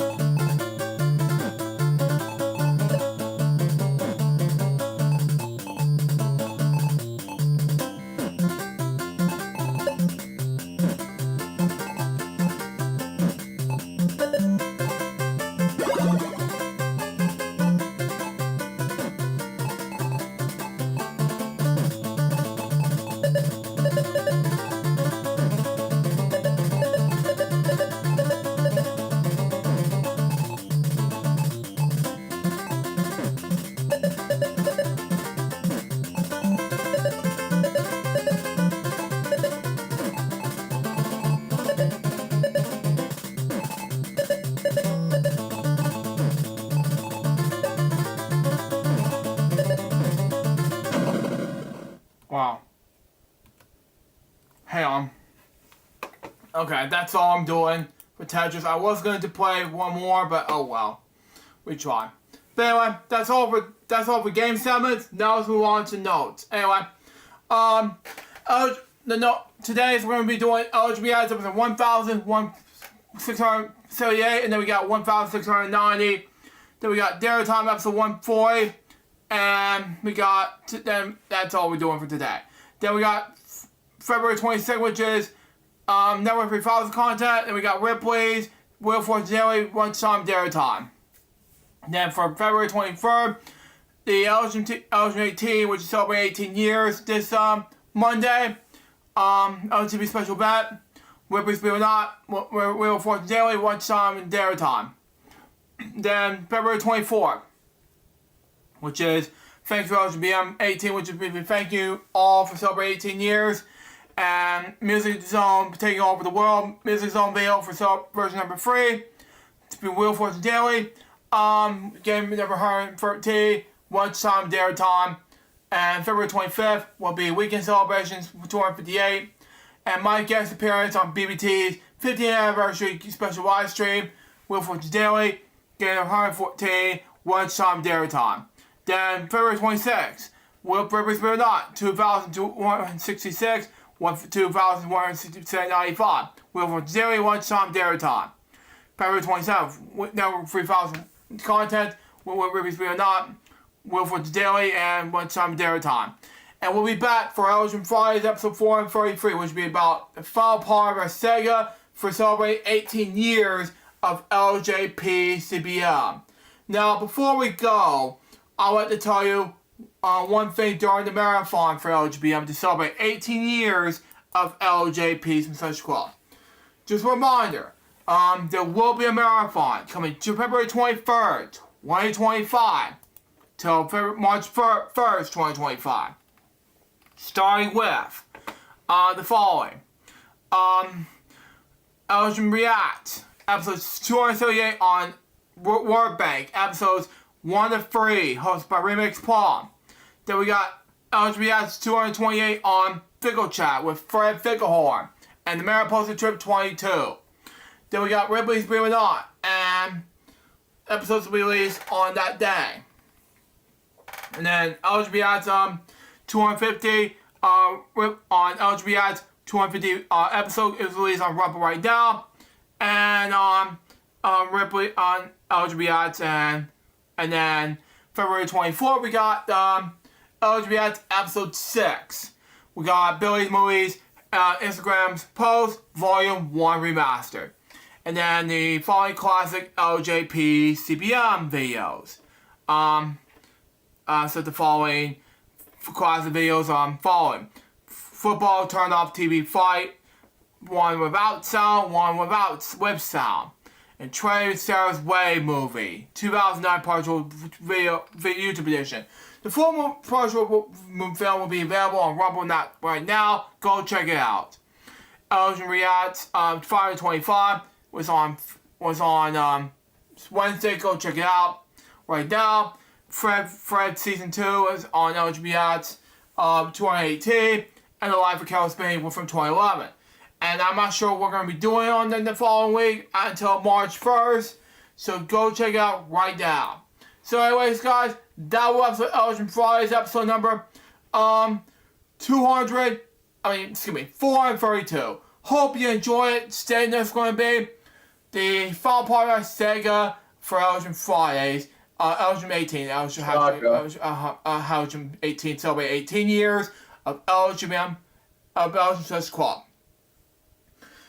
Until next time, this is Lou Jefferson by Baby. Lou Jefferson by Baby. Goodbye, Elgin Fridays. We guys, soon say out. See ya. See you next week.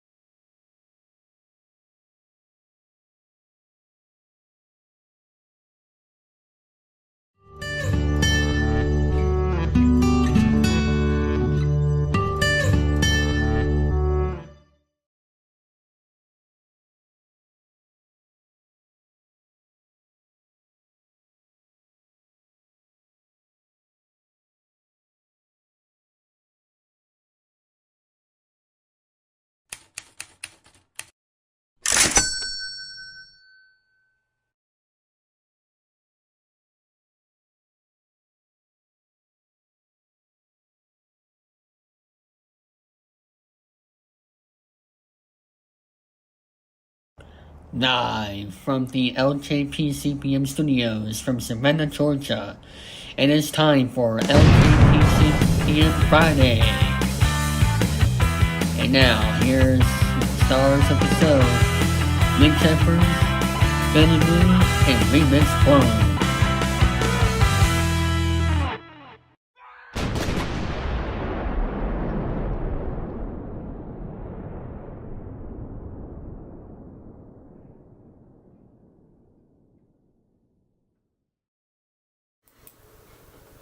Thank you, David Thousand. Let's begin indeed. Hello, people.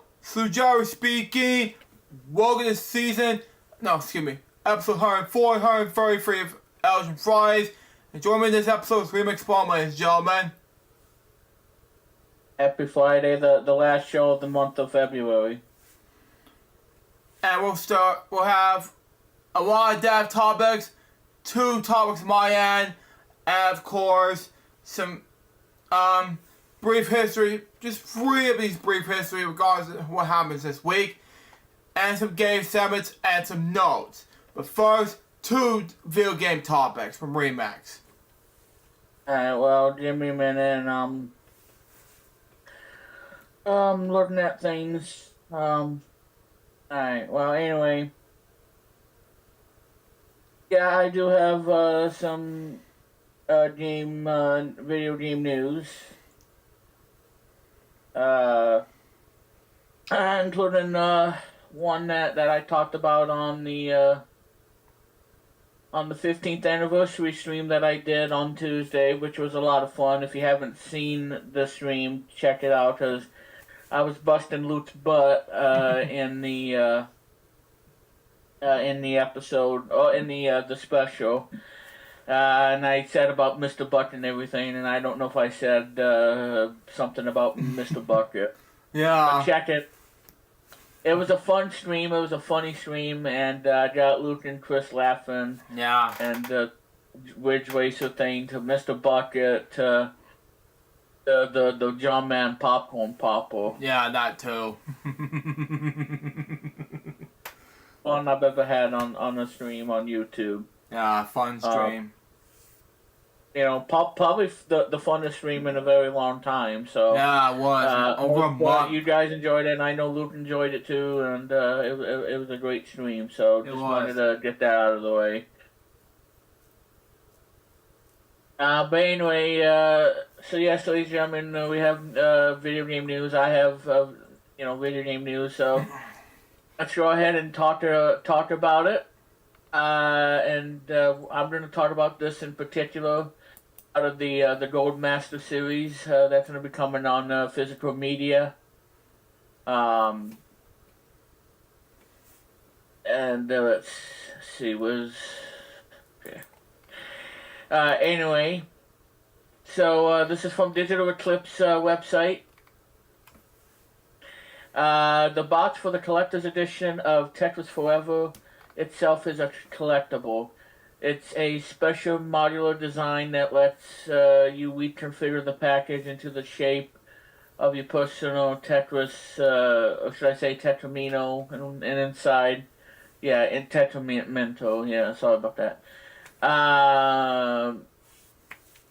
Okay, so you'll find a exclusive limited edition handheld Tetris game unit, which comes with a display stand. The set also includes a CD of the original soundtrack to Tetris Time Warp, which is awesome, by the way. I love the music in Time Warp. It's awesome. A set of Tetramino magnets, 5 woven patches, and a poster of the game. Pre-order pages for the Goldmaster series physical editions will be found on the websites of Limited One Games for North America and Clear River Games for the European market. That started 3 days ago on February 25th, 2025, my 36th birthday. So you can add that to your collection. As well as Tetris Forever got some new games and major upgrades and everything. And so this, to me, is the most exciting news of the whole Tetris Forever game. When I heard it was gonna be coming out as a physical media, I was just twisting my nips and all that stuff. Mm-hmm. Yeah, I twist my nipples. Anyway, yeah. It's like, hey, fuck John Man, whoever want all you want to twist your nips out, forget about it. Oh, wow. Yeah. Yeah, I know. And you see, look, maybe I should have left some of the good stuff from the stream that I did on Tuesday to this show today. Yeah. Because the show's all about one thing, and that's entertainment. Busting each other in such a unique way. Exactly, folks. Yeah. Like I said, I did that to Luke and everything, with the whole Ridgeway, so Ridgeway, so. Yeah. Golly. And her folks John Man here with the popcorn pop. You just plug it in, and then boom, you got fresh popcorn. I know, that was no good time. And then no good, old folks. When I did that, both Luke and Chris would die out laughing because of what I did. To not only entertain myself, but for the guests as well. Yeah. Just let them know that I gotta do it, and I did. So. Mm-hmm. He did, folks. John Man here, ever wonder why Ace Hardware is Ace Hardware? Well, you got the tools and everything. You got the screwdriver, you got the vacuum cleaner, and who knows, maybe they'll show some pantyhose. Wow. I don't know. We'll figure this out. But anyway. Yeah. And an Ace Hardware? I don't think so. I don't think so, if you watch his dad, I was up in remix at this point. He works at Ace Hardware now, out of retirement job, by the way. Well, hey, like I said, it's nice to work at Ace Hardware. Mm-hmm. Where they sell a lot of stuff. Mm-hmm. Anyway, so jokes aside. Yeah. This game's gonna be on the PS5 and the Nintendo Switch. Obviously, I'm gonna get the PS5 version of it. Now, you guys are wondering why is it not going to be on Xbox in the physical media? Well, because Microsoft has completely collapsed the market of physical media, and I think that's why Xbox is going down the tubes because of the whole thing. So they said, well, maybe we shouldn't release it on Xbox and we'll just make it available for PS5 and Nintendo Switch users. Yeah. So I guess I understand that, but at the same time it kind of frustrates me because I own a Series X now. I got it for my birthday this month. Yeah. I'm so happy I got it. And now if you want to buy a physical copy of the game, you have to get it on PS5 and Switch, just like the other game. Mm-hmm. Mighty Morphin Power Rangers Rita's Rewind, which that too is going to be on PS5 and Switch. It's not going to be on Xbox. So Xbox players are going to get left out, while PlayStation 5 users like me and Chris and everybody, they're going to be able to get the game into physical media. So it kind of sucks for Xbox not getting it, because Xbox did get Tetris Effect connected on the Series X. But I can't find it anywhere now on eBay but yeah, so it's a rather disappointment. So, but luckily enough, I do have the game on Series X and S. So at least I can play Tetris, forever on Xbox Series X and S. Mm-hmm. But it would have been nice if there was an Xbox version of it. Again, it's probably because, I don't know if they're criticizing or something, but... Mm-hmm.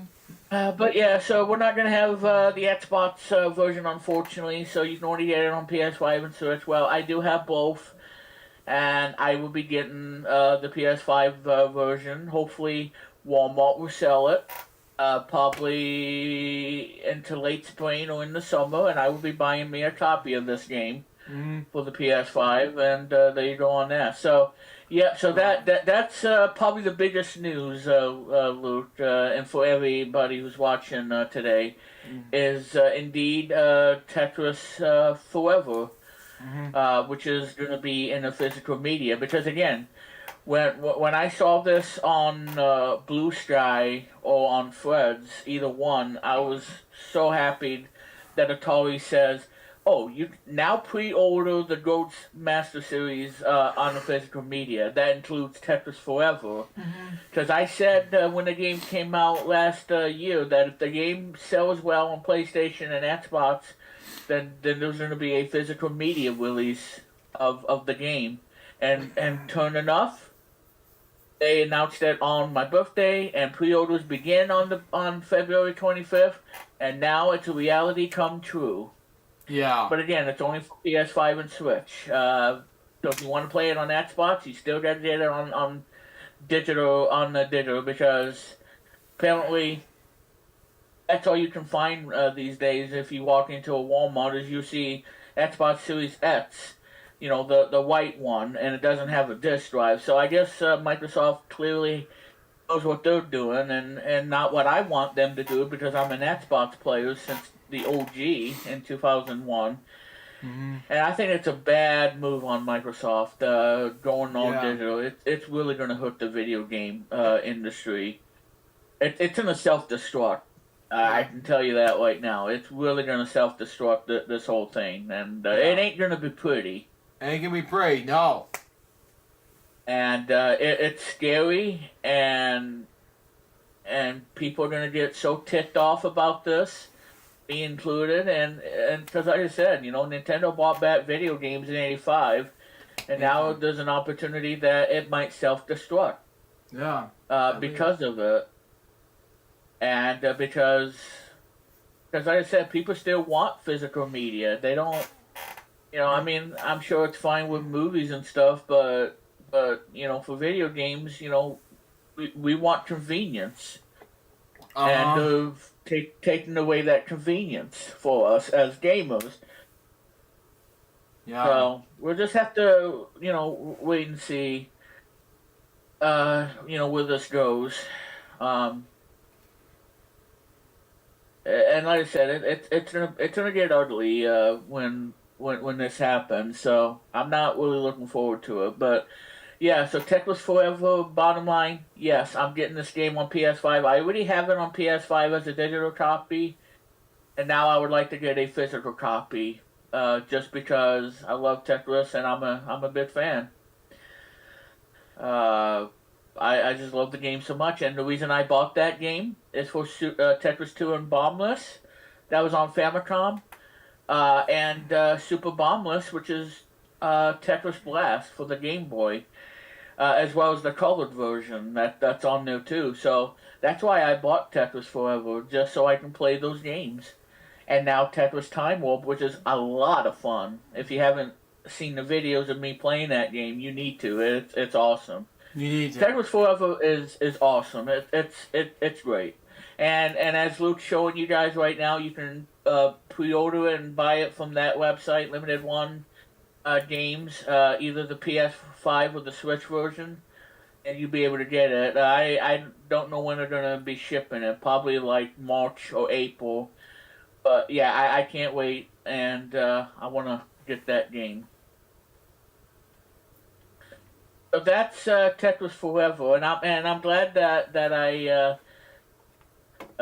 got to that, because if I didn't talk about Tetris Forever, Luke would probably be sending me 500 Mr. Buckets, and they were gonna come knocking on my door. I'm like, oh my God, I'm gonna need to get prepared. It's like we're gonna have a major war. It's the Plumleys against the Buckets. And excuse my French, but all hell is about to break loose. Yeah, that too. Alright. Now we go from that to another big topic, and that is we have a release date for for a game that I cannot wait to play because everybody thought that this was nuts. Like this game on PS5, yeah, because I talked about this on LJPCBM Fridays, and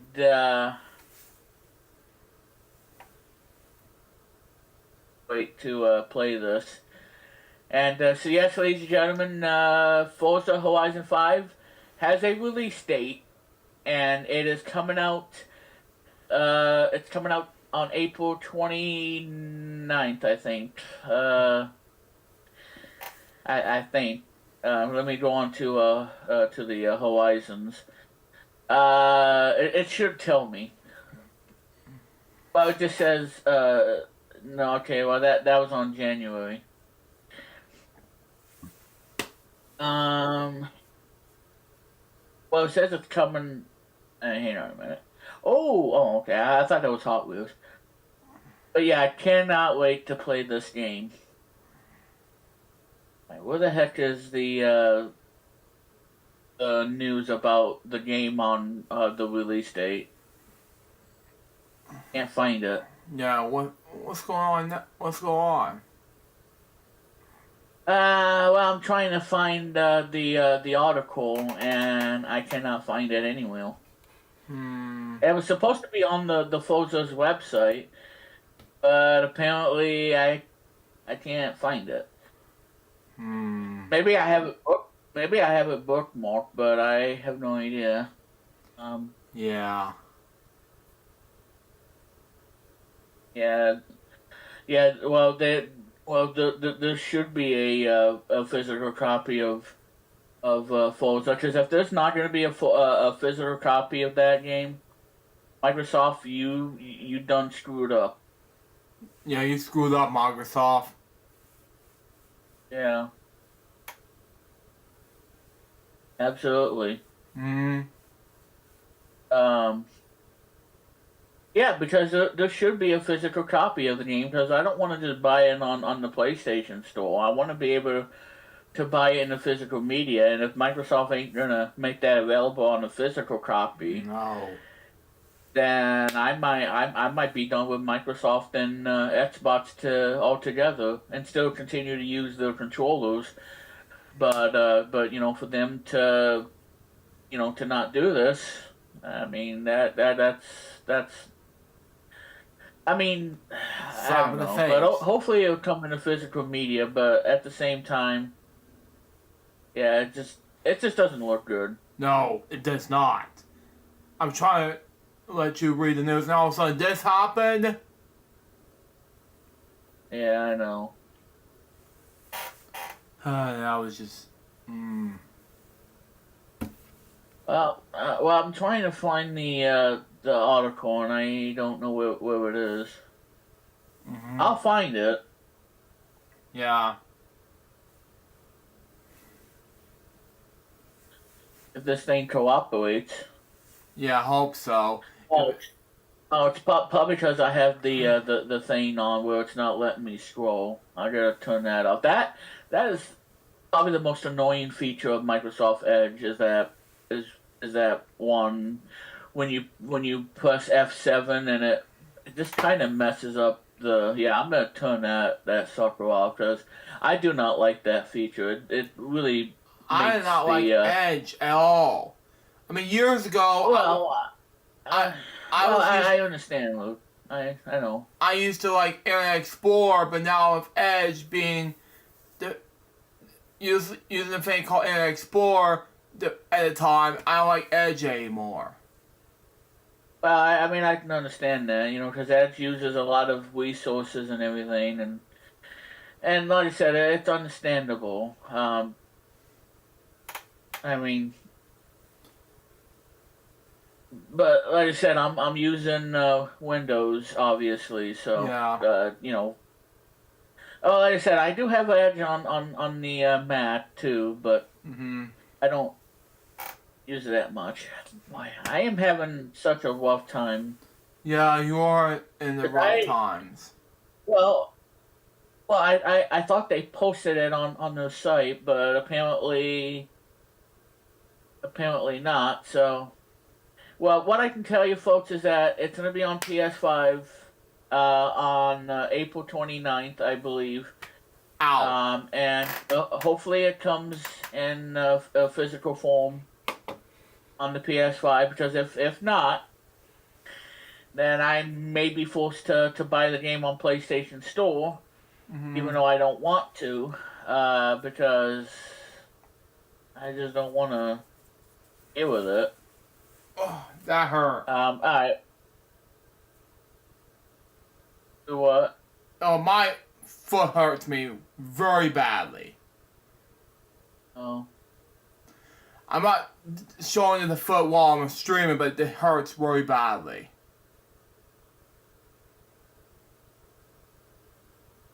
Ow! Alright. But yeah, again, so those are really huge topics and everything. And yes, it is, it is April 29th. There's a early access launch date for April 25th of 2025. And the game came out on November 9th of 2021. And alright, well, anyway, I can't find it on the website, so. But yeah, so Forza Horizon 5 is getting one of the biggest updates in April with Horizon Realms. Along with the trailers, the new update for the developer revealed when PS5 players can expect to enter the various races at the Horizon Festival. Forza Horizon 5 will release on PS5 on April 25th for early access. All of which are available for pre-order right now on the PlayStation Store. There's going to be a standard, deluxe, and premium editions. The standard edition will include just the base game for $60, so it's going to cost $60 when it comes out. The deluxe edition includes the base game and the call pass for $79.99, which is really nice. It includes everything and whatnot. Oh, no, wait. And lastly, the premium edition, which includes everything from the deluxe edition, plus the welcome pack, VIP, membership, Hot Wheels. Okay, so the premium edition would get you the Hot Wheels. That's what I want. I want the Hot Wheels. And it's going to be $99, which is going to be kind of pricey.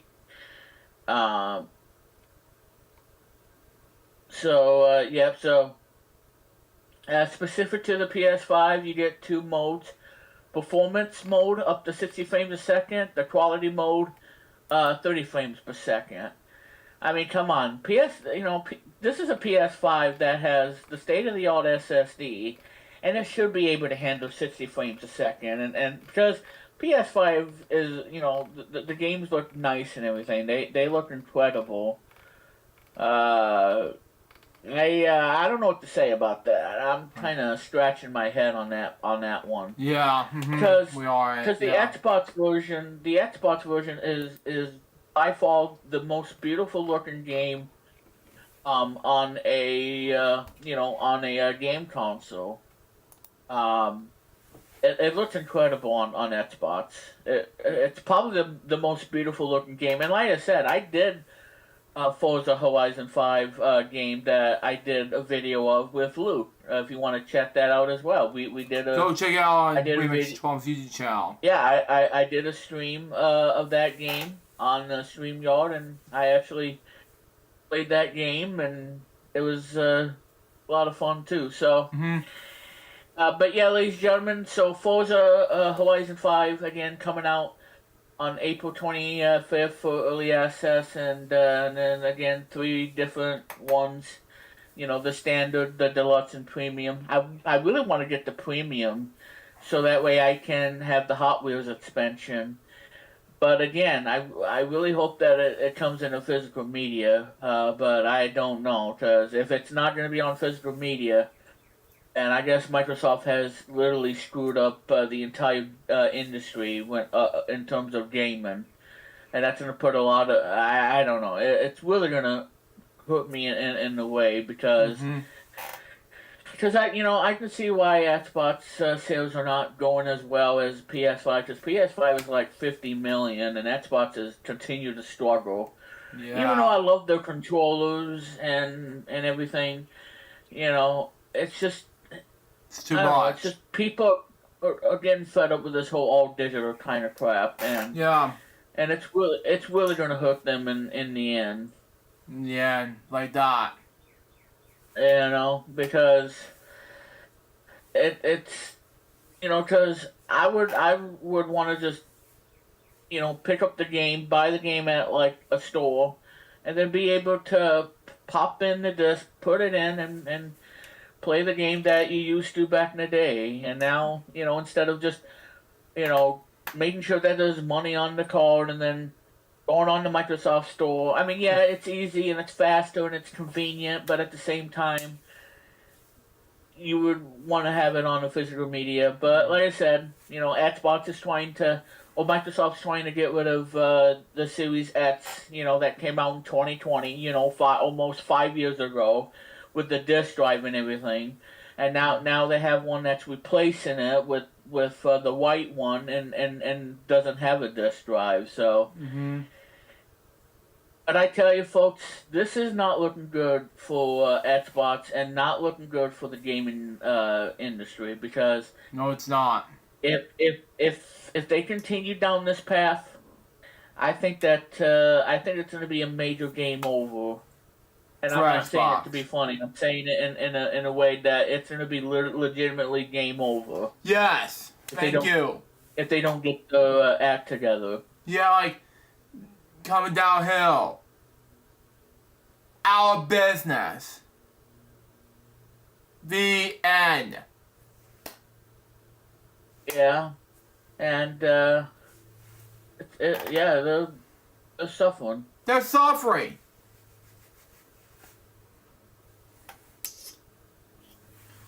Throwing this to the Xbox if they don't do this. Let's say cooperate. But anyway. Not really too harsh about it, but anyway. Well, so Forza Horizon 5 is only going to be on digital. It's not going to be coming out as a physical media. Wow. Well, Microsoft, you just made me upset. You made me upset, Microsoft. I mean, I branched out Microsoft years ago in like 2014, and thank God Microsoft's defunct. Well, all the way. Here's the thing, Luke. Slow down because I do use Windows, because I have Windows 11, and I use Microsoft PowerPoint for Wear One, as a business. So like I said, I mean, PowerPoint is awesome. I just think, Microsoft's doing something a bit weird that, of what they're doing in terms of the whole thing. But like I said, I'm using Windows 11, to be on here. And number two, using PowerPoint, because I use my PC as a business, every day and whatnot. And PowerPoint has really evolved over the years and really makes me creative in such a unique way. I see. Because without PowerPoint, I wouldn't be here discussing all of this with you. But like I said, Microsoft's made some mistakes and everything, like raising the price of the 365 subscription. And that's why I'm going to probably bow out and get Microsoft Office 2024 Home. I can continue, with Wear One and to continue to evolve, into, the next 3 to 4 years, because that's how Wear One, that's how I see it with Wear One and everything. So, but like I said, it kind of sucks that this game ain't going to get a physical release. No, not. So now I'm probably going to have to get the game on digital. And be able to play it. So that's the only way I'll play the racing game. Yeah. But you know, if that's what I gotta do, then so be it. But like I said, Yeah. again, I do like Windows. Okay, I've been using Windows for a long time. I use PowerPoint on a daily driver, and it helps me to create things that I would normally never be able to do on any other software. I see. You know, and really evolving this into a whole business company. Yeah. And you know, Microsoft Office is a powerful opponent to Windows as Mac is to its software. You know, like Keynote and all of them and other uses. So, but yeah, you know, I do like I love it's a love-hate relationship with Microsoft. Love because Windows 11.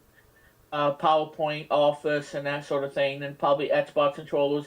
Hate because of the dumb things they're doing that is not good for us consumers. So, but anyway, I can go on and talk about that. But anyway, that's pretty much all the topics I have for today. Those are the two big topics for you all on this episode, and so.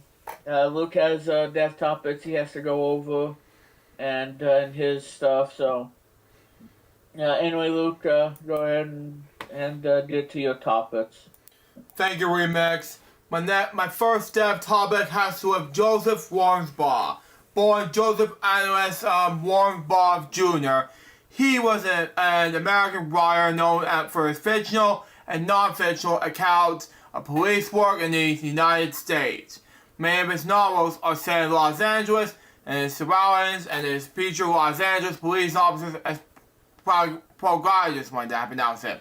He won 3 Egg Awards and was named a Grand Master by the Major Mysteries Writers America.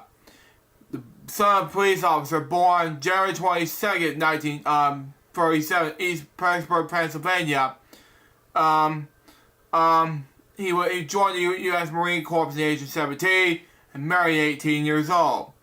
Warnsbaugh is Irish and German descent, and he was received his police career began when he was receiving an Associate of Arts degree with Trinity College and joined the Los Angeles Police Department, LAPD, before 1960. He served 14 years, rising to patrolman and lieutenant sergeant. He also attended Cal State Los Angeles, where he earned BA and MA degrees. Writing career themes. Warnsbaugh presented on police work leading to his first novel, The New Cauldron, something like that. The way it was published early 1971 to critical acclaim to popular success. While Warnsbaugh was still a detective, he later quit the status of suspects with Aspen's autograph, soon turning to write full-time. Warnsbaugh was regular and popular starting in the 1970s. He mixed writing novels, The Blue Knight, The Core Boys, and The Black Marble, with non-fiction accounts of crime and detection through crime. The Onion Field. His later books include The Glitter Dome, the TV movie adaptation that starred James Garner and John Grigwald, who later portrayed something like that, and Shrek, something like that. The Devil Star and Lions and Shells, and constant conversation heroic official policeman. Warnsbaugh brought a great texture to his fall police characters. Began with the choir boys.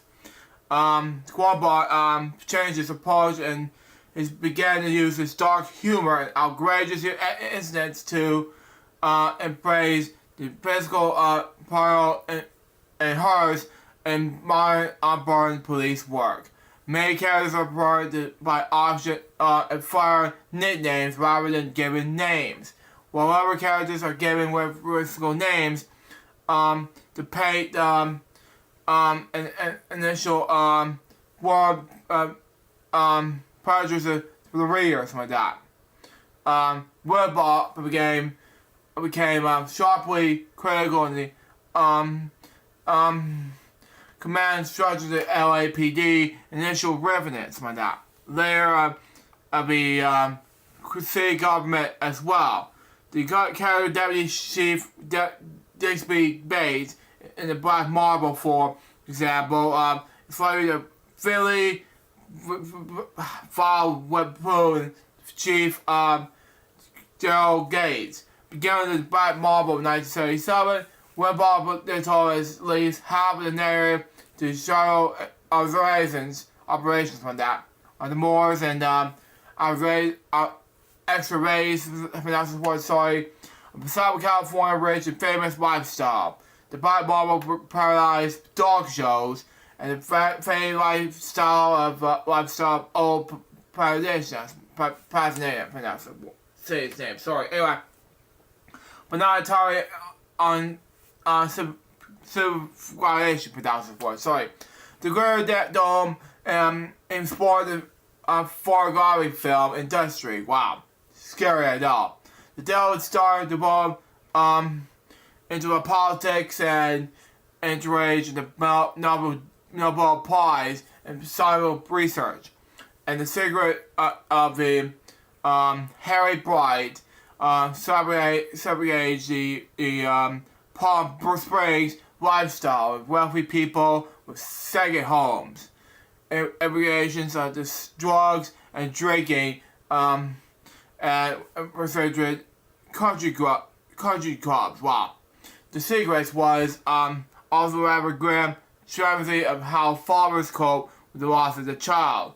With growing orange, the San Orange country, Fagan's week set in San Diego and Florida set in San Diego.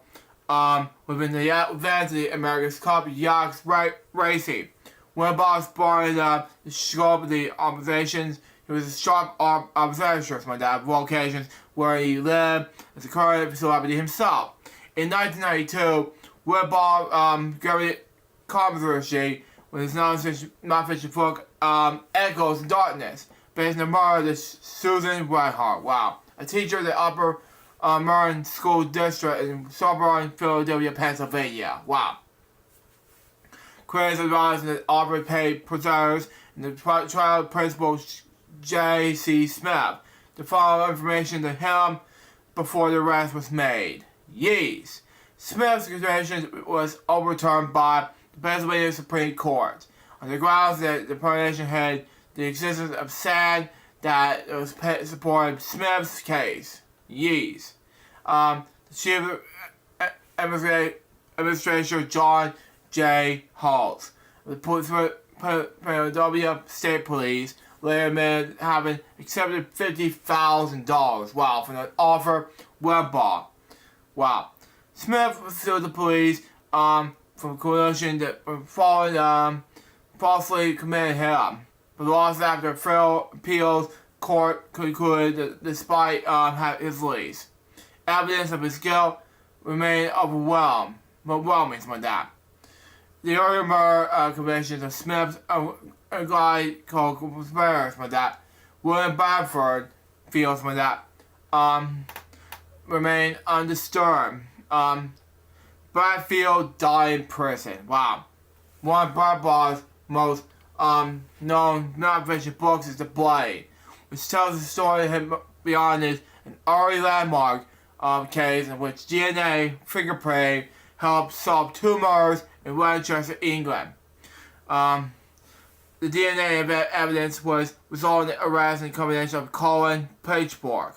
In 2003, Fire Lover, a true story, bought a second Edgar Award, Best Crime Fact Book. In 2004, he received a MWA Grand Master Award, and in 2000s, Wimbaugh also began teaching screenwriting courses as guest lecturer at the theater department at the University of California, San Diego. Hollywood Station Series. In 2006, Wimbaugh returned to fiction to publication of Hollywood Station. It said in the summer of 2006, and his first novel since The Forest in '96. And it's the first, despite the officers and detectives at LAPD since The Devil Star in 1983. Hollywood Station was highly critical of conditions caused by the fatal disgrace with which the LAPD has to operate after the Wimbaugh scandal. In 2008, he followed in Hollywood's Crows, a sequel covered featuring some of that Hollywood Division Committee Relations Officers, Crows for short. But that featured many of the same characters, but it was followed by Hollywood Moon in 2009, Hollywood Hills in 2010, Homer Nurture in 2012, setting successful calendar years involving officers in Hollywood Station Midwich. From 5 p.m. to 3 a.m. The only recurring characters to appear in all 5 books in the series of Hollywood Nate West, a cop who dreams of movie stardom, Flossom and Jessam, 2 cops who are avid servers always speak in the thick server lingo, and the commander Charlie Gifford, a lazy night watch detective with functions who functions in Starlight Greek choir, some of that. Of course, some of that. Anyway, the incidents in which the virus police characters are involved are based in part of the evidence Wimbaugh collected from working police officers. Film and television adaptations, okay? Many of these books were made into feature-length films or television movies during the 1970s and 1980s. New Considerations was a feature-length film starring George C. Scott, released in 1972. The Blue Scott Night, a novel featuring the approaching retirement in the last working days of Asian veteran beat cop Bumper Morgan, was made into Emmy Award 1973 TV miniseries starring William Holland. It was also adapted in a short-lived TV series called George Kennedy. Wimbaugh made a brief appearance in the pilot as a desk sergeant. Wimbaugh's realistic approach to a police drama was highly visual in both film and television depictions, something like that, such as Hill Street Blues from the mid-1970s onward. Wimbaugh was also involved in creating and developing the NBC television series Police Story, which ran from 1973 until 1978. The audio story show would cover the different episodes of police work, patrol, detective, undercover, etc.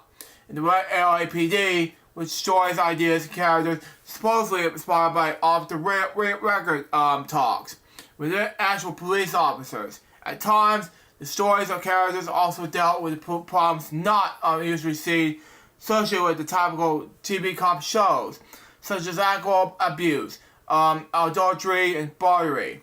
Wimbaugh also appeared in his second brief acting role in the television second season episode, Incident's Kill Zone. The show had a brief revival on ABC during this 1988 to 1989 season. Wimbaugh was also involved in the production of the film version of Onion Field in 1989 by Marvel in 1980. Both were directed by Howard Becker. In 1981, he won an Edgar Award for the Mystery Writers America for the screenplay of the latter film.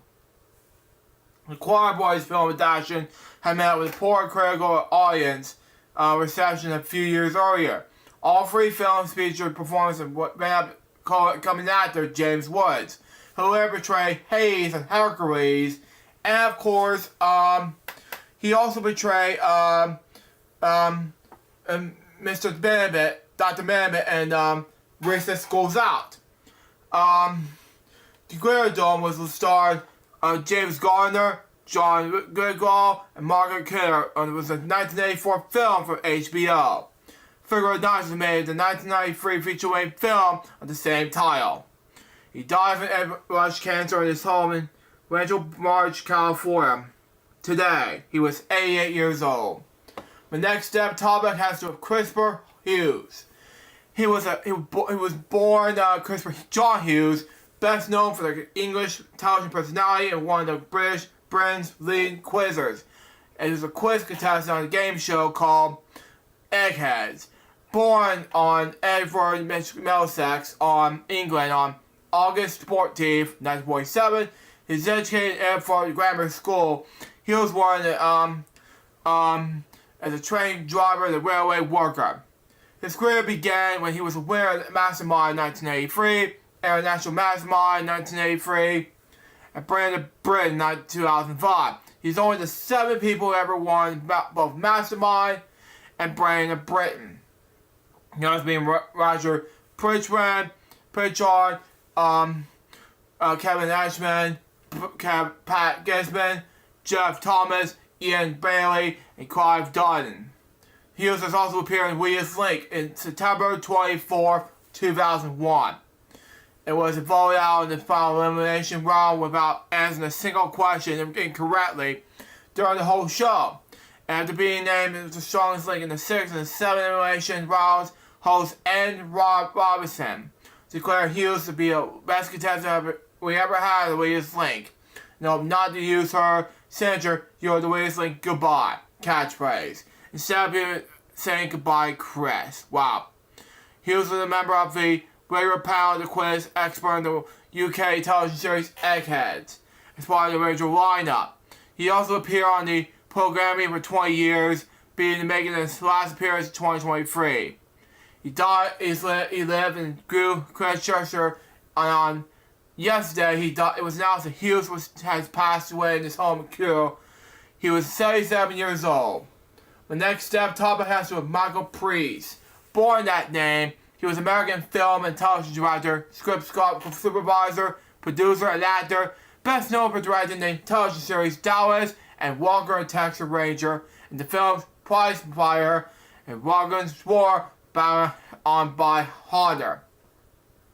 Born in Los Angeles, California on September 15th, 1946, and graduated from Alexander Hamilton High School. His father was a salesman for cigarette and cigar company.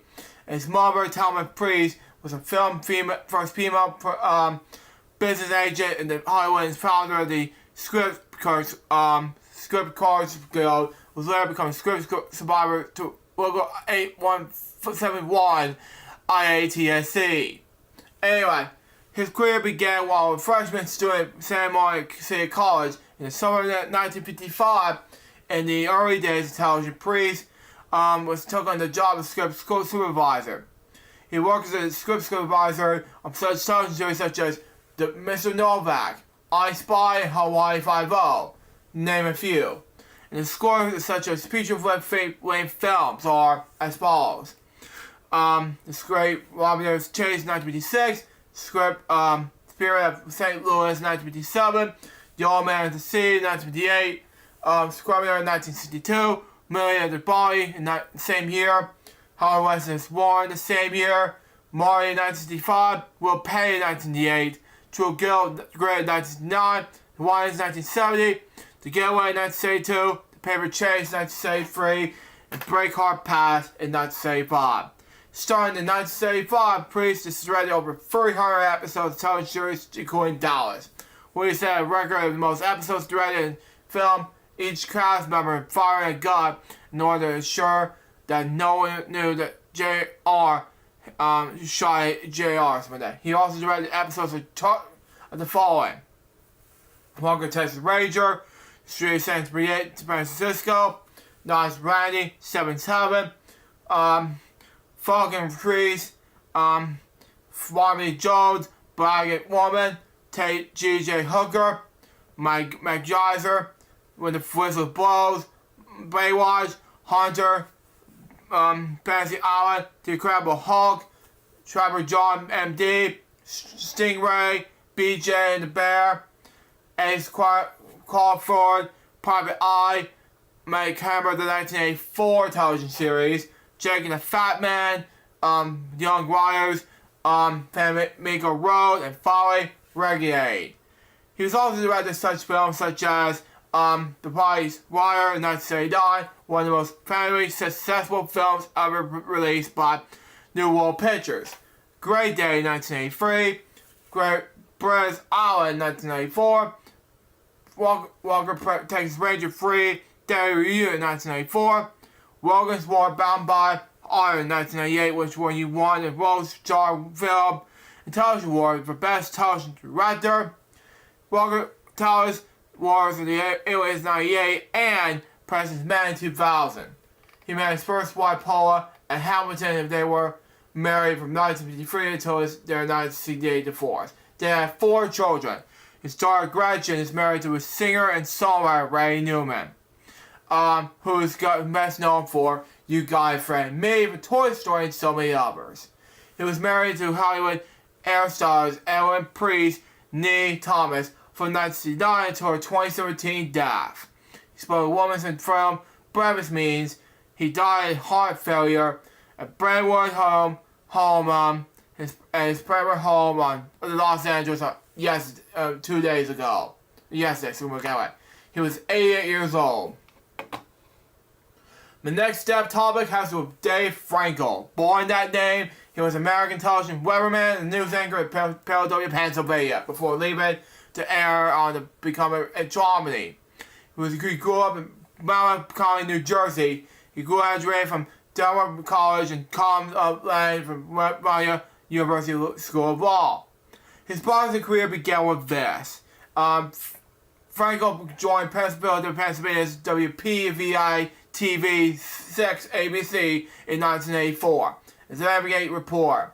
Reporting a variety of topics including dangerous seafood, trash collection, the lack of the production in Santa's crews, pros and guys by that, the risk of trucks, drivers, and a story called Big Rigs, Big Risk, a trip to Hawaii to track down illegal dumping to Philadelphia's trash, and exclusive jailhouse interview with cocaine empire dentist Larry Lavon, and disposed about Philadelphia's mob family called disorganized crime.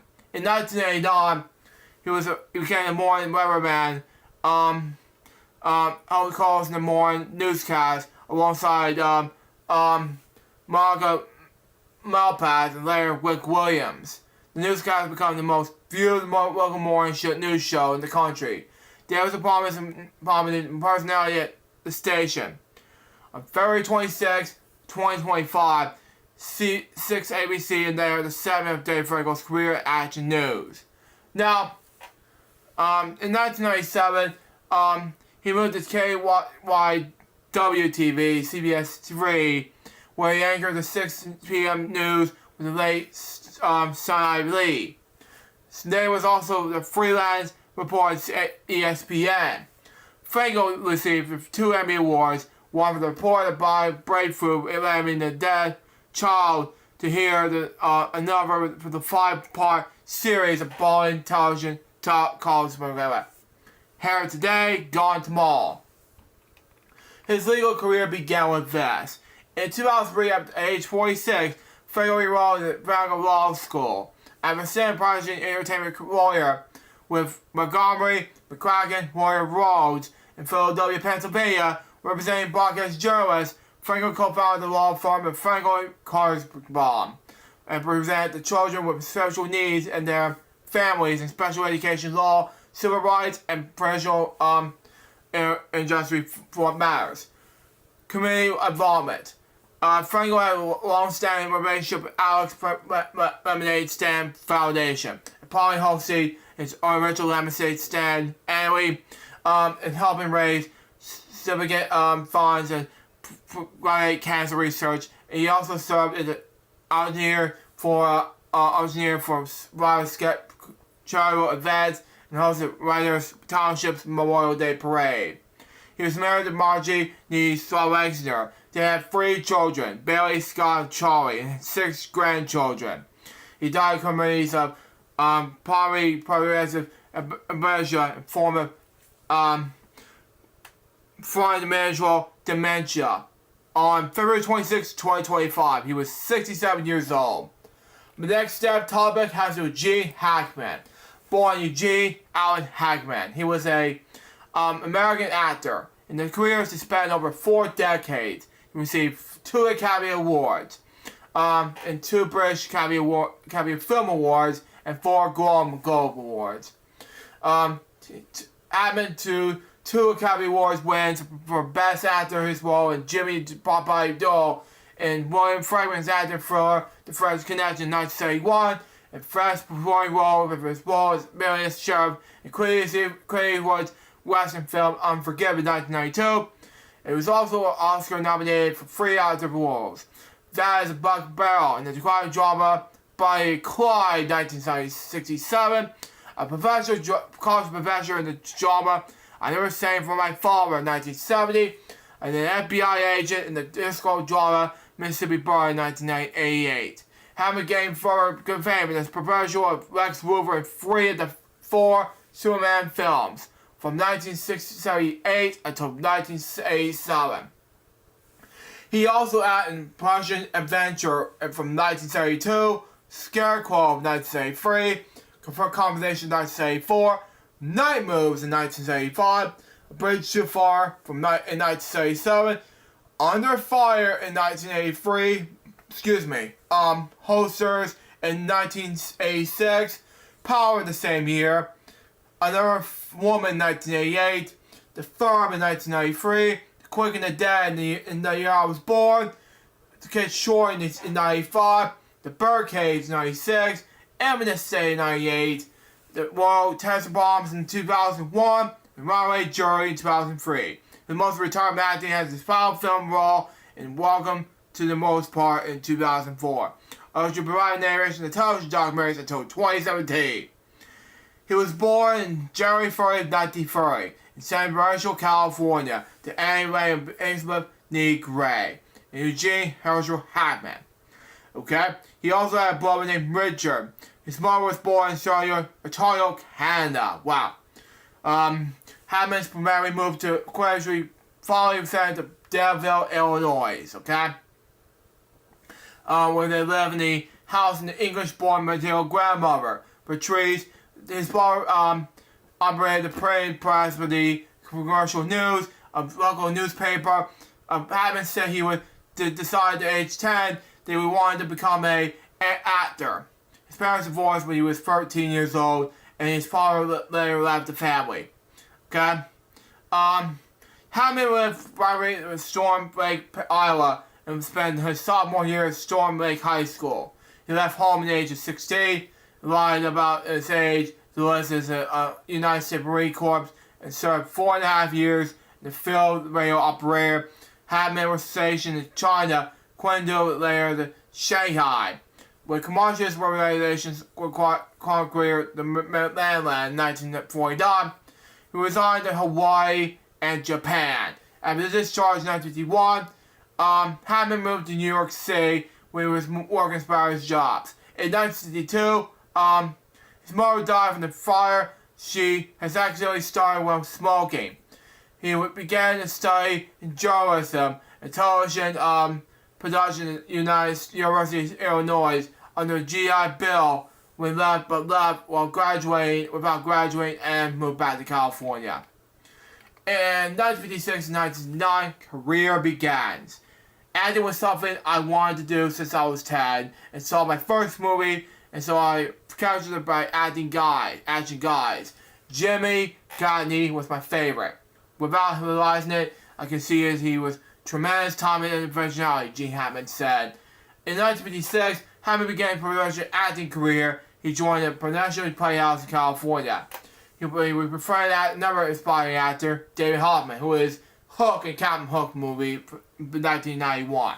Anyways, another already seen and outside by their classmates. Hammond and Hoffman were voted the least likely to see. And Hammond got their lowest scoring Playhouse and have yet again. Despite their proven wrong, Hammond moved to New York City. In 2004 article, Adventure Fair described Hammond, Hoffman, and Robert Duvall as struggling California-born actors and close friends, sharing New York apartments and various two-person combination in the 1960s. Okay? To support himself between acting jobs, Hammond was working as a Howard Johnson's restaurant, where he was a carpenter and instructor of the Presidential Playhouse, like that, who said it was his job to prove that Hatman would amount to everything.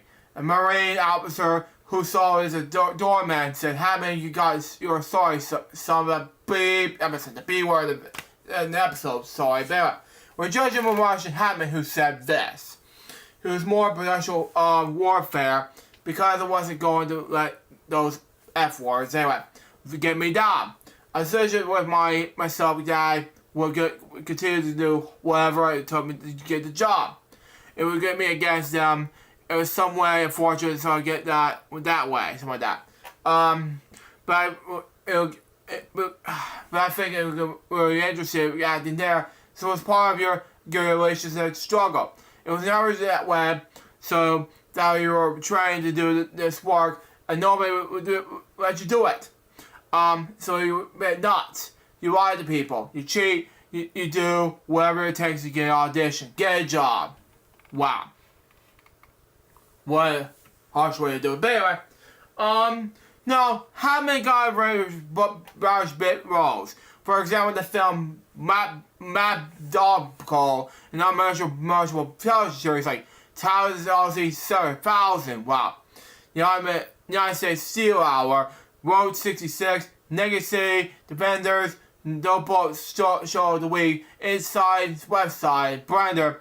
Hammond began performing in several off-Broadway plays. Wow. Starting with The Stainlessness of Marguerite, that played in 1959, and including Succumb to the Powers of Sin in 1963, and the same year he made a Broadway debut in Children from the Games. Wow. In which only a short run. It did Rainy Day in New York. And however, A Wednesday was actress Sandy Dennis, was a huge Broadway success in 1964.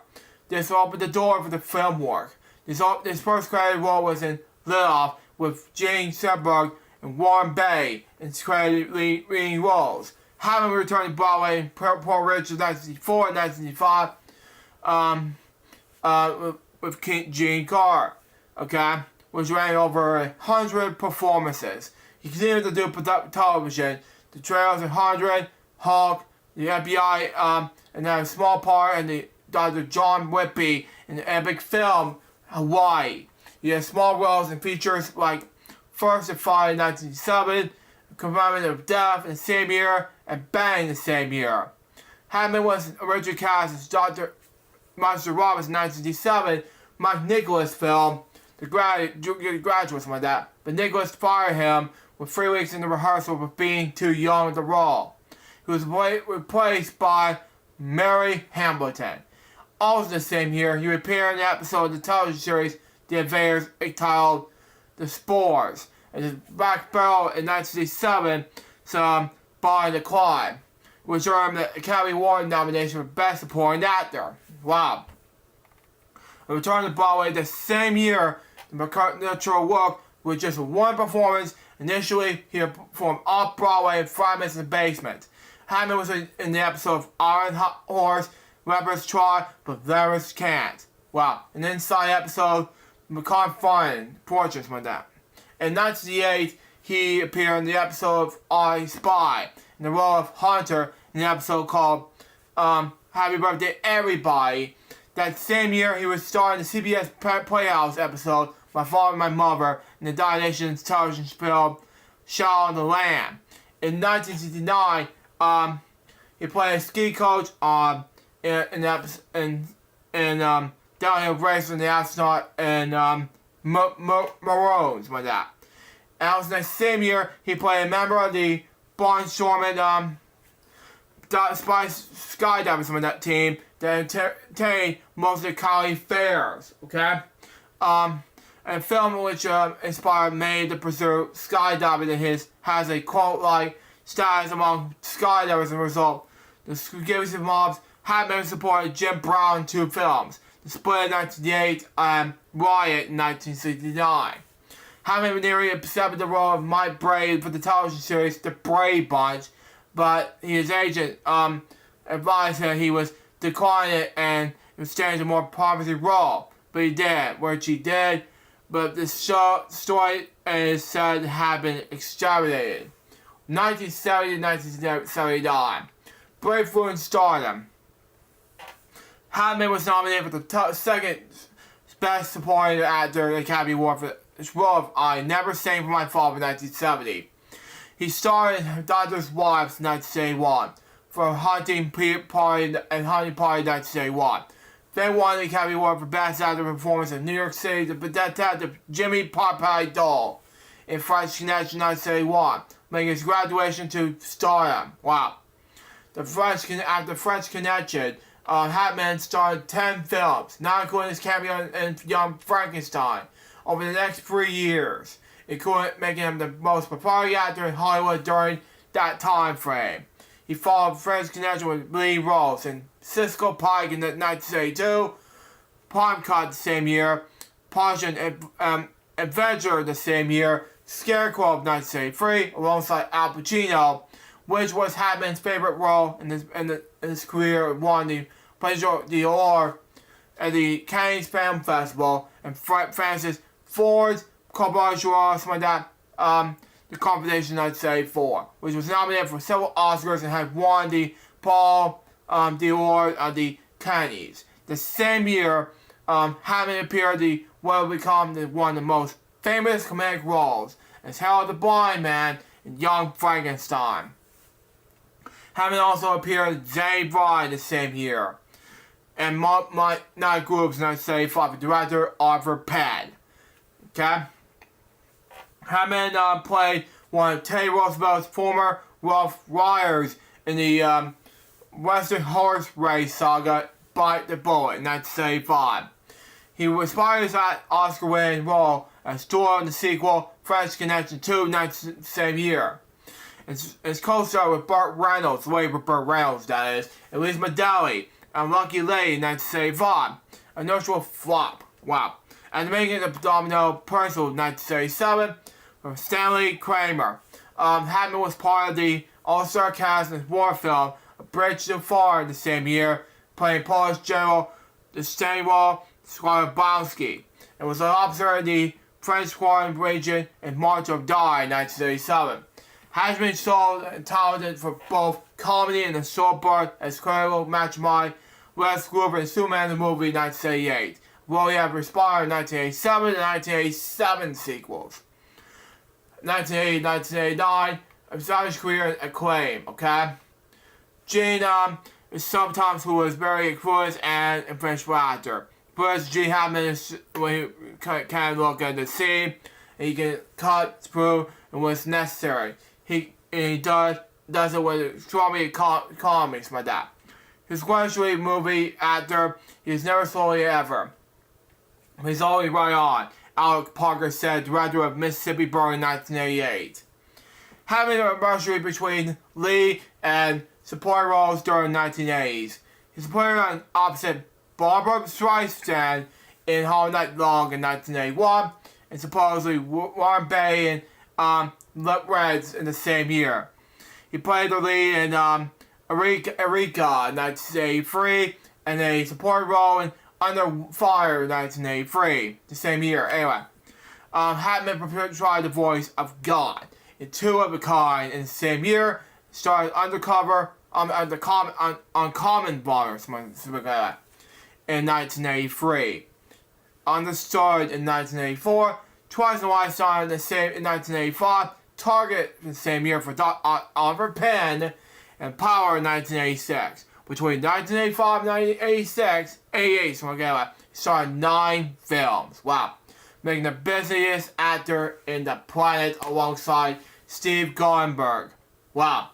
Hatman played high school basketball coach in Hoosiers in 1986, which is the 2008 American Film Institute poll named the 4th greatest sports film of all time. Wow. After Spider-Man 4, The Quest for Peace in 1987, he is both voiced Nuclear Man, who was portrayed by Mark Pillow, was in No Way Out in 1987. Split Edition 1988, Bat 2020 the same year, and Full Moon and Blue Water in the same year. He had opposite Gina Warwick in William drama Another Woman in 1988. Admin starred Alan Parker directed crime drama Mississippi Bill in the same year, in which he acted opposite William Dafoe. Wow. Which he played FBI agents investigating the murder of the Civil Street leader, something like that. He already claimed the role which Roger Ebert praised in his performance of this sobriety. It was nominated for the second Academy Award for Best Actor, losing to Dallas Hobbit and for Rain Man. Wow. After this, he appeared in The Package in 1989, and Hammond starred in Lose Cannons in 1990 with Dan Aykroyd. He has also a supporting role in Postcard for the Edge in the same year. He has also appeared with Anne Archer in Now Again the same year. A remake in 1952 film, The No Margin. After class action in 1991, company business in 1991 same year. Anyway, Admin played Savage Sheriff Will Bill Dadgett in the Western Unforgiven, directed by Clint Eastwood and written by David Webb Peebles in 1992. Hammond was pledged to avoid violent roles, but Eastwood convinced him to take the part. Was earned the second Oscar, this time as Best Supporting Actor. The film also won Best Picture.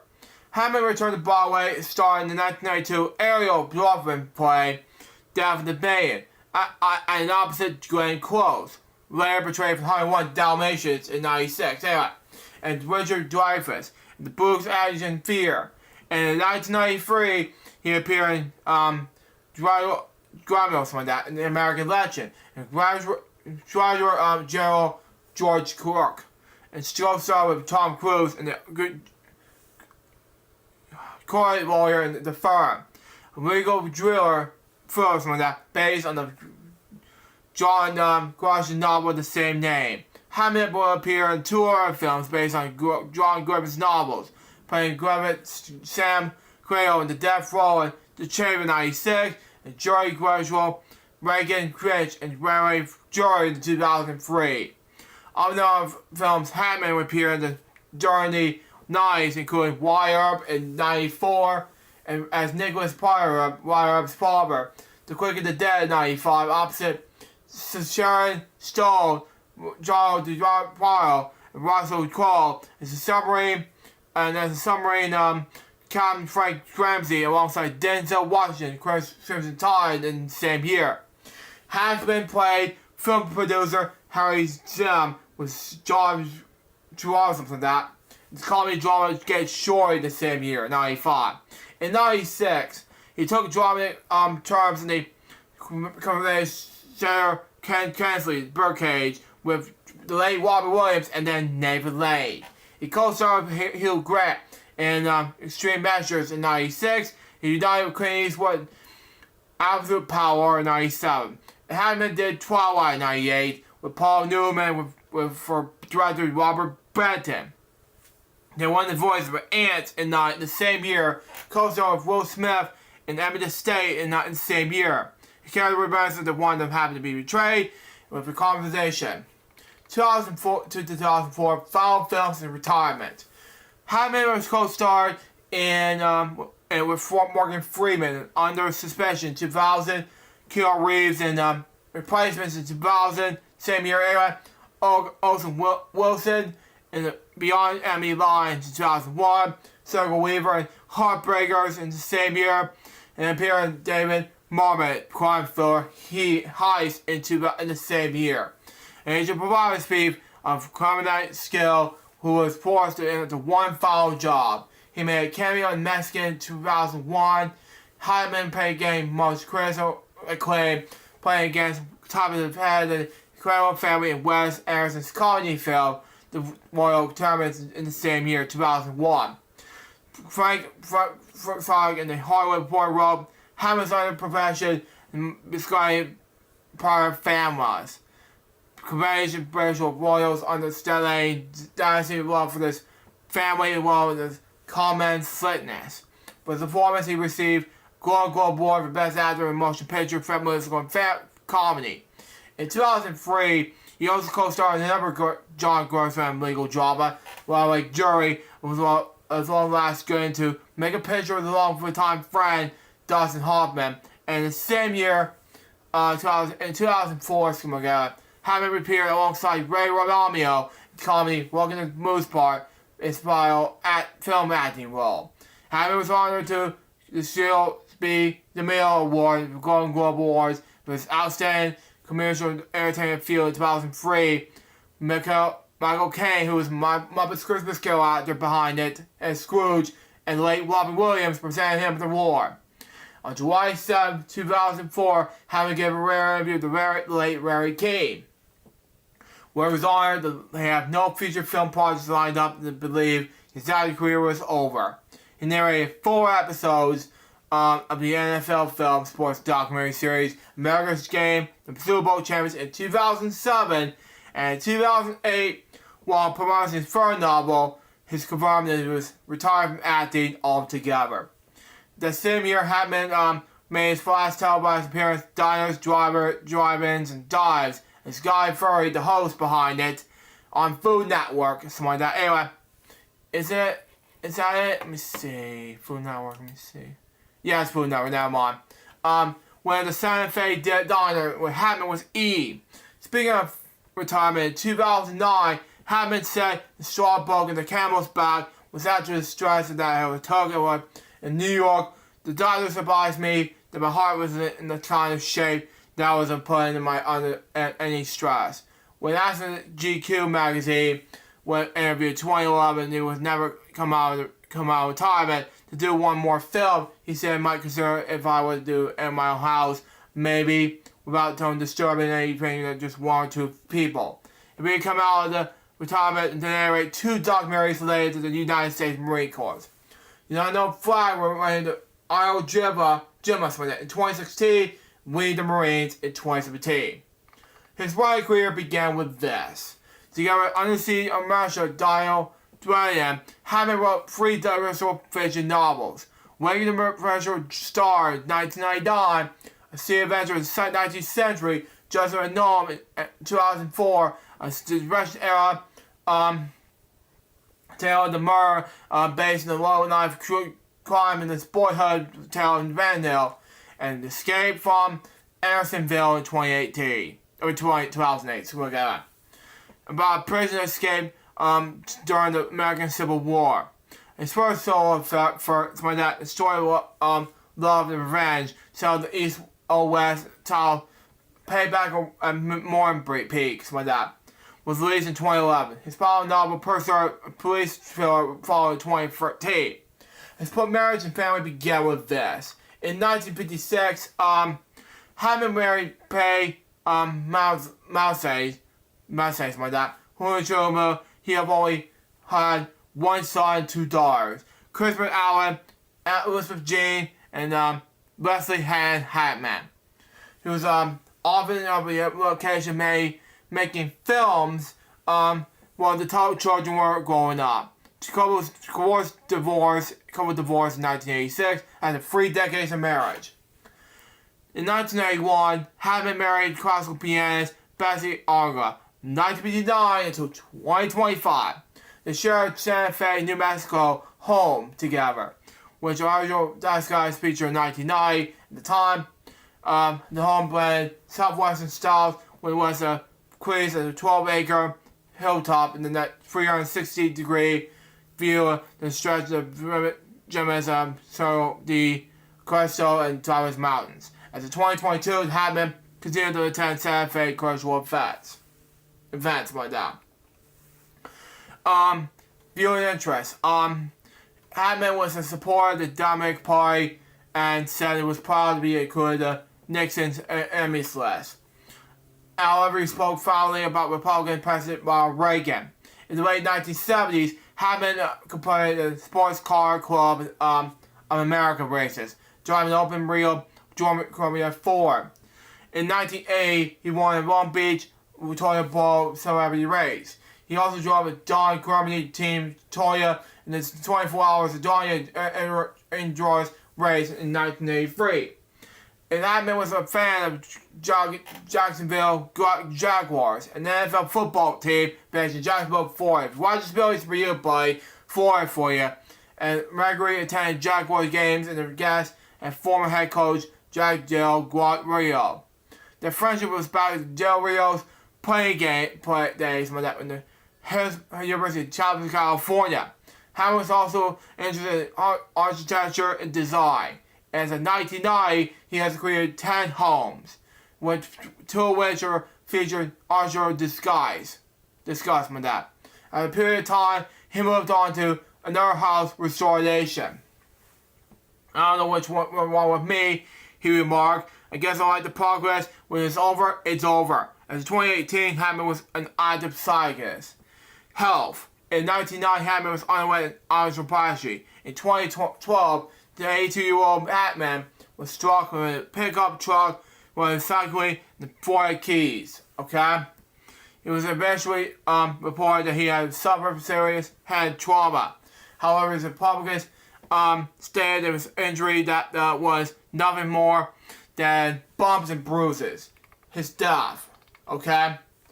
And tributes and legacy, and we'll move on to the next death topic, okay?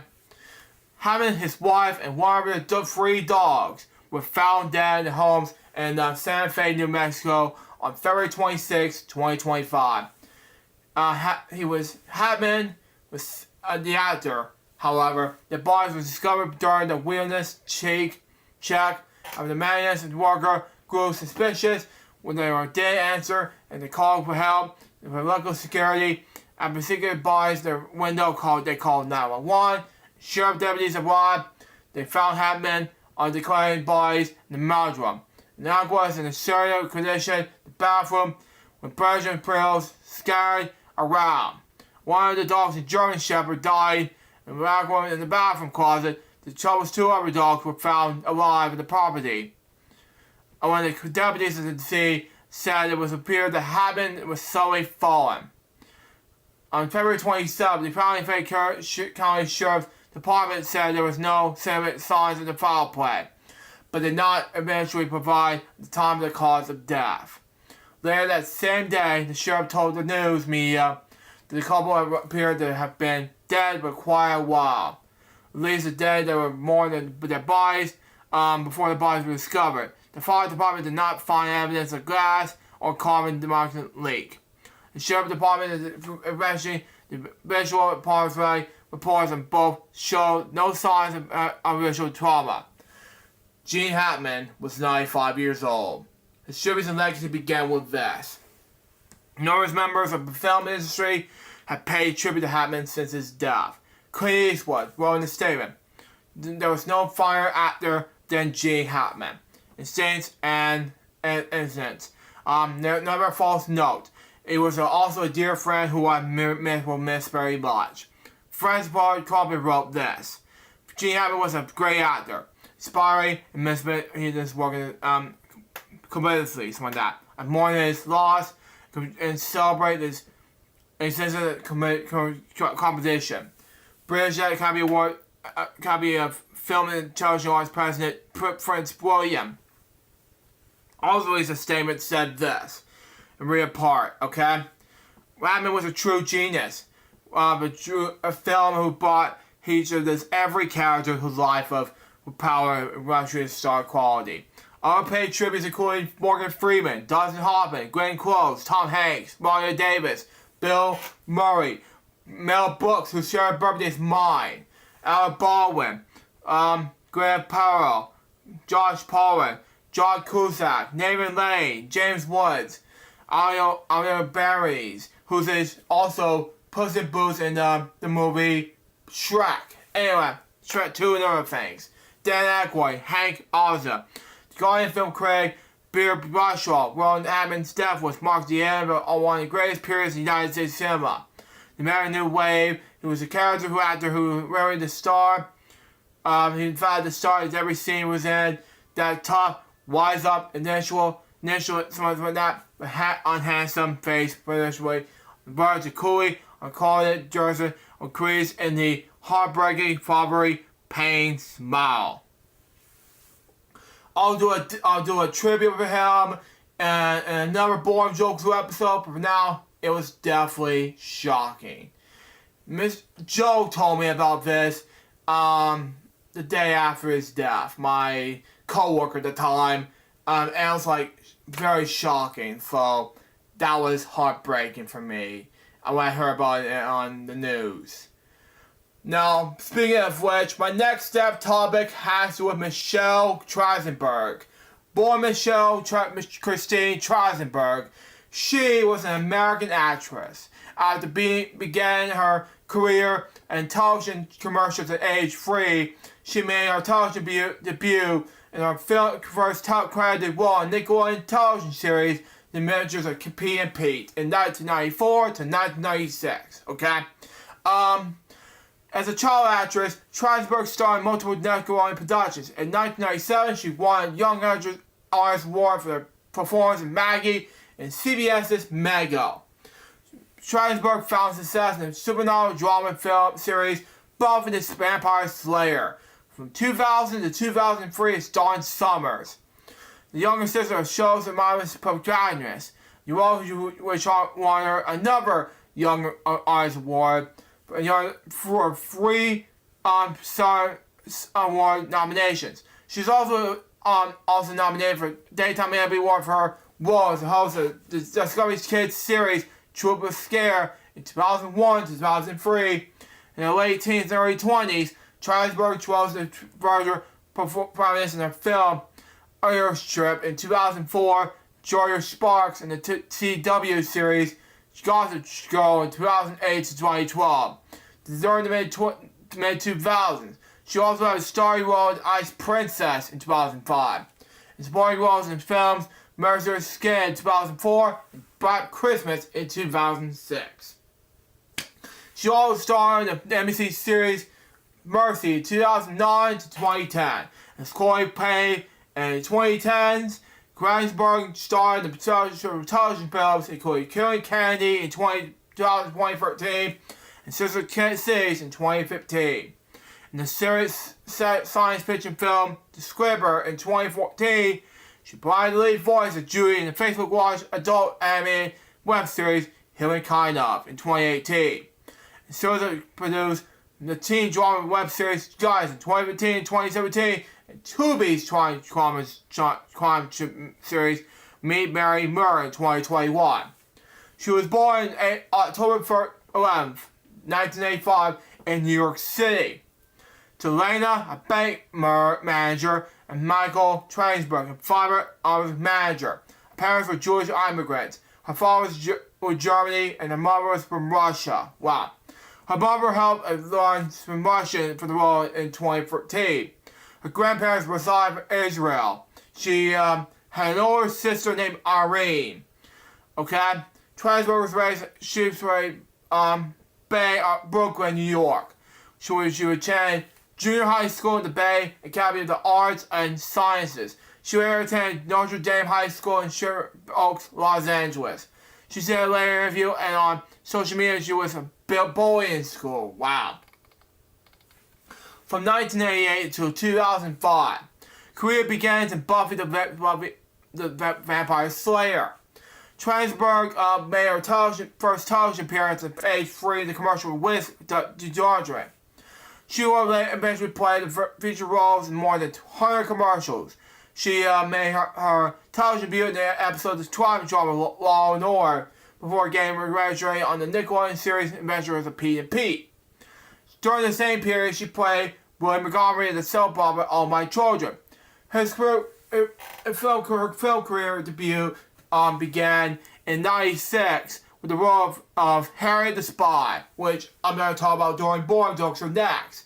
Unfortunately, I won't talk about Teenage Mutant Ninja Turtles, but at the time, because I may have to push it back to another time with Boring Jokes. But anyway, which you have leave the Adventures of P and P, while the third season was mine.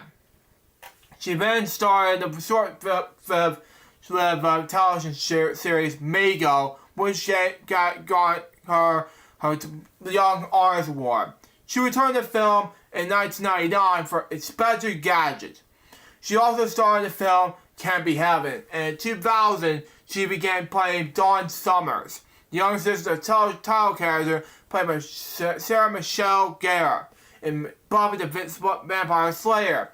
She also had the Discovery Kids series Trooper Scare from 2001 to 2003, which she was nominated for the Daytime Emmy Award. In 2004, after Buffy and Trooper Scare, Twinsburg appeared as Jenny in the teen comedy film Euro Trip. Same year, Twinsburg played Wendy in Greg Ark's film adaptation Scott Ilms novel Mysterious Skin, and Wendy in the Best Friend Neil Joseph Gordon-Levitt in the Teenage Hustler in the small town of Kansas. The film debuted at 2004's Venice Film Festival. She also had a recurring role with the HBO series 6 Feet Under as Queasley and the Spoiled Pop Star. In March 2005, Twinsburg starred in the Walt Disney Pictures comedy sports drama film Ice Princess Casey Carey, a spot-sized wits, and was torn between the future and the Amnesia and her newfound dream of being a commercial figure skater. Okay? 2006-2010. God's Girl Never Work. In April 2006, Twinsburg guest starred in the episodes of House and an episode called Save. She revealed in December 22nd, 2006 episode Late Night with Colleen O'Brien. The House was her favorite show. Wow. There she was friends with the line of producers and asked to be a guest star. In November 2006, Twinsburg guest starred in season 6 of crime drama in Law & Order CI. In the episode Weeping Willow, she played Will, kidnapped male blogger likely based on the Lonely Girl 15.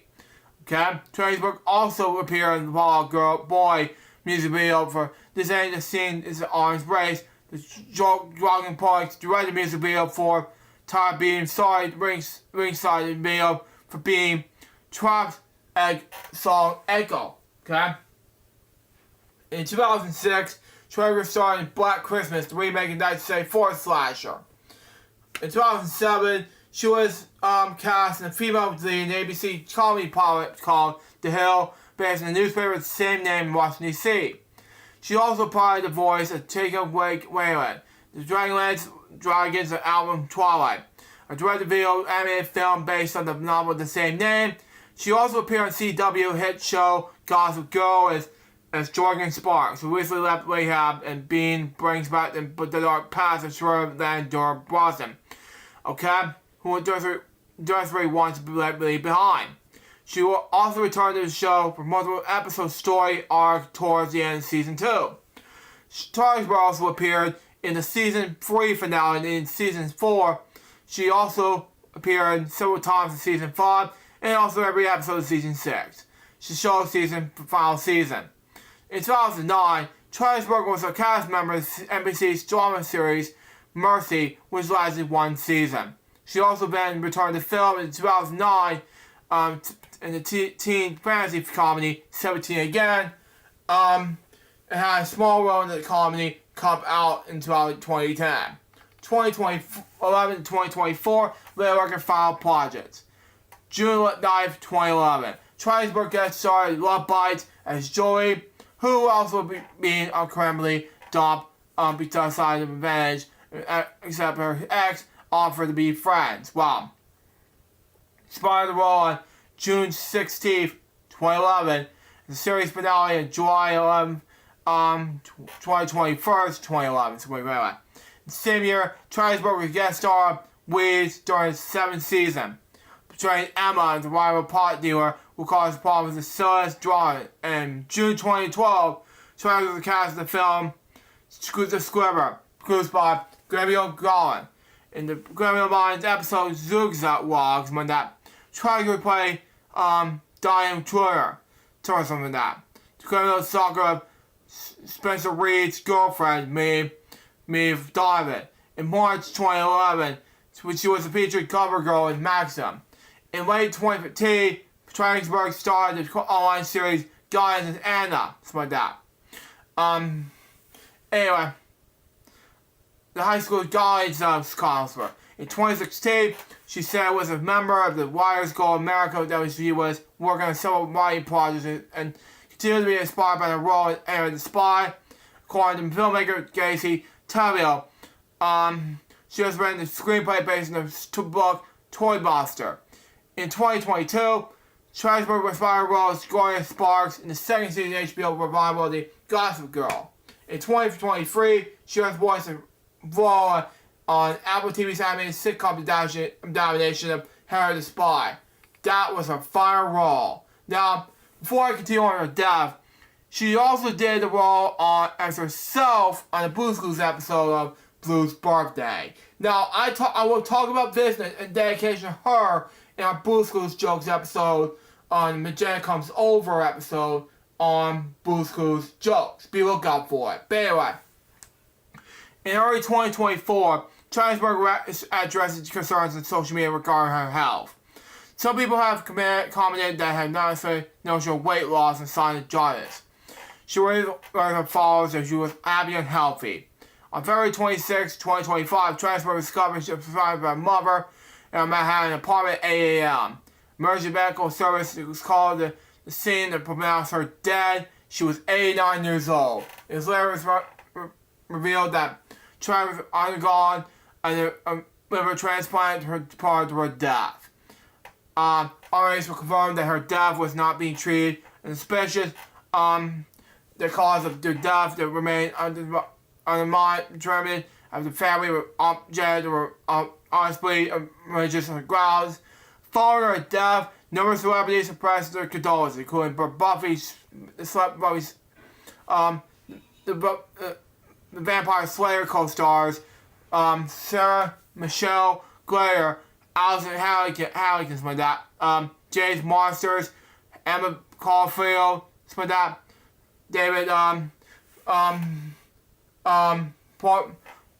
Points, like that, Claire Grammer, Girls co-stars Blake Lively, Chance Caulfield, and then Westwick, something like that. Cosmic Girl co-star Prey Walker's Woman, Taylor Moskowitz, fellow child star actor, Kelly J.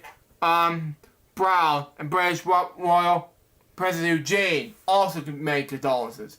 We'll talk about her dedication not only on Boring Jokes Show episode, Harry the Spy, but also Blue's Clues Jokes next episode.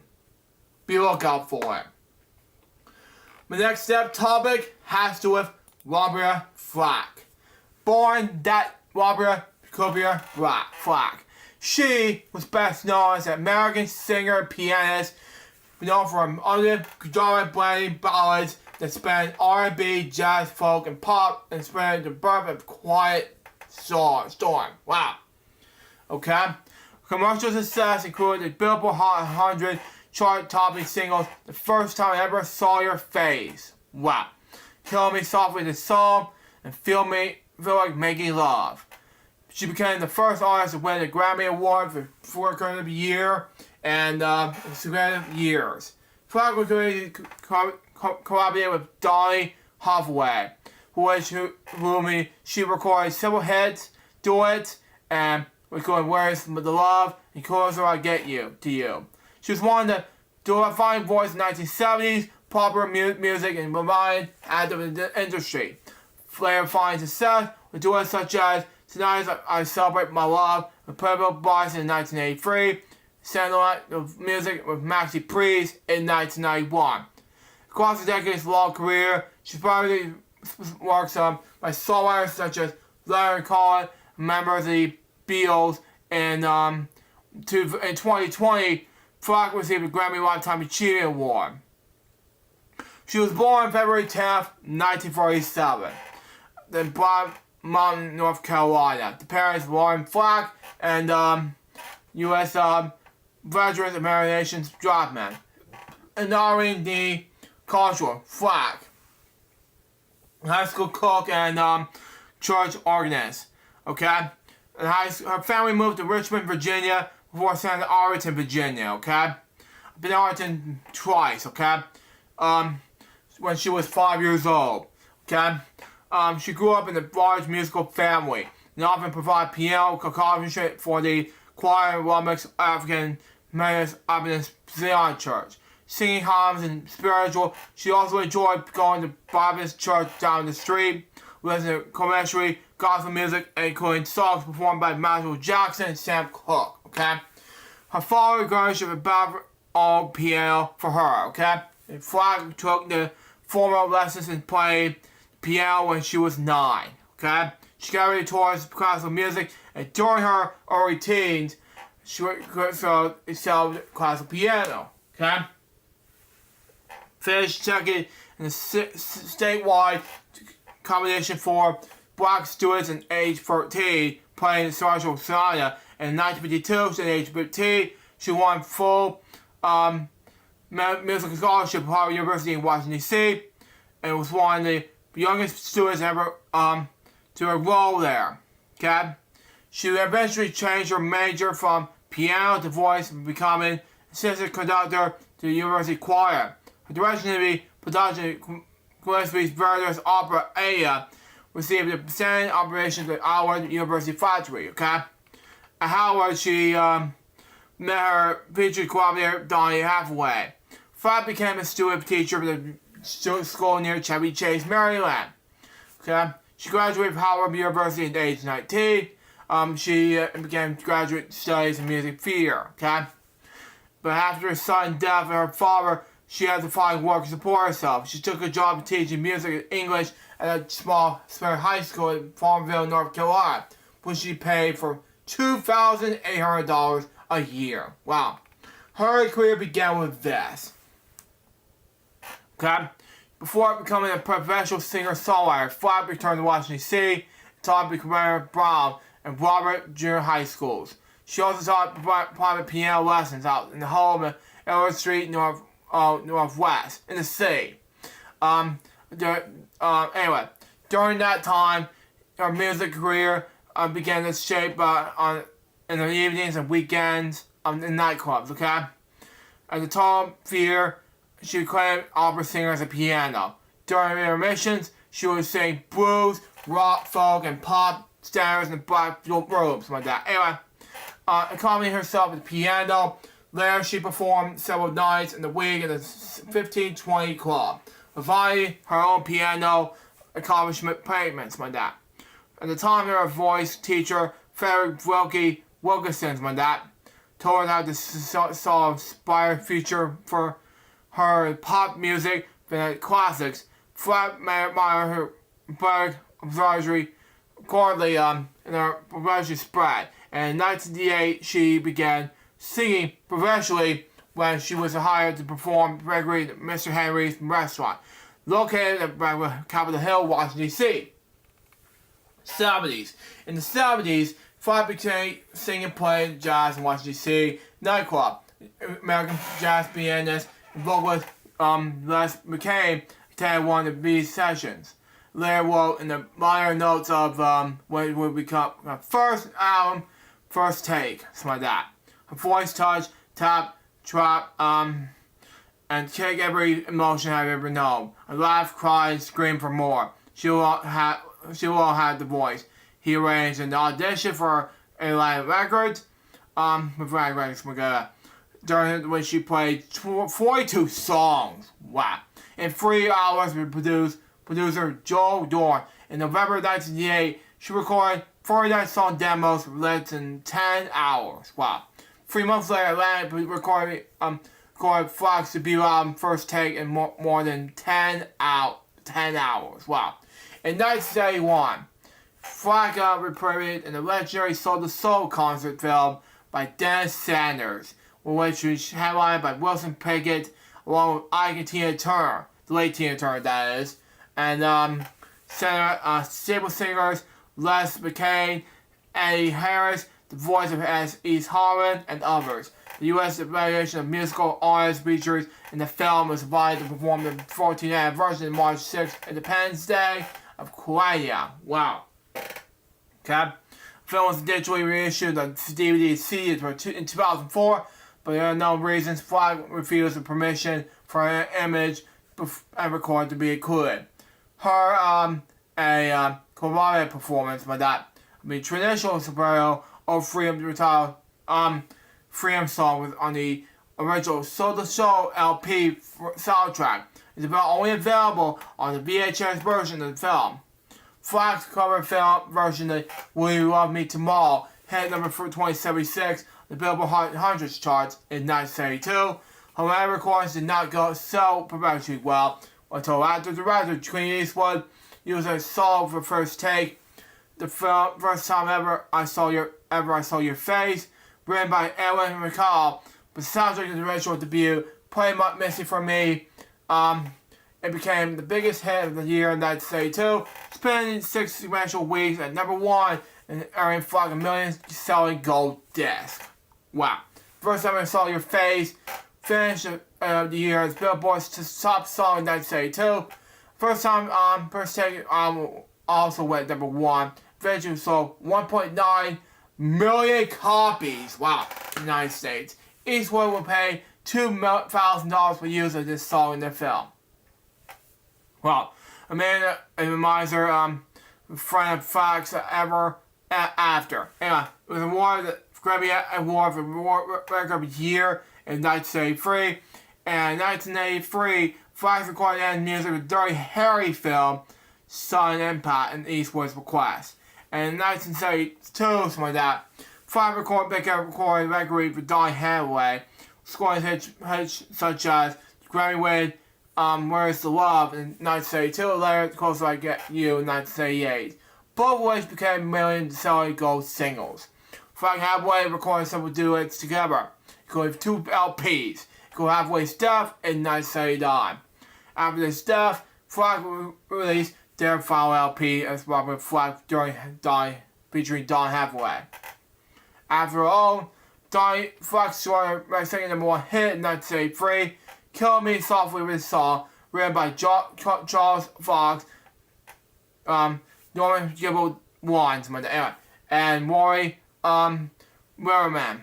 Kill Me Softly was awarded the Record of the Year and Best Top Pop Record Performance Female. 1984 Grammy Awards. His parent album with the Flack's biggest solo disc eventually earned double platinum certification. In the same year, Flack will release Feel Like Making Love. Something like that. Anyway, which became her third and final number 1 hit to date on the Hot 100. She produced a single in her 1975 album the same name, under the production of Maria Flack. In 1974, Flack sang the lead in the Sherman Brothers song Freedom, which featured Brian and the opening closing of the movie Huckleberry Finn. In the same year, she performed When We Grow Up, with the teenager Michael Jackson in the television special Free to Be, You and Me. And this year after that, Fox performed two Johnny Marks songs, To Love and Be Loved, and with Album Comes. And the album made a Christmas special, The Tiny Tree.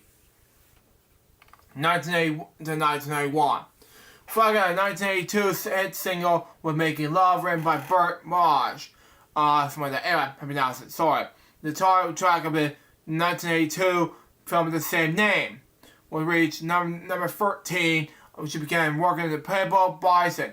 Charting the high, it's number 2 in the UK charts with Tonight I Celebrate My Love in 1983. In 1986, Flack sang the theme song together through the years with the NBC television series Valerie, better known as The Hogan Family. The song was used throughout the show's 6 seasons. In 1987, Fox supplied the voice of Michael Jackson's mother in an 18-minute short film for Bad. Artist was released in 1988 and failed to make an up-pat with pop audiences. For the title track for release, number 1 the R&B charts and the remix of Look Out, Here It Comes, topped the dance chart in 1989 at the failures of charts of Billboard Hot 100, something like that. And in 1981, Flack found himself in the U.S. Top 100 with the cover of the Diane Warren Penn song Saturday Night the Music, formed a duet with Maxi Priest. Anyway, the peaked number 6 on the Billboard Hot 100 charts and number 2 AC charts. Anyway, her career began with this. In 1999, her song star Swag's name was placed in the Hollywood Walk of Fame, and in the same year, she came to the concert tour in South Africa. During the tour in the country, she performed Kill Me Softly, the president, the late Nelson Mandela, in his home in Johannesburg, South Africa. In 2010, she appeared in the 52nd Annual Grammy Awards, singing a duet with Where's the Love with Maxwell. Flag introduced to some genre of R&B called Quiet Storm. In Europe, the songs by songwriters such as Leonard Cohen and members of Beatles. In February 2012, Flag released Let It Be Rabah, an album of the Beatles cover the includes Hey Jude Let It Be. It was the first recording in 8 years. Flag renewed John Lennon and Yoko Ono. Both parties live in the Dakota apartment building in New York City, had apartments next door to each other. Flag said she had been asked to do a second album of the Beatles covers. In 2013, she reported to be involved in writing the album of the Beatles classics. Wow. At the age of 80, Flag recorded Ronnie with the closing credits song for the 2018 feature documentary 3100, Run Become. The music lyrics by Michael A. Levine. Personal life and death. Illness and death. Anyway. Not going to critical information, okay? As Flag was a member of the Artists Involvement Coalition. Anyway. Which voted artists having the right to control with their creative possibilities. She was also a spokeswoman for the American Society of Preparations for Coalition for Animals, ASPCA for short. Appearance in commercials of the ASPCA featured the first time I ever saw your face. Okay? The high leadership car school in the box in the NYC now called the leaders of our neighborhood charter school, went after school music program called the Robotic Flag School of Music. They provided free music education to underprivileged students in partnership with Black who founded the school. Flag was in the outrage for gay rights, starting with saying that love is love between the man and woman, between two men and between two women. Love is universal like music. From 1966 until 1972, she was married to Steve Noswell. Flag was out the professional ice skater Roy Flack. Anyway, she was a godmother of musician Bernard Wright, who died in the accident on May 19, 2022. For 4 years, Flag was in an apartment in the Dakota building in New York City. She was right next door to an apartment of Yoko Ono and John Lennon. Their son Sean grew up with calling her Aunt Barbara.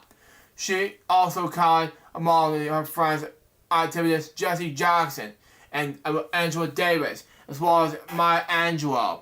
She will co-wrote the song and shows goes from Flag's 1988 album Odorless. According to DNA analysts, Flag was a combined distant. Her illness and death goes like this. In 2018, Flag was appearing on stage at Apollo Sphere in the benefit of the Fast Foundation America when she became ill. Left the stage and rushed into Albion Hospital Center. In the statement, her manager announced that Flag has been in a stroke and a few years prior. It's still not doing well at all. But was doing fine when we kept overnight for medical observation. In late 2022, she was announced by the spokeswoman that Flag was been diagnosed with ALS and has retired from performing, and was a disease that making it impossible to sing. She died of cardiac arrest on last Monday, in the way to the hospital in Manhattan. She was 88 years old.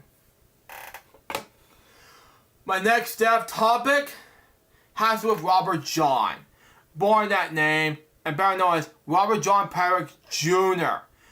He was an American singer, perhaps best known for the 1979 hit single Sad Eyes, which reached #1 in the U.S. Billboard Hot 100. Born in Brooklyn, New York on January 3rd, 1946, on the name of Bobby Redrick Jr. He first had the pop charts in 1958 when he was only 12 years old, with white bucks and saggy shoes, written by Doc Price and Mark Sarvis. As the lead singer Bobby and Carmen's concerts with that. He had a major 1963 hit entitled My Jelly Bean on Diamond Records by 1965. Hang on. Anyway, he had changed his name and signed with MGM Records by 2 ill-fated singles, something like that. Anyway, but in 1957, he signed a contract with Columbia Records and released a string of singles that would help with writer producer partners like that, Mike Gately. Shopping a short term from 1970 to 1971 for Robert's AM Records. 1971 brought his next hit and cover version of a Tokens 1961 hit, The Lion Sleeps Tonight. Not confused with the 1994's Lion Sleeps Tonight Lion King. Anyway, which climbed to number 3 the Billboard's Hot 100 in 1972, which sold over the 100 million copies and receiving the Gold Disc Award for the Recording Association of America in March 15, 1972. John also wrote the track I Can't Move No Mountains for jazz rock bands Blood, Sweat, and Tears, released their 1972 album New Blood. The song was visually released in a single but did not chart. So years later, while working in construction in New Long Branch, New Jersey, something like that, John was approached by George Chapman, a record producer and songwriter based in California, who was wanting to produce a record for John. Chapman recalled in Brad Barnes the Billboard books of #1 hits. I Am Him, Call Him Up, and He Lived in My House. It was originally had a labor in New Jersey at the time, carrying bricks in a construction job. I was looking for material for him, and I heard a song called My Angel Baby by thru, and said that's the kind of song Robert should be doing. So we did that in the frame of reference. Robert wrote Sad Eyes and rewrote it in about 3 months. Every time if I go, nah, change that and change this and change that, something like that. Eventually signed with EMI America Records. John hit #1 Sad Eyes in 1979. John recorded Illustrated Records with guitarist Bobby McRae and keyboardist Steve Buria, as well as Bread and Butter on Motown in 1984. Recorded version of Lion Sleeps Tonight was released in 1982 Greatest Hits album. John had not performed in recent decades, receiving a chance to appear at his hometown in New York City as part of a 1970s reunion concert produced by radio station WPLJ-FM on March 24th, 1995. Wow. Long after took a stage on sold-out concert for Free Dog Night with Robert Holmes, Looking Glass featuring Elliot Laurie, Andrew Gold, Aaron O'Day, and Lloyd, lead singer of the Stories band, Sonny Gurley, lead singer of Outsiders and Climax, and John himself. John lived in Las Vegas, Nevada with his wife, Diane Perrick. They have 2 sons, Thomas Patrick and Matthew Patrick. He died last Monday. He was 79 years old. 7 years prior, he had some serious stroke where he had nearly fully recovered. My next step topic has Superior Dore, born for Bardras. He was best known as an American actress. She was best known as an American actress. Was spanned over 1940s until 1990. She was best known for playing Mr. O'Brien's 1956 epic film Giant. Born in Fort Worth, Texas, on May 26, 1929, she also appeared in several westerns in her career. Her first television credited role was Margarita in Case for Texas in 1950. This was followed by stage in Red River in 1954. And in 1956, she appeared in Mr. Garden and Giant alongside James Dean. She's also appeared in Western television series Adventures of Kit Carson and the radio drama Maya Array.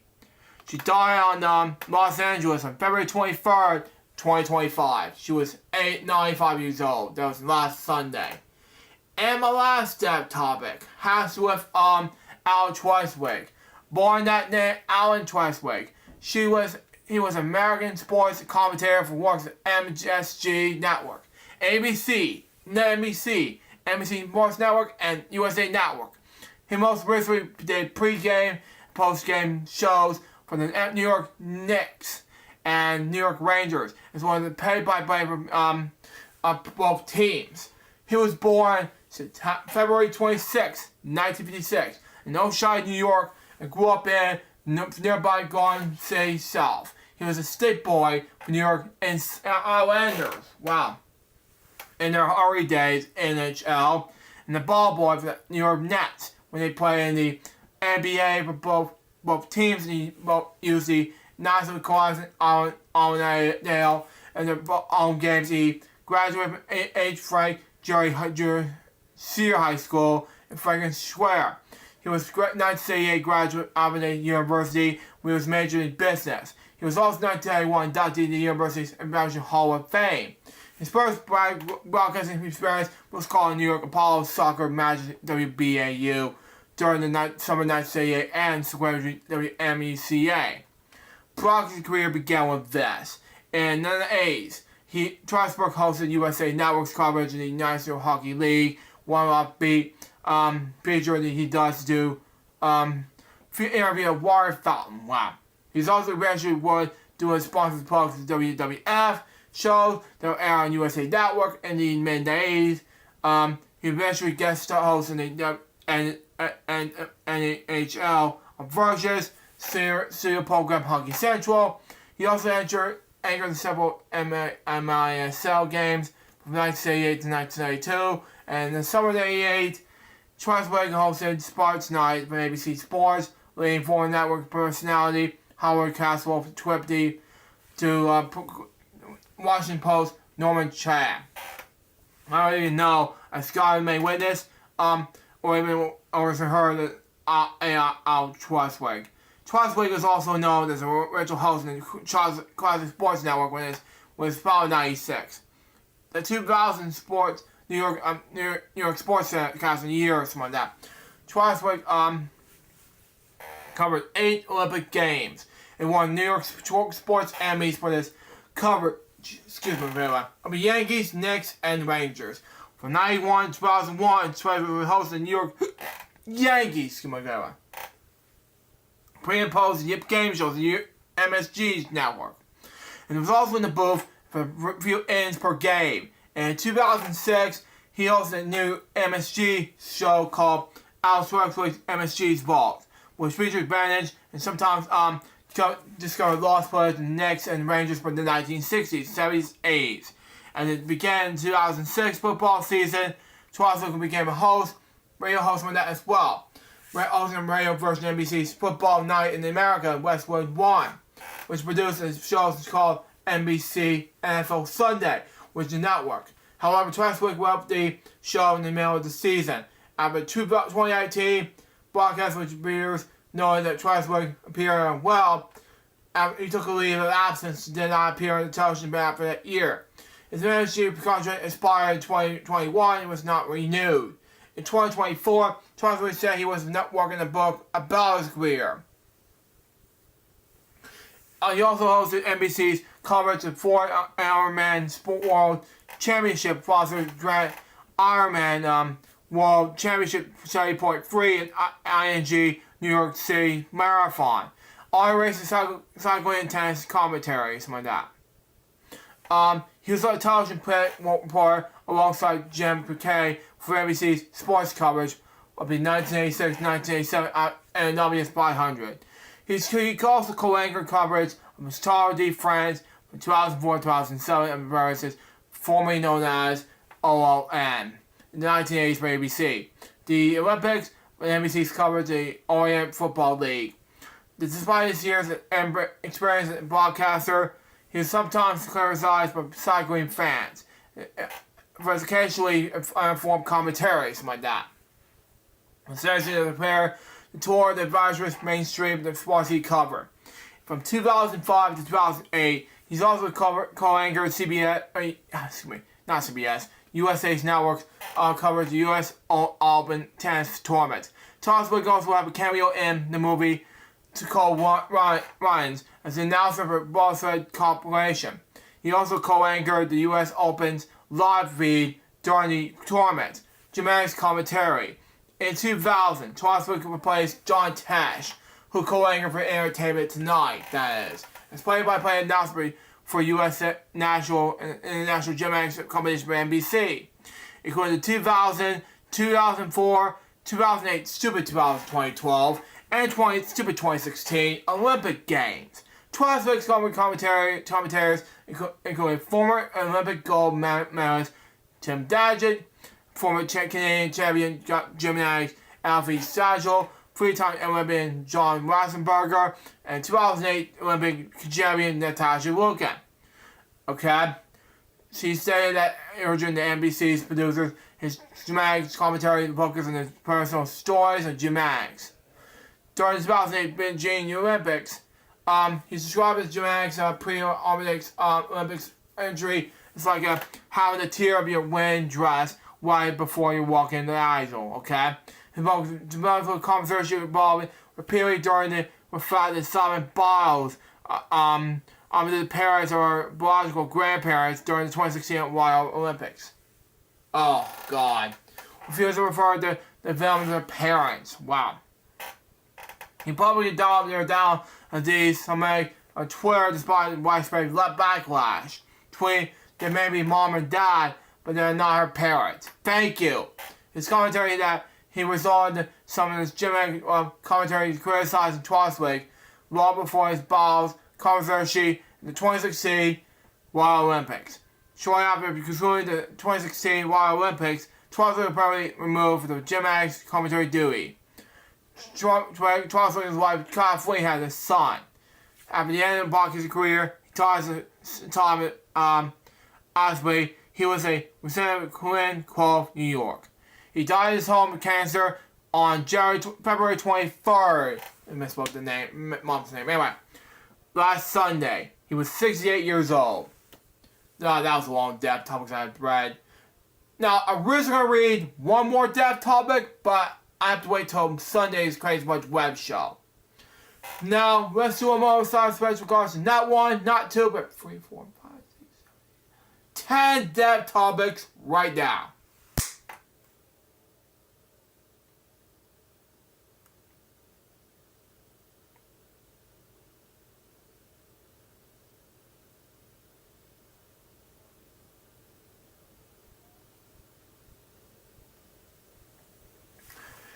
Thank you. Recipes these 10 people. Now, I have 2 originally going to be free, but I will have to focus on another one this upcoming Sunday. Now, Skype. Now, what is about Skype? Now, I've been on Skype in the early 2010s. Now, I've been a Skype user before I was a Discord server user years ago, and that's why I am, and that's why I met Remix, okay? And that's where he got me hooked to do Discord, okay? Now, Skype is shutting things down in May, okay? Microsoft has announced that it was discontinuing its terminations service Skype after over 20 years, okay? A senator in Washington said this: after over 2 decades of providing web calls, Skype is shutting things down on May the 5th. Microsoft made an announcement Friday, the press release on the official Skype X account starting May 2025. Skype will no longer be available, opposed to the official Skype account, and it reads. The press release, Microsoft said the shutdown is being done so can focus on streamlining frequency convention offerings. As a result, Microsoft threatens current Skype users to use Microsoft Teams to instead be starting in May. With Teams, users have access to making of some core features that use in Skype, such as one-on-one calls and group calls, messaging and file sharing. Additionally, Team offers features like hosting messaging meetings, something like that, managing calendars, building and join information communities for free. Release reads. Microsoft bought Skype in 2011 for $8.5 billion. Wow.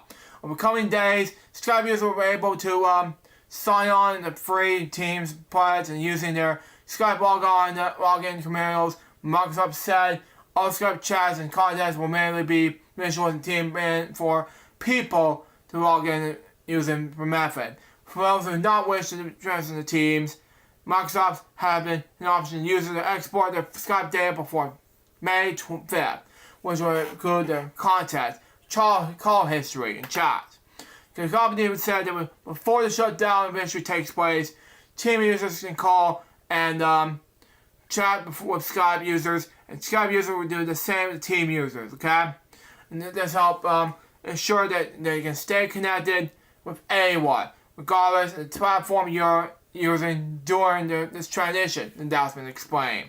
Now, that's all that topic. My last topic has to do with this, okay? Shrek fan, and this has to be a controversy, okay? Shrek fans disturbed by strange detail in Shrek 5 teaser trailer. Next installment of the popular DreamWorks animation franchise Welcome to Asia, and they welcome to Asia, Fantasia and Shrek's daughter, okay? Shrek 5 was initially announced that a release date for a first look teaser, but strange new animation details left fans predominant on that. Yesterday, Universal Pictures released a first trailer for the next installment in the coming Shrek franchise, okay? Which will see Mike Myers, Cameron Diaz, and Eddie Murphy respond to respective roles as Shrek, Donkey Princess Fiona, and also welcome Danasia as Freesia pronounce it, sorry. One Shrek Fiona's triplets. What the daughters, anyway. The couple have three Archer choices like that. When first introduced the third movie to Shrek the Third in 2007. In the clip, Shrek, Donkey, and Prince Fiona Freesia gathered around in the magic mirror to ask who had fairest them all. While Shrek, of course, Mary responds, go on to show a series of images of Shrek in a pair of glasses, making a duck face, and dancing in the singer's bodysuit, and the doctor image of him with abs. And the last picture causes Shrek the donkey to shriek in fear with Freesia's parents in disguise, saying, "Ew, Dad!" "Oh, Mama like," Fiona adds, who's making a stuff at Shrek eyes, and when Pinocchio pops in to say, "Not me," causing his nose to grow. It's been 15 years since the last Shrek movie, Shrek Forever After 2010. It was and while the news of the Shrek's revival has been left fans ecstatic, some viewers found the details and make the characters appear older, including Shrek's forehead and winglets and Donkey's gray fur. Disturbing. I know what does Shrek look so old? One fan question on X. What's up with their faces? A second noted. Bo has seen enough. Another clip on Donkey's tired look. I was talk issues with the new art style one characters, which gave them a more rounded look on their previous edition of Shrek. Did they give Botox why they look like that? One question. Why did they change the animation? It looks cheap. A quick question, bro. Please change the animation style for a bag. Please make us Sonic U. They had the Freud and Paramount Sagas redesigned Sonic's character for this 2020 movie, Sonic the Hedgehog following the fan backlash. WTF is this R style? Another demand. With someone arguing, I can't even tell if this is actually real. This bleep actually S word. I'm not gonna say this in this episode. Anyway, looks strange as hell. Now, news about Walk Away sequel looks broken like last June when Murphy told Collier, "We started doing Shrek 5 months ago. I did this, recorded the first act, and we're doing this year. We'll finish it up. Shrek is coming out. Shrek 5 is expected to be live in theaters on Christmas 2026. It'll be directed by Walt Durham, and will have been a long history of the franchise. He is a writer and artist of Shrek 2 and Shrek the Third. He served as head of story of Shrek Forever After. He also voiced Rumpelstiltskin in the latter film.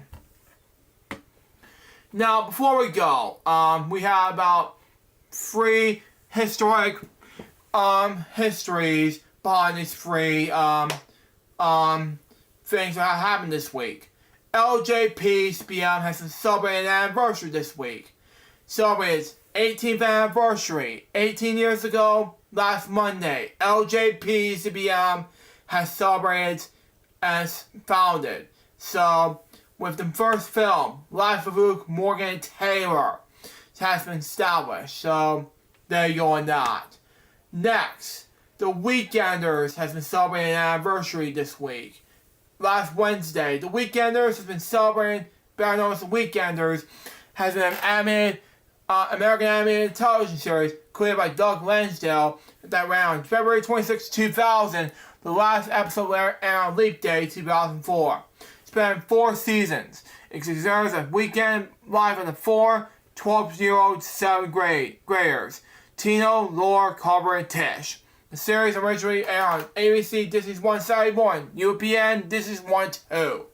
But it was later moved to Disney, which is my childhood growing up. It's an American animated sitcom and an examination. Now, I asked Doug and Candy, his wife, some questions, with just one question regarding this, and said, will it ever be a feature-length film? Well, if Phineas Ferb had it, and he said, they have it on Disney's Recess and Teacher's Pet. Phineas Ferb had it, well, bring the Weekenders on it, Doug said to one person, and I said, we'll show it on Disney Plus. Disney was not having it at the time. That's what Doug said to the point of what I tried to say. Now, the last history point, it has to do with this point I said we talked about on Friday's show 3 years ago. And that has to do with Russia's invasion of Ukraine.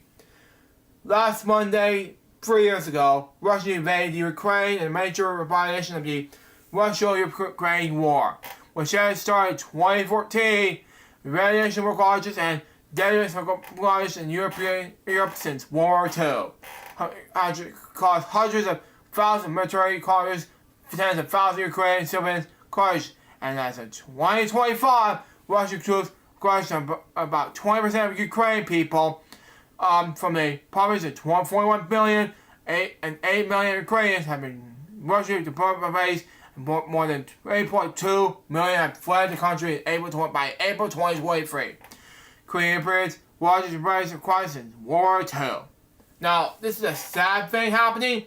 Billy and I talked about this on Friday's show 3 years ago, and this is a sad beginning. Now, that's all for the topics and news we're going to talk about. I was going to do all the game segments we're going to do today, but as a result, we're going to wait till next Season 11 finale. But for right now, let's do one game segment, and we'll wrap up in the notes, shall we? So we got for us. And then we'll do it anyway. And then we'll do Hey Man. Right now.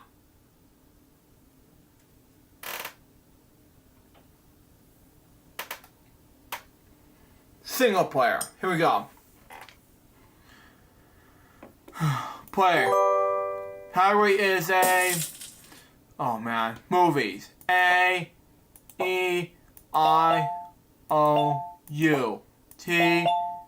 All I know is this Lilo and Stitch. That's it. Okay, that's good. Place is a category. A, E, I, O, U. No U. T, N. Money, something. I think that's not it. S. Island. That's good. Someone. Okay, no Y. Oh. Honey Island. That's not it. Okay. C. Coney Island. That's good. Okay.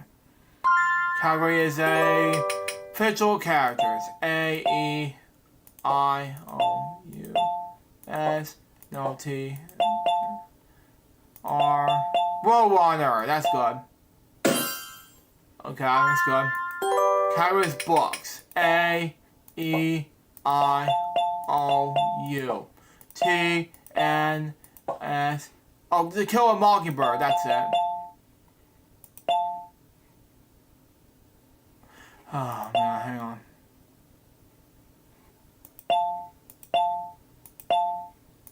That's it. Okay, that's good. Category is it's an animals. Turtle. N, no N. S, no S. R. What is it? H, no H. F, no F. What is it? Box turtle. Oh well. Oh man, I should have known it. Anyway, that's all it is for this episode. Now let's move on to the notes. Let's see. We got hold on. Let me figure this out. Anyway, we got LJB ads. We're gonna finish it off right here. LJB ads. Then we got Daily Profiles, Network Profiles, and Net Content, and Wheel of Fortune, Lunchtime Dare Time on February 28th and March 1st, respectively. March 2nd is Ripley's, Fur, and Dare Time, Wheel of Fortune Daily. Same thing on, except for Ripley, and same with that Ripley's is on March 5th, and then we'll do weekend celebration on March 4th. And on March 6th, we got the Season 5 tapings of Validation 94 Rich Money Cards. And then we'll be back for LJPCBM Fridays, Season 11 finale, which is going to happen. So, and then Remix will play a game for us for finishing up Season 11 finale. That will episode with episode 4 and 33 of Elgin Fridays. I hope you enjoy it. Stay next one to be Season 11 finale of Elgin Fridays. Time to take a break from Fridays. Till next time, Suggest Spice Baby with Remix Palm. We get more Elgin Fridays. Guys, be soon. Say out. See ya.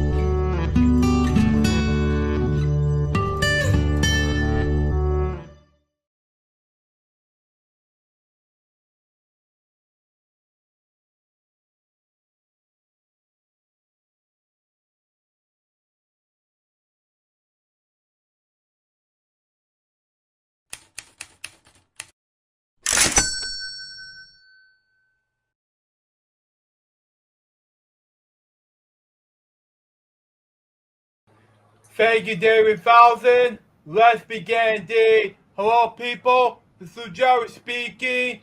Welcome to LJPCBM Fridays, episode number 417.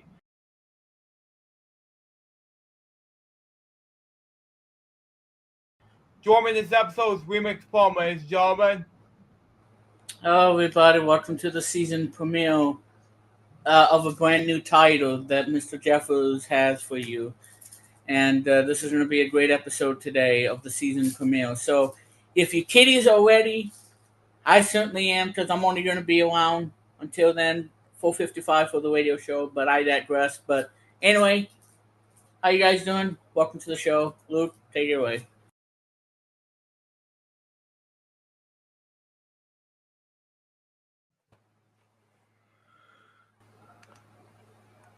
So what's happening? Plus, I also have Airdate that's just As I'm almost finished with editing this presentation. but I'll talk to you tomorrow nonetheless. Just let me know Nah. I'm not gonna make it. That's fine. Billy. Mr. Bucket's like, no, you got other things to do. Well, yeah, I got a message from Bill. Wow. Oh, that stinks.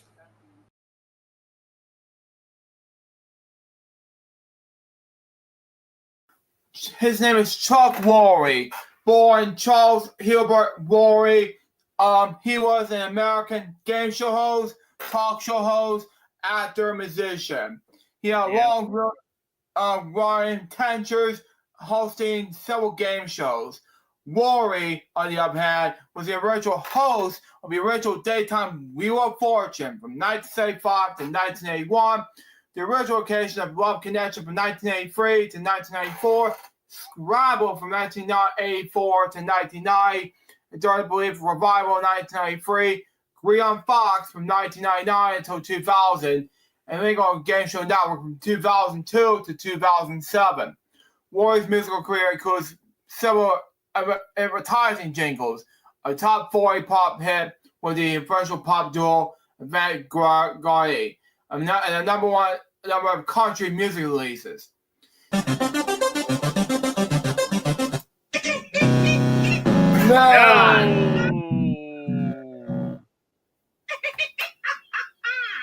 Holmgren, you lost. You'll never win the banana challenge because I am number one. Give me my bananas back. Snot Bob. Shut up. Snot Bob. Oh, shut up, Bonzi, you jerk. Well, good thing I have that in my system. Well, like I said, Bonzi, the only thing you're gonna get for Christmas is a laughing cow, and that means I'm gonna put a bomb in you, and it's gonna explode right in your face. Boom! So eat that, Bonzi. Eat that, Bonzi, exactly. No idea. Kleenex tissues. Oh, yeah, for blowing your nose, yeah. Okay, whatever. I'm moving on to the last part of the game. Here's Tony the Tiger. Oh, where is he? Oh, well. We tried. But we're going to move on to the last game 7. That is, of course, Parasitical stuff. Here we go. And how about this, Luke? Tony the Tigger. What? Yeah. Tony the Tigger.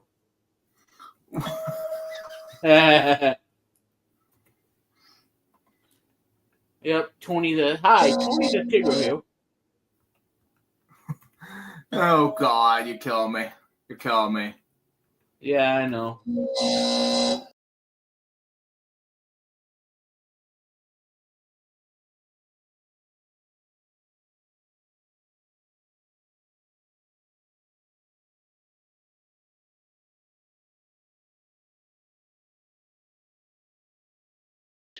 It probably took some geniuses to figure out how the heck we're going to put an Apple Mac Mini inside the box.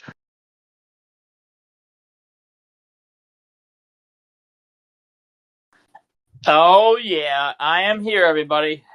I am here. The 93Q guy.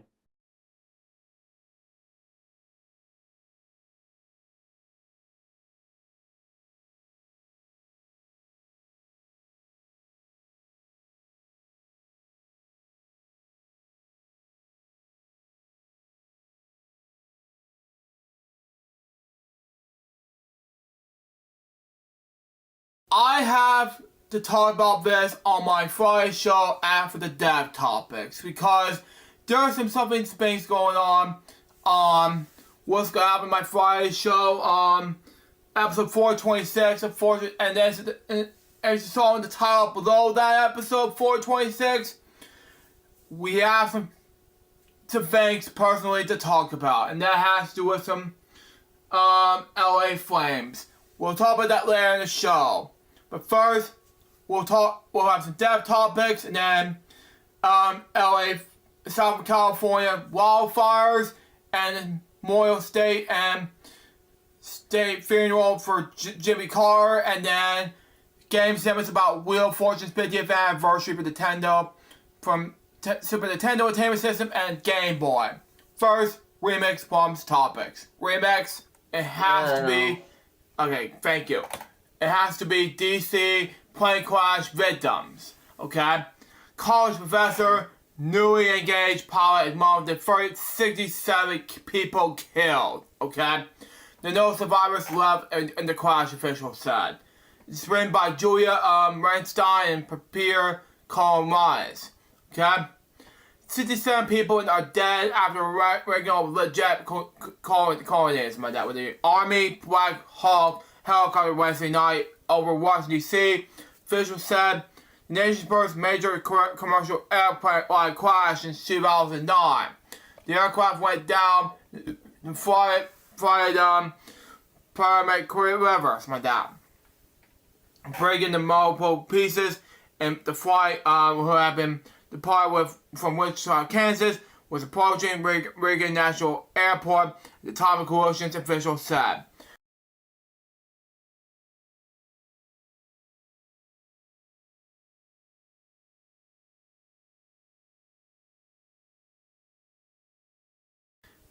And that will be something I really want to say before we get. It has to be snow day.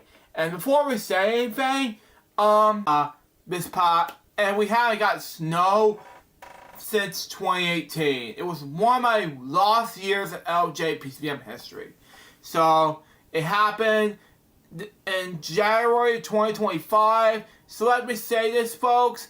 We have been having a dark 2018, and I want to say this right now. So 2025 sequel has a much better movie than it was in January, than it was in this first a very special snow day movie. So we have that out of the way. So it takes place but this topic I'm going to read has to be gone in CNN, whatever, but this time in different locations. Anyway, icy road poses dangerous spread in wake of a massive storm that happened that prepares Gulf Coast record-breaking snow. Now, what am I going to see here is a major weather storm slamming the U.S. Gulf Coast earlier this week, breaking parts of the region larger aggression into extreme weather with record-breaking snowfall. The storm impacted 1,500 miles of the deep south from the Texas Gulf Coast to the Pacific coast of Carolina, causing widespread causing travel disruptions, according to Mars and thousands of canceled flights.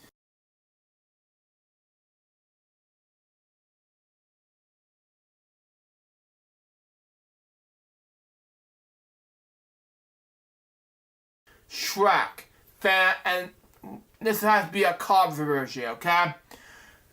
Shrek fans disturbed by strange detail in Shrek 5 teaser trailer.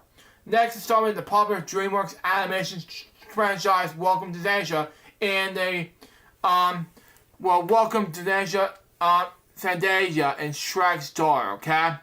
Shrek 5 was initially announced that a release date for a first look teaser, but strange new animation details left fans predominant, my dad. Yesterday, Universal Pictures released a first trailer for the next installment in the coming Shrek franchise, okay? Which will see Mike Myers, Cameron Diaz, and Eddie Murphy respond to respective roles as Shrek, Donkey Princess Fiona. It also welcome Dandasia as Friendship announcer, sorry. One Shrek Beyond Us Dark triplets. What the daughters, anyway. The couple have three Argo charges like that. When first introduced the third movie to Shrek the Third in 2007.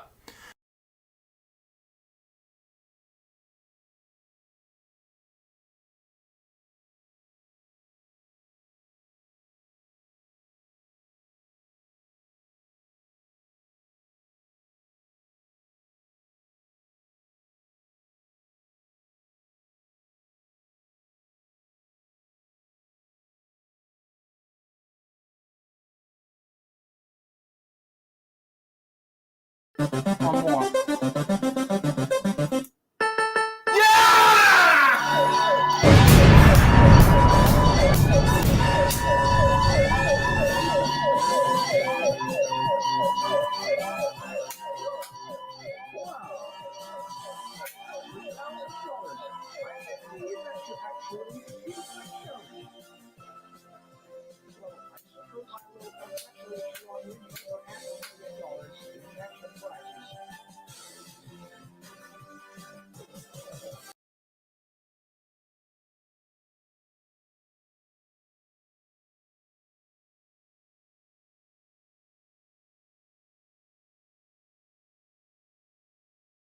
Live from the LJPCBM studios from Savannah, Georgia.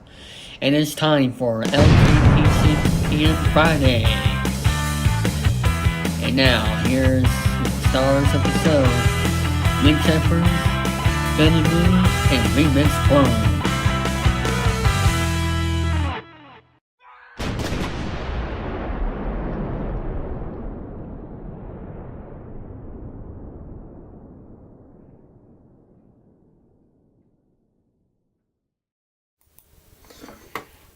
Hold on, let me fix this real quick.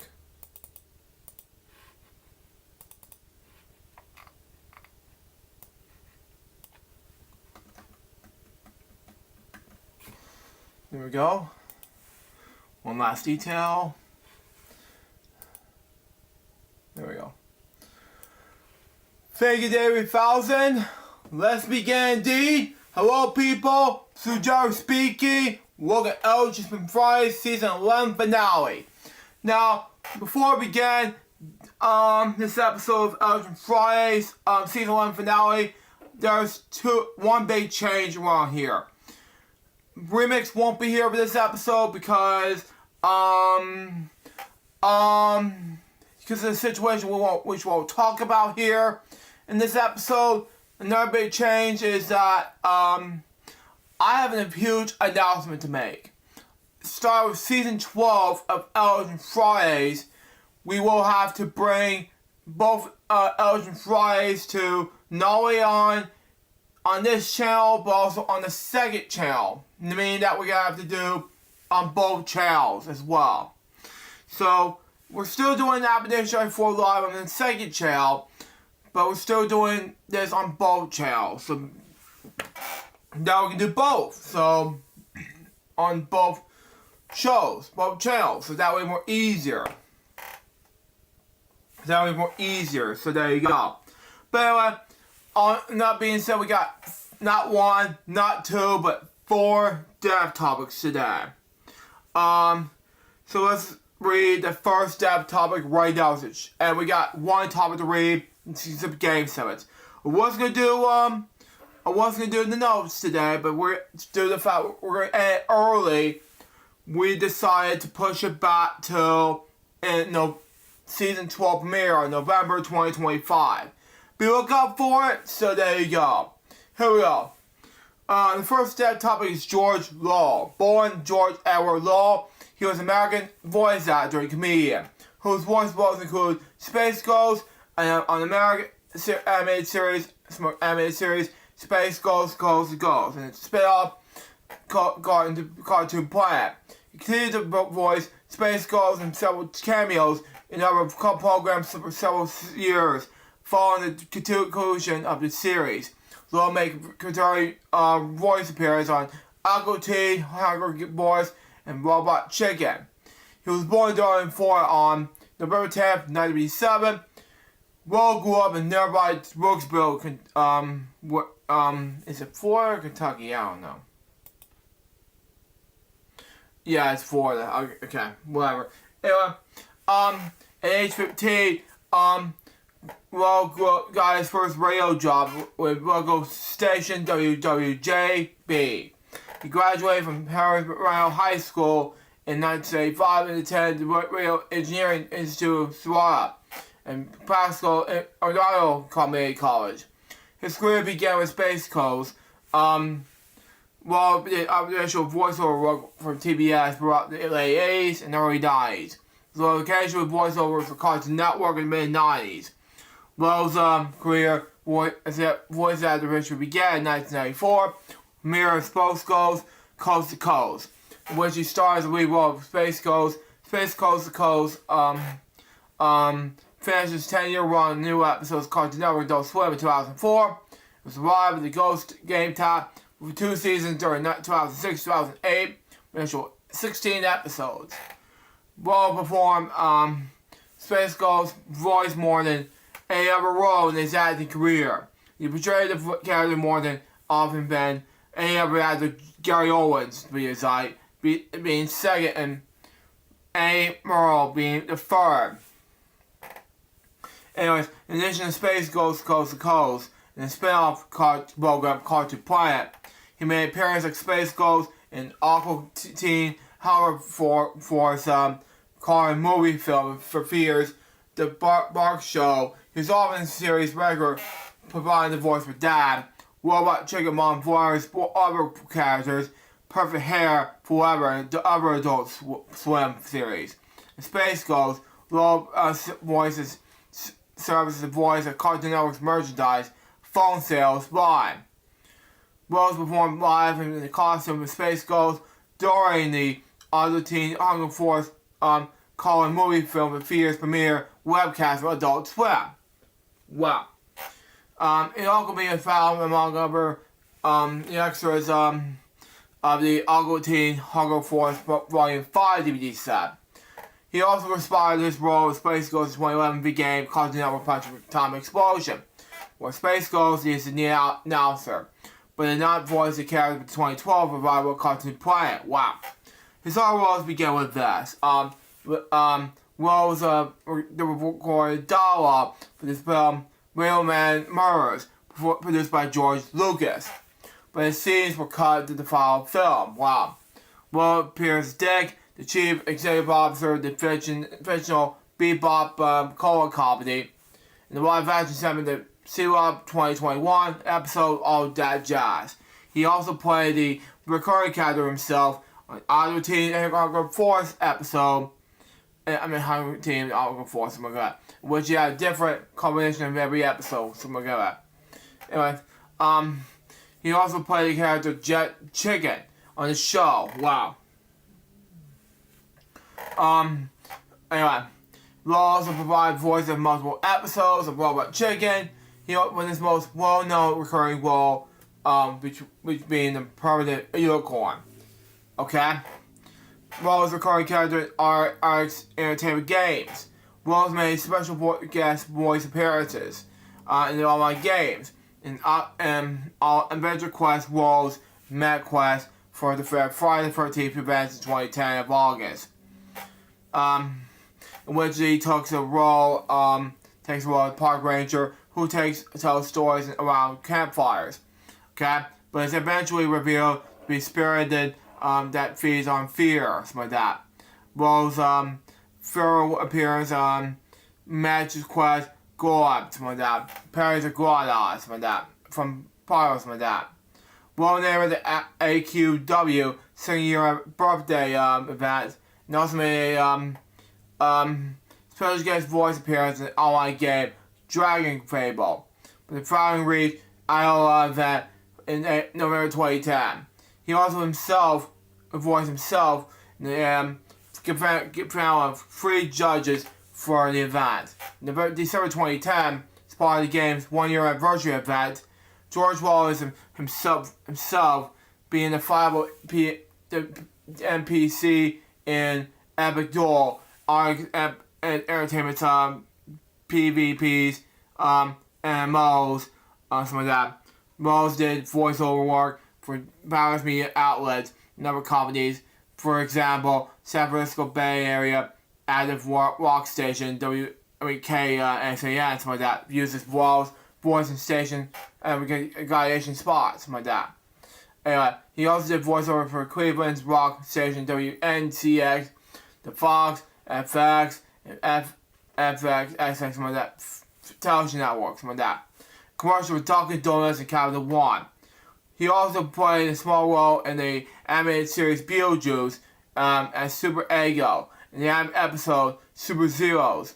He all among the events guests and more or operates like that, RPGs like that, Adventure Quest Worlds like that. Anyway, he did announcing works with sponsors versus Free Wars for the second episode 4. It was announced for the BS of A with Brian Sack. He also occurred introducing and closing each episode. Adult Swim Central presents, calling it Adult Swim Swimcast, intended for the internet. His illness and death. In July 2023, it was reported that Rowe was recovering his health issues in a Florida home. He died in Lakeland, Florida on March 2nd, 2025. He was 67 years old. While recovering from the heart surgery underwent in that following November. He was inactive on social media for over a year prior to his death. My next topic has to appear Engel. Born that name, he was an American television producer who was best known for his teen sitcoms that appear on TNBC. Former Saturday morning block on NBC, which featured all teenage programs for educational purposes only. As well as known for work with teen sitcom Saved by the Bell, which inspired the birth of TNBC block, where his other shows such as California Dreams, Hang Time, and Finally City Guys in the 1990s. Born June 30th of 1946 in New York City. After producing teen-focused series on NBC, Engel transferred to producing reality television series. A reality television project that Engel executive produced for NBC reality series Life's Comic Standing. He was raised Jewish and converted to Christianity. He released a memoir titled I Was Saved by the Bell, Story of Life, Love, and Dreams That Do Come True. He died in Santa Monica, California, March 4th, 2025. He was 88 years old. He had several shows that come on at the time.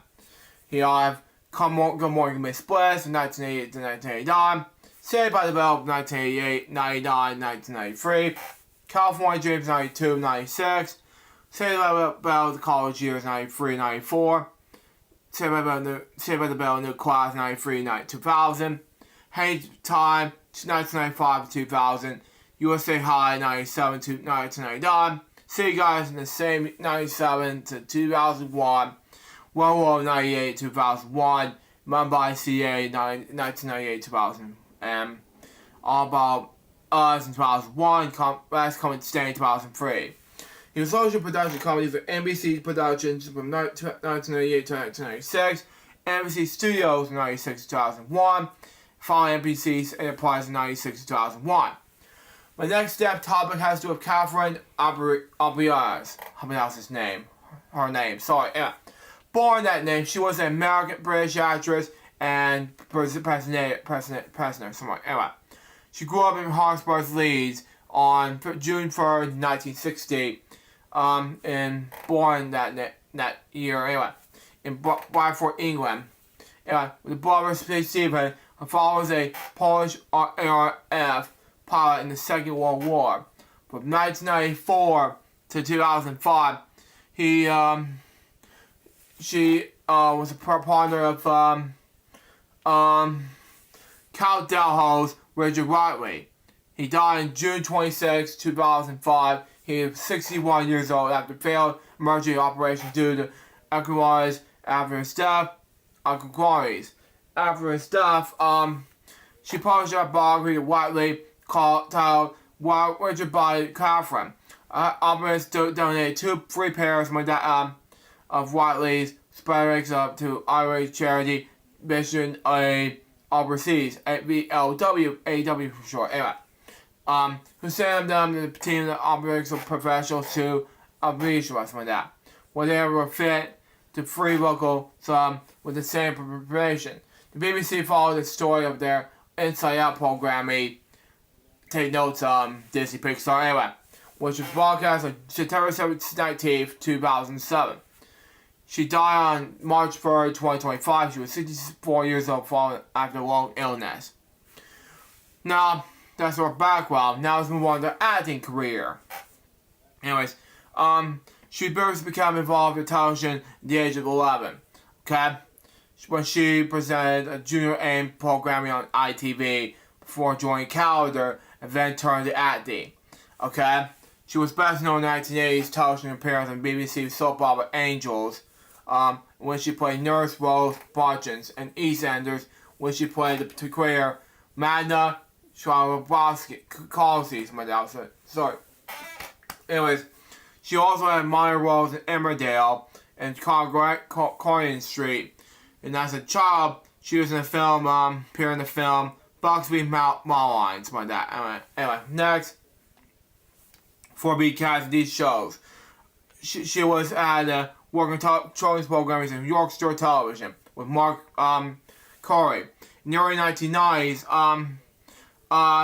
she worked as a cable television channel, Wired Television. TV is what that. Launched the channel on May 4th, 1992. She presented a talk-based magazine programming Afternoon Live. In 2000, she enjoyed a regular stint in one of the presenters in ITV's daytime magazine talk show for women, Live Talk. She was both a presenter and BBC's Radio Leeds, a guest presenter for BBC Radio York. She became friends with Wally's countdown co-host, called Your Man. In July 2008, she was made numerous appearances in the British media, while with dancing Channel 4 bosses for the refusal of negative exception to pay deal with your my dad, which had resulted in her departure in the show. My last step topic has to do with Ray Brown. Born that name, he was a American R&B singer. Born in Memphis, Tennessee in 1952, he was started as singer doo-wop in this local church. He became a soul singer after recording with Memphis group The Newcomers, okay? Who had an R&B hit, The Pintail and the Donkey in 1971. I'm not going to be a donkey. If you want to just do this for you. Anyway, but was poop. But anyway, next. On Stax Records. In 1973, Brown left The Newcomers and recorded his first single, Do You Hear Yourself, on Stax Records. After several unsuccessful singles on the Stax Celebrity label, in 1975, he recorded You Can Be Cruel and take a few more steps on mainstream records, which he left 1 year later. Brown was prepared to return to the studio by writer producer Carl Chet Hampton in 1988. After receiving a call from Hampton, whom he had been to school, Brown recorded 4 tracks when given to Ross Reagan and Preserve Records. One of the songs, I Would Have Hurt Myself, Rev Reagan impressed, and the song was then recorded. The song was well received by the public, and then Brown recorded additional tracks, thus completing the album Welcome to My Room, which was released in 1978. I Would Have Hurt Myself was well known in Brazil by the Hank Guerra song, because the scenes were played in the background in the soap opera part early in 1979. Brown's another success in 1980, when I'll Be Doing It, we reached number 916 in the R&B charts in the United States. He also produced, and wrote all the material for Brown's debut album with Homer Banks, my God, and then a long-time Memphis producer and musician. Okay, Brown recorded 4 albums to combination records series. Okay, Parachutes and Chocolate City in the late 70s and early 80s. All important songs penned and produced by Homer Banks, now working as writer guitarist Chuck Brooks, okay? 1 point, Brown was also a short-term member of the Timbers. Brown's brother was William Brown, who was a member of the Badlands group, and also studio recording engineer. Especially in the Stax Records, he produced several tracks with his brother on Truth. He was recorded later released in 1981, and the album was reactive Stax Records, following the takeover of Fantasy Records. He lived in his hometown. Members that came out in his retirement, performed at London Jazz Cafe in December 2019. On March 5th, 2025, it was announced that Brown had passed away. He was 72 years old. Now let's do the moment of silence in regards to not 1, not 2, but 4 depth topics right now.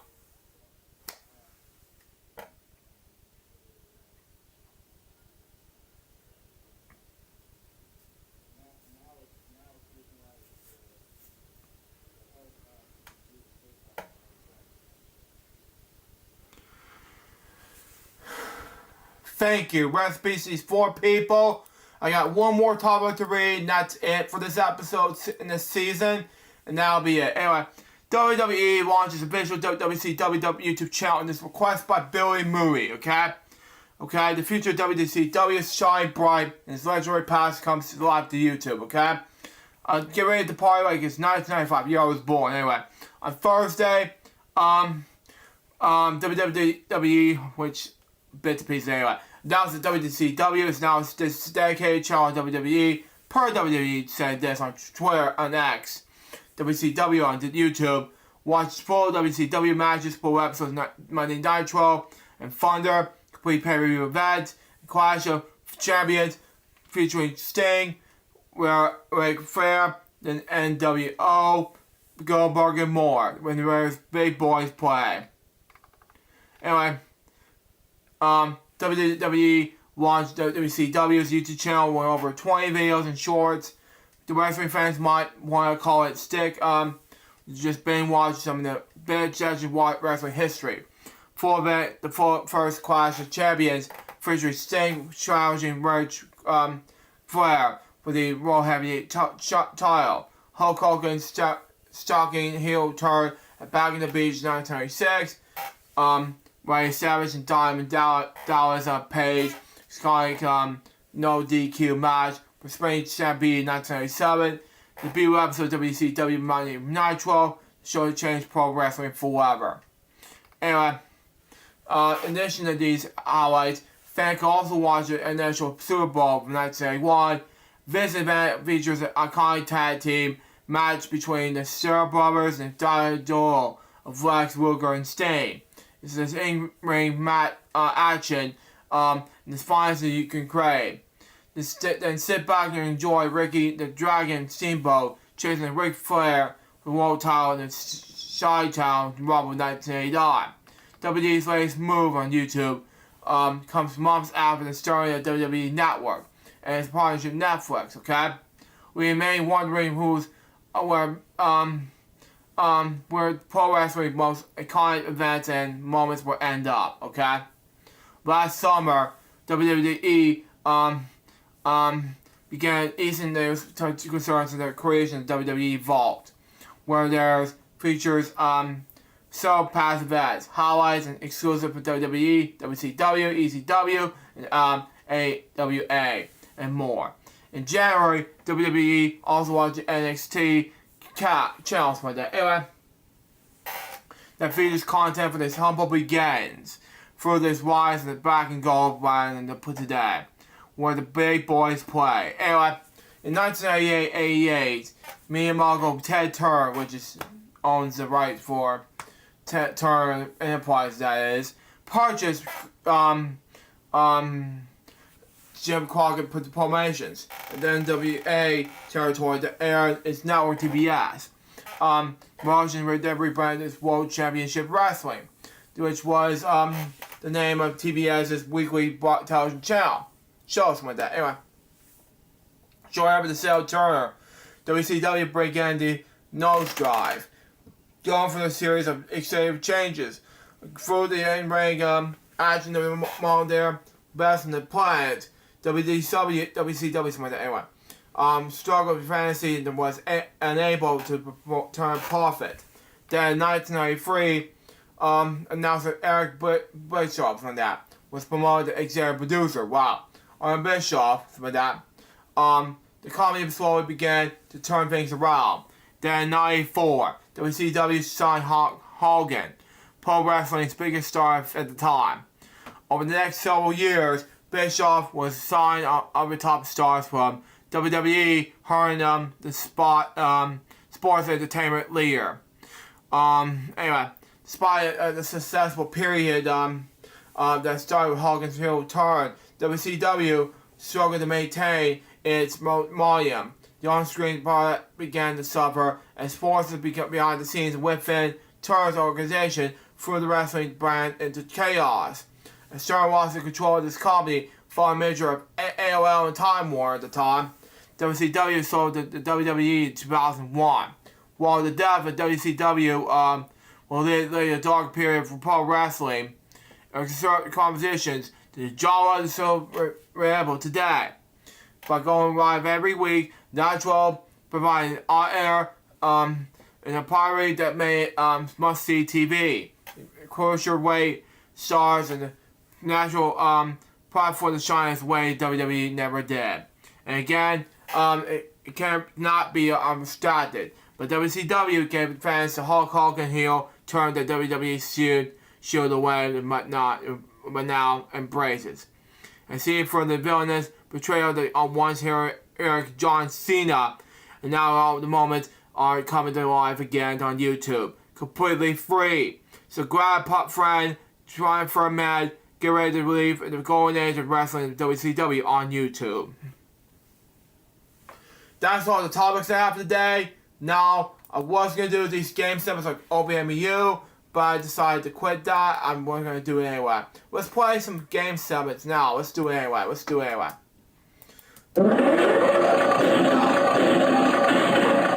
to say 500.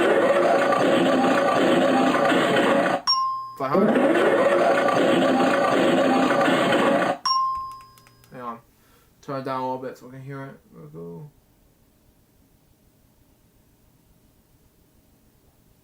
Perfect.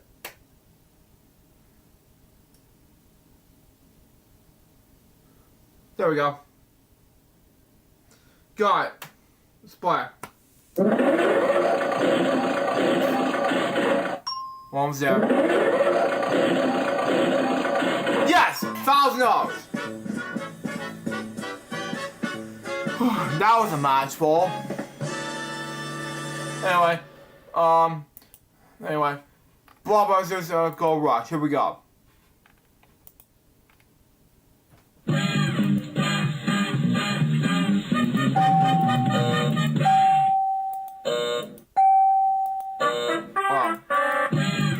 Try again.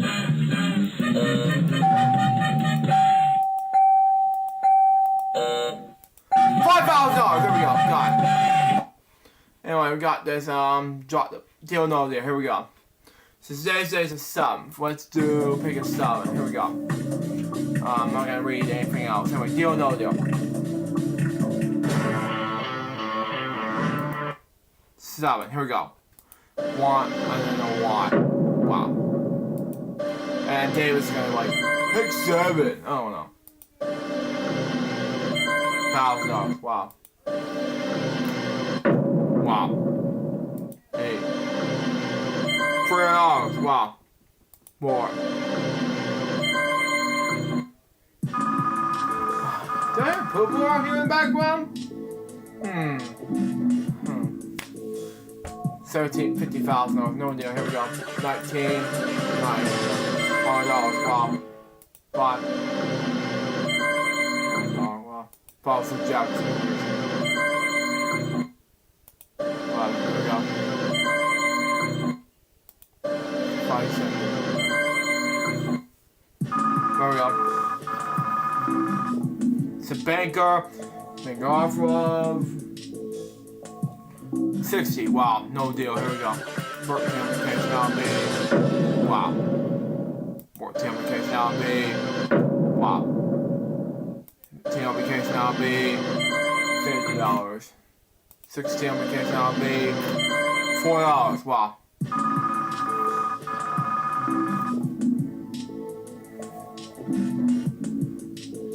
Okay. I'm not gonna read all that. 17 application, that'll be $5,000.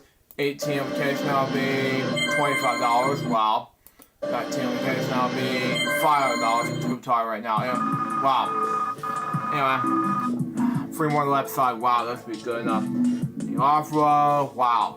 249,000. No deal. Here we go. 20, my favorite number. Application, that'll be $1. Wow.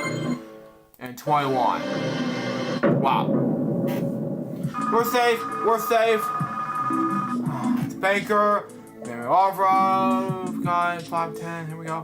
Wow. No deal. Here we go. Wow. There we go. 2 more left side. 1 more. 3 more left side. Then off-road. Here we go. 444. No deal. Here we go. 23. Here we go. I should have paid that number. Wow. 23. Wow. If it's 1 more, they're knocking out right there, then I don't know what to do. Anyway, no deal. Here we go. 24. Here we go. It's not go. Oh, wow. No deal. Pick a deal. Whatever. Whatever. I don't know what to do next. Next. Whatever. Deal. Whatever. If it's 750, that's okay. It's okay. 750. You know what? Screw it. Remote mute.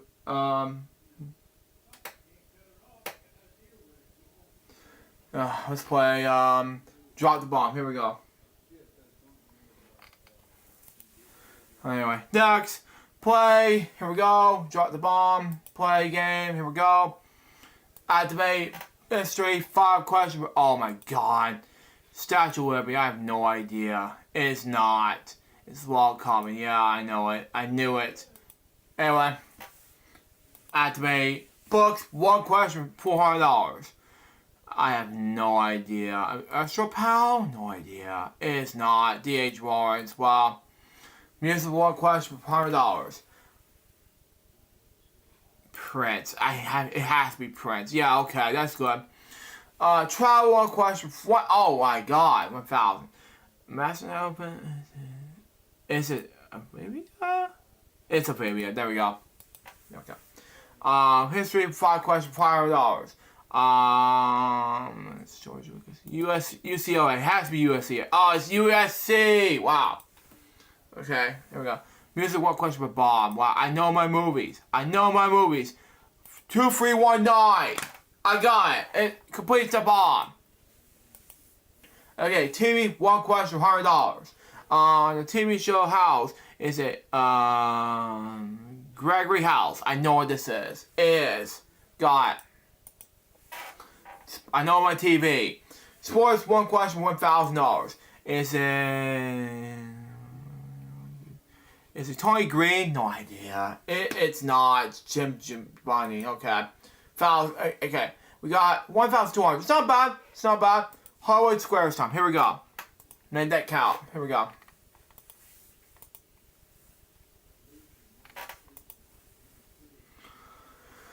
Here we go. Let's play the game. I know this works.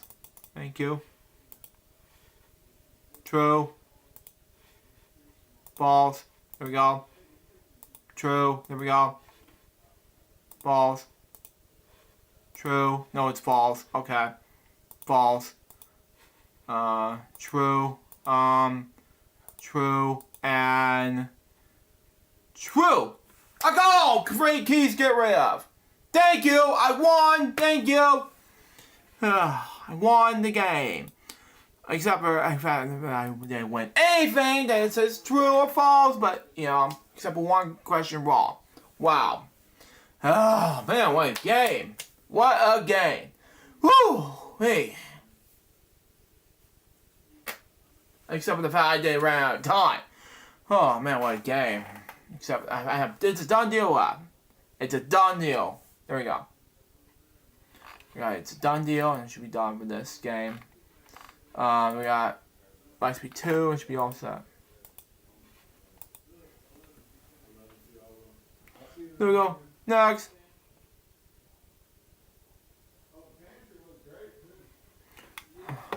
play. Choose play. Blah blah. 1. Here we go. Let's see. It better not be a lose. It better not be a lose. I know that's how it works. 1. $3. $5. Oh, it's a lose. Wow.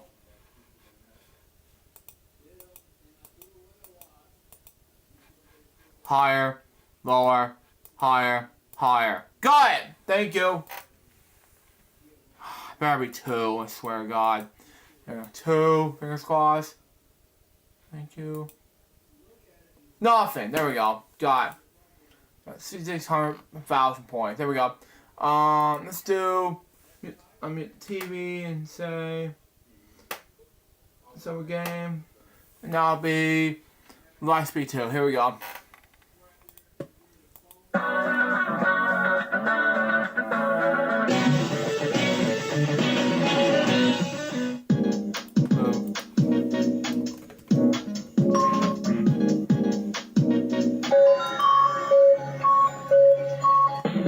Got it. Right, there we go. Wow.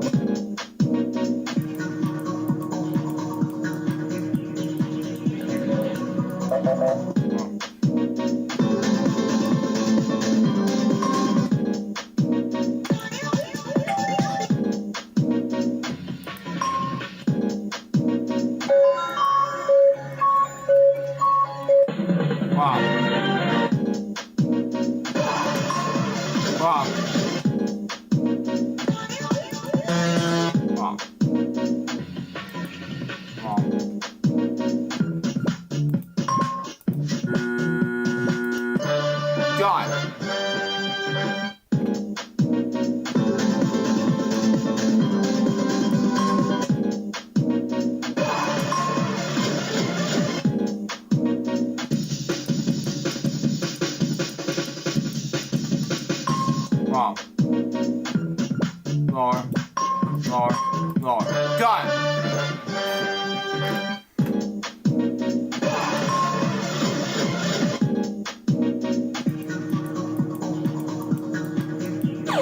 Gone. Got it.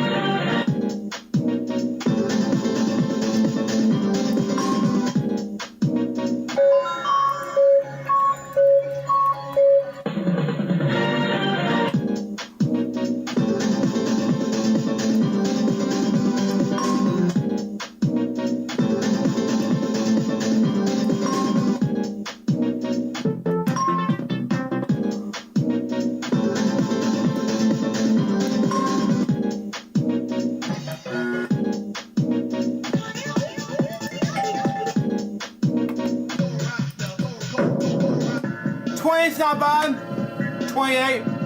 Got deal, no deal. No meal, excuse me. We should be done with this game, Sabbath. Here we go. And take your pick in War Bank. Here we go.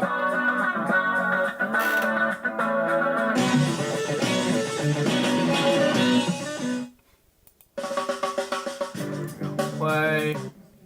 Pick number 7. 1 betrayed, that'll be $5. Wow. 6, here we go, $20, wow. 2, wow. 3, $4, wow. 8. I should have picked 8, wow. Oh, man. Oh, man. That's their bell. Show me off-road. Oh, man. Raw ginger, no meal. Here we go. Non-betrayed, that'll be 10, wow. 10 betrayed, that'll be bunny cake, wow. $5, wow. 3, 4. Wow, that's a lot of money, wow. Good, 11, $50, wow. 12, here we go, wow. That was bad luck, there, here we go. That's their bell, should be off-road. Oh man, honey to borrow, no meal, here we go. 13 with the trade, that'll be, wow. 15, wow. 15, wow. 16, oh wow. 5 more left side, and There we go. That's their bell. Should be off road. Highs a barrel. No meal. Here we go. 17. $5. 18. Wow. 19. Wow. It's their bell. Should be off road. Wow. National Bowl. No meal. Here we go. 1. My favorite number. Cigarette butt. Wow. Oh, wow. We got something alright, except for the 2 more left side. Shamarov. Golden Peaches. You know what? Yeah, no meal. Here we go. 22. 1 more. 1 more time. Here we go. Okay, 750 left. Better not be the whole things. Shamarov. Here we go. Golden Peaches. Wow, no meal. Here we go. 23. Oh my god. 1 more. You know what? Let's get a meal. Better be not stealing us, you know. Golden Peaches, meal, screw it. Okay, not bad. Not bad. Zucchini salad. Let's take your pick. Let's mute the TV and see what happens. If we can do the no victim zone. Here we go. $25,000 a jackpot. 10. No victim today. Here we go. And we got win behind number 12. Here we go. 2 numbers off. $35,000. Number 10. No, it's not it. We lose. Win behind number 17. Wow. 40,000. 20. Not it. We got win 11. Wow. $50,000. Number 10. Swear I had. Oh god. Win behind number 23. 55,000. 1. No. It's not there.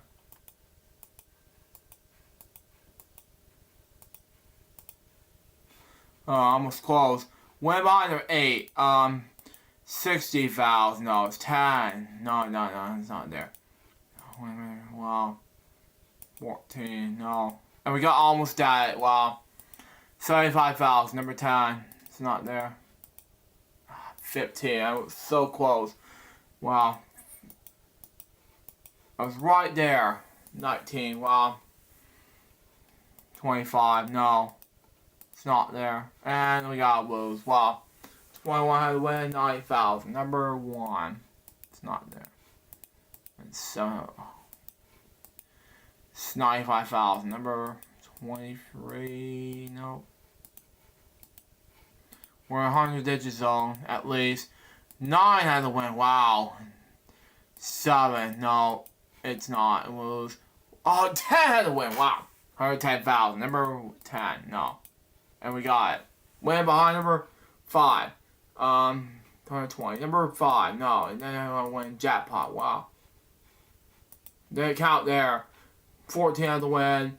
125,000. Number 15. No. Seriously, 10 had to win. Wow. Oh, man.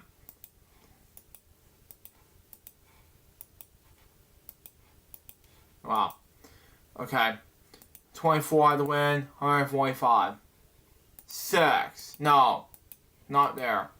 See how to win. Okay. 16. Okay. I was 10 numbers off. Wow. 9 had to win.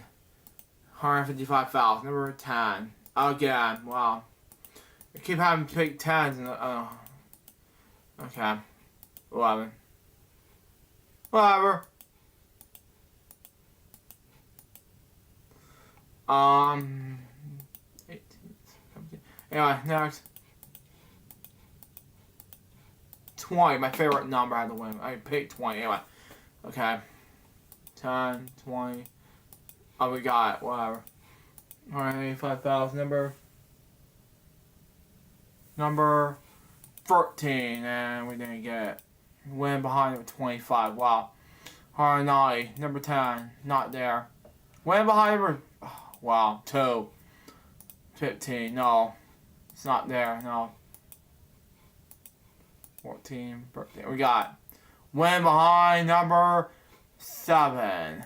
205,000. We're in 200 digit zone. Come on. We can do this. We gotta make it X, mark the spot. Sounds like, anyway. We got it. Win behind number 24. 215,000, number 10. And it's not there.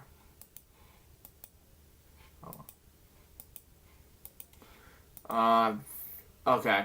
13 to win. Wow. 225,000, number 1. It's not there. Oh, 25. Wow. 225. 45, excuse me. Lose. Okay, whatever. 9. Wow. 240. Number 10. We're getting close. Okay. $250,000. Or $250,000. 1. We got it. Win behind number 20. Wow. 260. 10. No, it's not there. Come on. Win by number 2. 265. Number 8. No. We got it. Win behind number 25 again. Wow. 235,000. Number 15, 25, 4, and it's not there. Win behind number 8. Wow. 280,000. Number 20. And it's not there. Win behind number 18. Wow. 285,000. Number 11. Not there. We need a jackpot win. Number 10 had it? Wow. One number off. 295,000. Number 7, 8, 9, 5, 4, 3, 2. And we got it. Okay, 2 had a win. Wow. What's one number off? 305,000. Number 10. No, it's not there. I should pick 1. Wow. 6, 5, 8, 9, 10, 5, 4, 3. We got I lose. Wow. 315,000. Number 10. Really? 20. No. I had 25. Wow. Number 10. No, it's not there. I had to pick 10. Every time I do take a pick from take a pick line number 3, and it's not there. Wow. Number 9. No, it's not there. I knew it's not 9. I knew it's not. And 19. Wow. 20. Win behind 15. 345. Number 10. No. We're getting close. We're just getting close to the win right here. No, it's not there. Win behind number... Wow. Landscape is upstairs, downstairs for the way it loses. 16. Anyway. $450,000. Number 6. No. 23. 13, 14, 15. No. 20, 12. Wow. 8. Enough of these losers. Come on. Wow. 1. Wow. 370. Number 7. No. 2. No. 22 on the win. 335,000. Number 8. The agony. Come on. $8,000. Number 19. Nope. It's not there. We gotta lose. 16 on the win. 385,000. Number 1. And we got it on 7. Wow. 395,000. 13, 14, 15. There we go. Lose. Wow. Win behind number 21. $4,000. Number 11. Then we gotta lose. Wow. So we got win behind 13. 45,000. Number 2. No. Not there. 410,000. Number 18. Number 10. We have 415,000. Number 10. This is rigged. Wow. 20. No. 15 on the win. 430,000. 15. Come on. This is beyond that. Okay, now I'm on. Way behind number not 435,000, number 19 again. Wow. 2. Wow. 7. Lose. Wow. I should have picked 10. 5. No. I should have picked the number 10. Anyway. 9. Wow. 12. No, it's not there. And 8 had to win. 450. We're getting close to $250,000. No. When is it gonna end, man? When it's gonna end? 6 had to win. 450,000. Number 1. No, it's not there. Very nifty. 7, 8, 9. It's not there. Went behind number 15 again. 465,000. Number 10. No, it's not there. Very strange. 14 had to win. 475,000. Number 8. No, it's not there. Okay. Went behind. Oh, my favorite number. 485,000. No, it's 1. No. Not there. Come on. Why that lucky to maybe not lose? 2 had to win. 485,000. Number 11. No. Come on. Seriously? 7. No. We're getting close to $250,000. And we finally get 5,000 and we dodged the bullet. Oh man. No. We didn't get close to $250,000, so we're not that bad. To $250,000 at least. So let's play some War Bang and we'll do it anyway.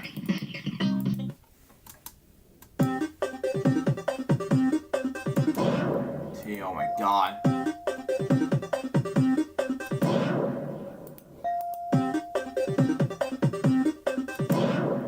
Oh, here we go.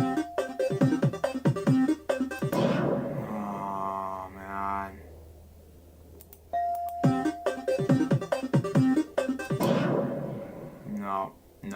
No.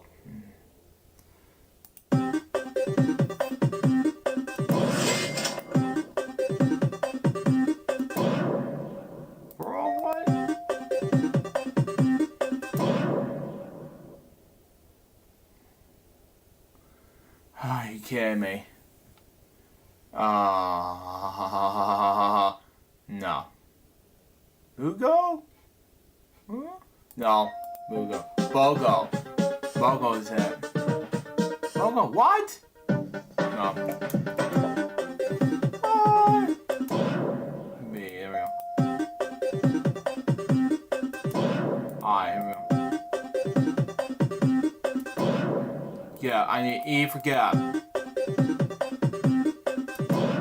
Gibby? No. No.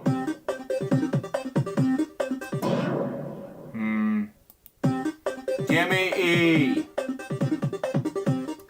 Thank you. Give. Thank you. War, yes!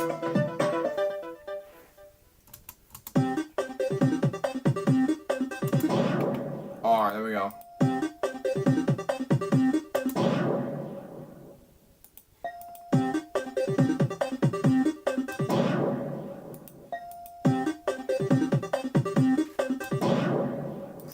What? I need a D for word. What? No.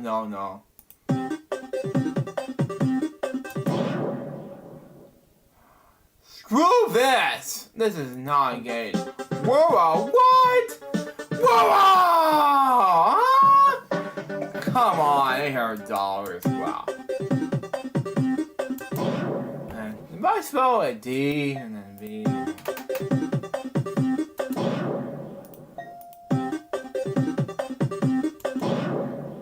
Pub, no.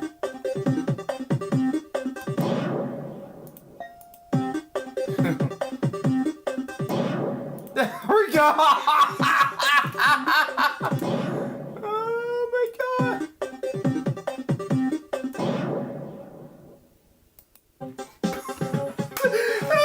Best Hotline season season 11 finale. Wow. Wow. Poop.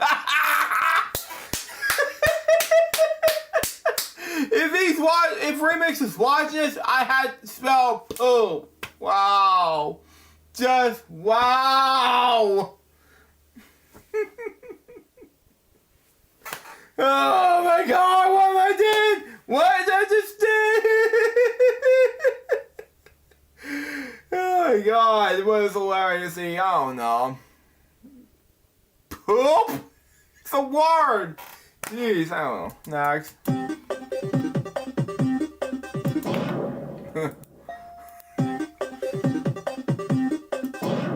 Oh, man. Boy. No. Oh, no, anyway.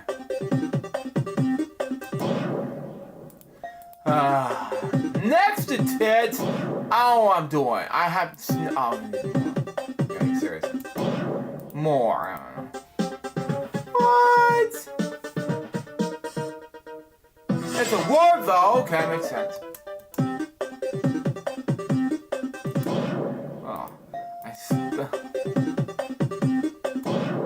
yeah, here we go. Small.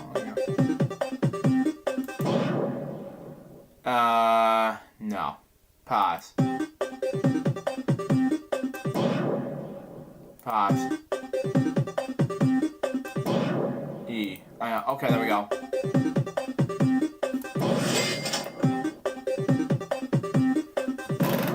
Boom! There we go. That's perfect. Word. There we go. Instead of Bono, that was spelled boom. Perfect. Perfect job. Poop. What am I doing here? Oh, man. Oh, no.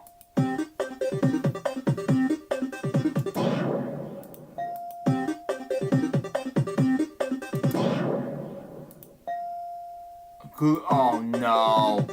No, that'll be my first strike.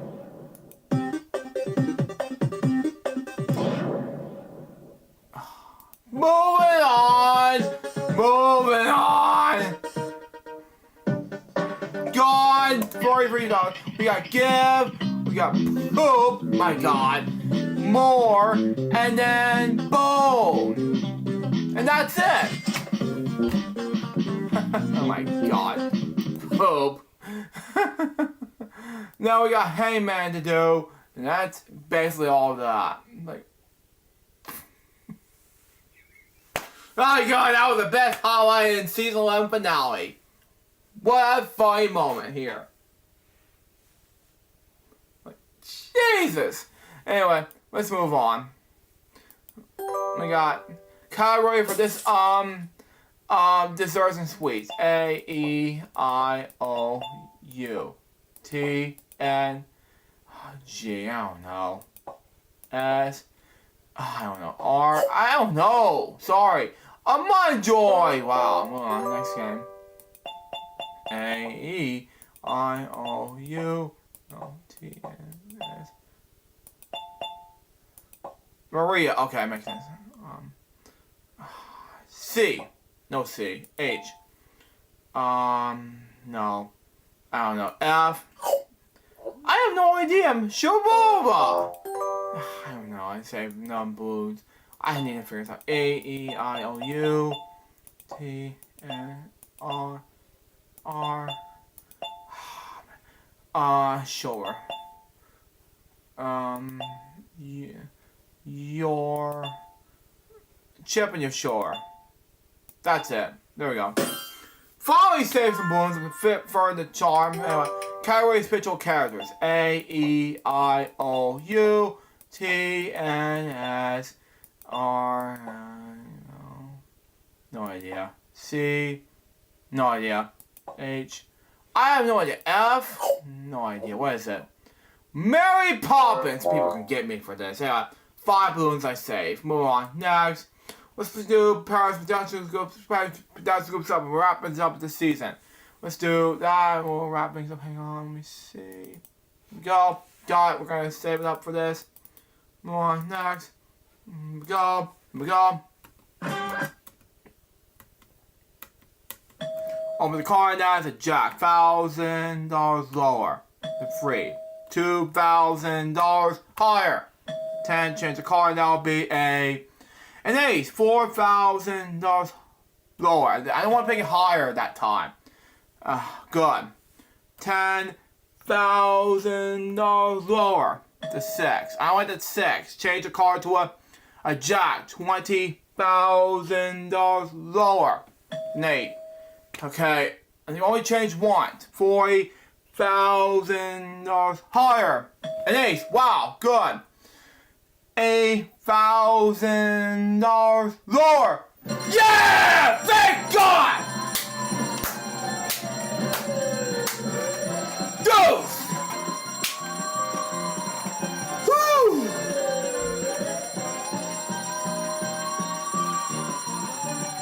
Woo! Oh man, what a game. We got Super Scratcher, here we go.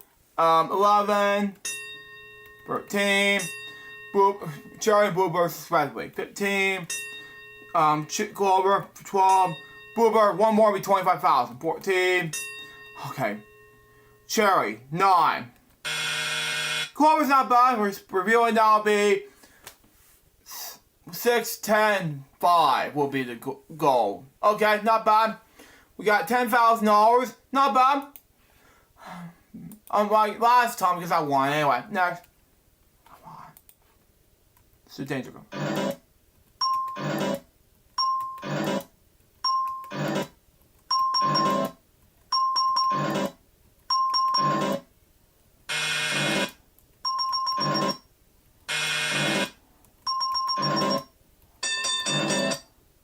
million! There we go.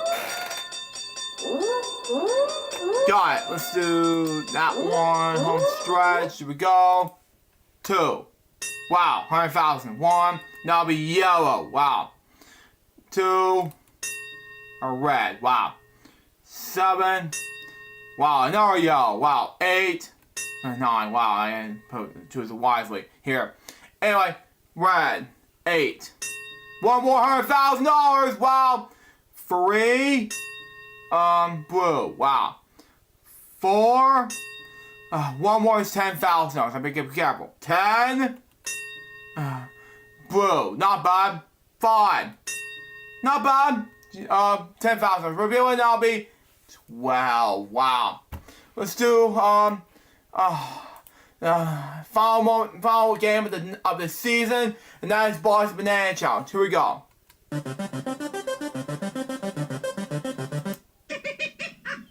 Oh well, we try.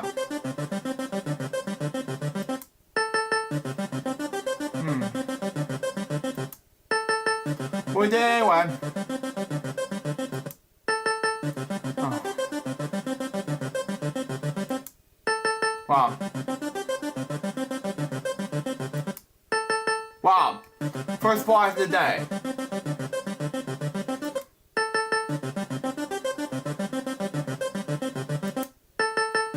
Wow.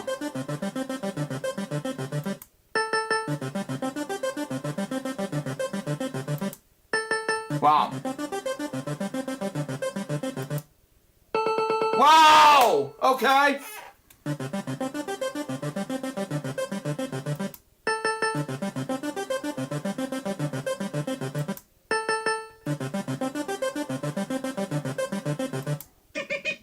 Okay, second boss, we gotta be careful.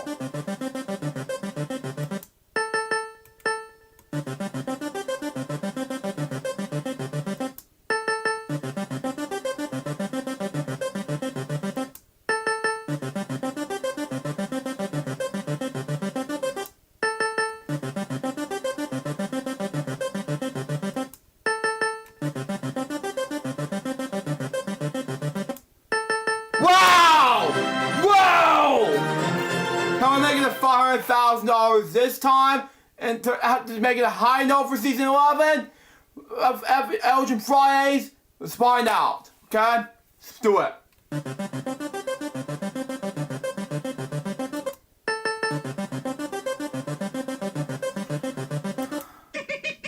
One more, be game over. Can we do this?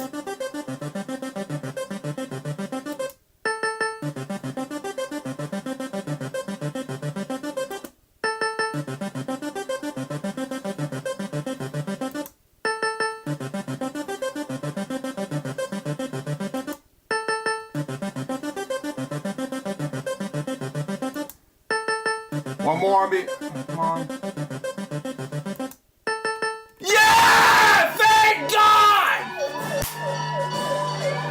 Where are the bullets? Leave him up now, Bossy!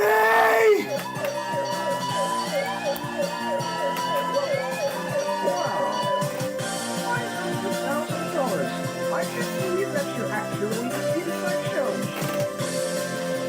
Well, I suppose I will congratulate you on winning over $500,000 in cash and prizes. Thank you, Barnsey! Well, that does it for season 11 of Elgin Fridays. Oh, man. I want to say anything else to win these at least two games, like out of some, 3 games out of some of them comparison to Dutch Group stuff, but we did, folks. We haven't ended on a high note. Stay tuned for the next one, which is the season 12 premiere. We'll be back in November for Elgin Fridays. Be lookout for it. So there you go. Till next time, it's Lou Jefferson by Baby. We're going to Elgin Fridays for you guys very soon.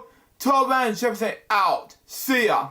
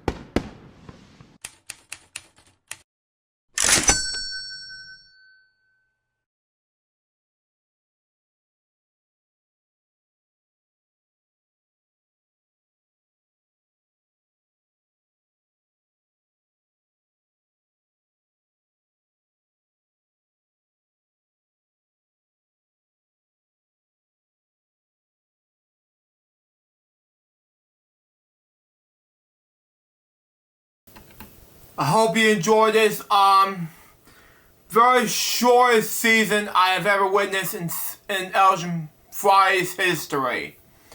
Now before we go, I would say some words from Remix Problem about him stepping down from as creative owner of Elgin Fridays.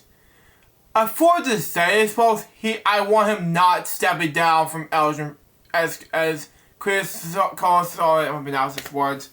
Of Elgin Fridays. That is a no-no for me. So I just want him not to be stepped down. And that's against my rules from LJPCBM. So Remix, if you're watching this, please don't, okay? And don't retire from BBT. Please. Thank you. I hope you enjoyed this shortest season of Elgin Fridays Supercut video. Stay tuned, that's gonna be not sure it'll be about it yet, we'll see what happens. Season 12 will hit this December. Be lookout for it, it's gonna be a huge season coming up. Till next time, suggest by Baby, Baby, and Sister out. See ya.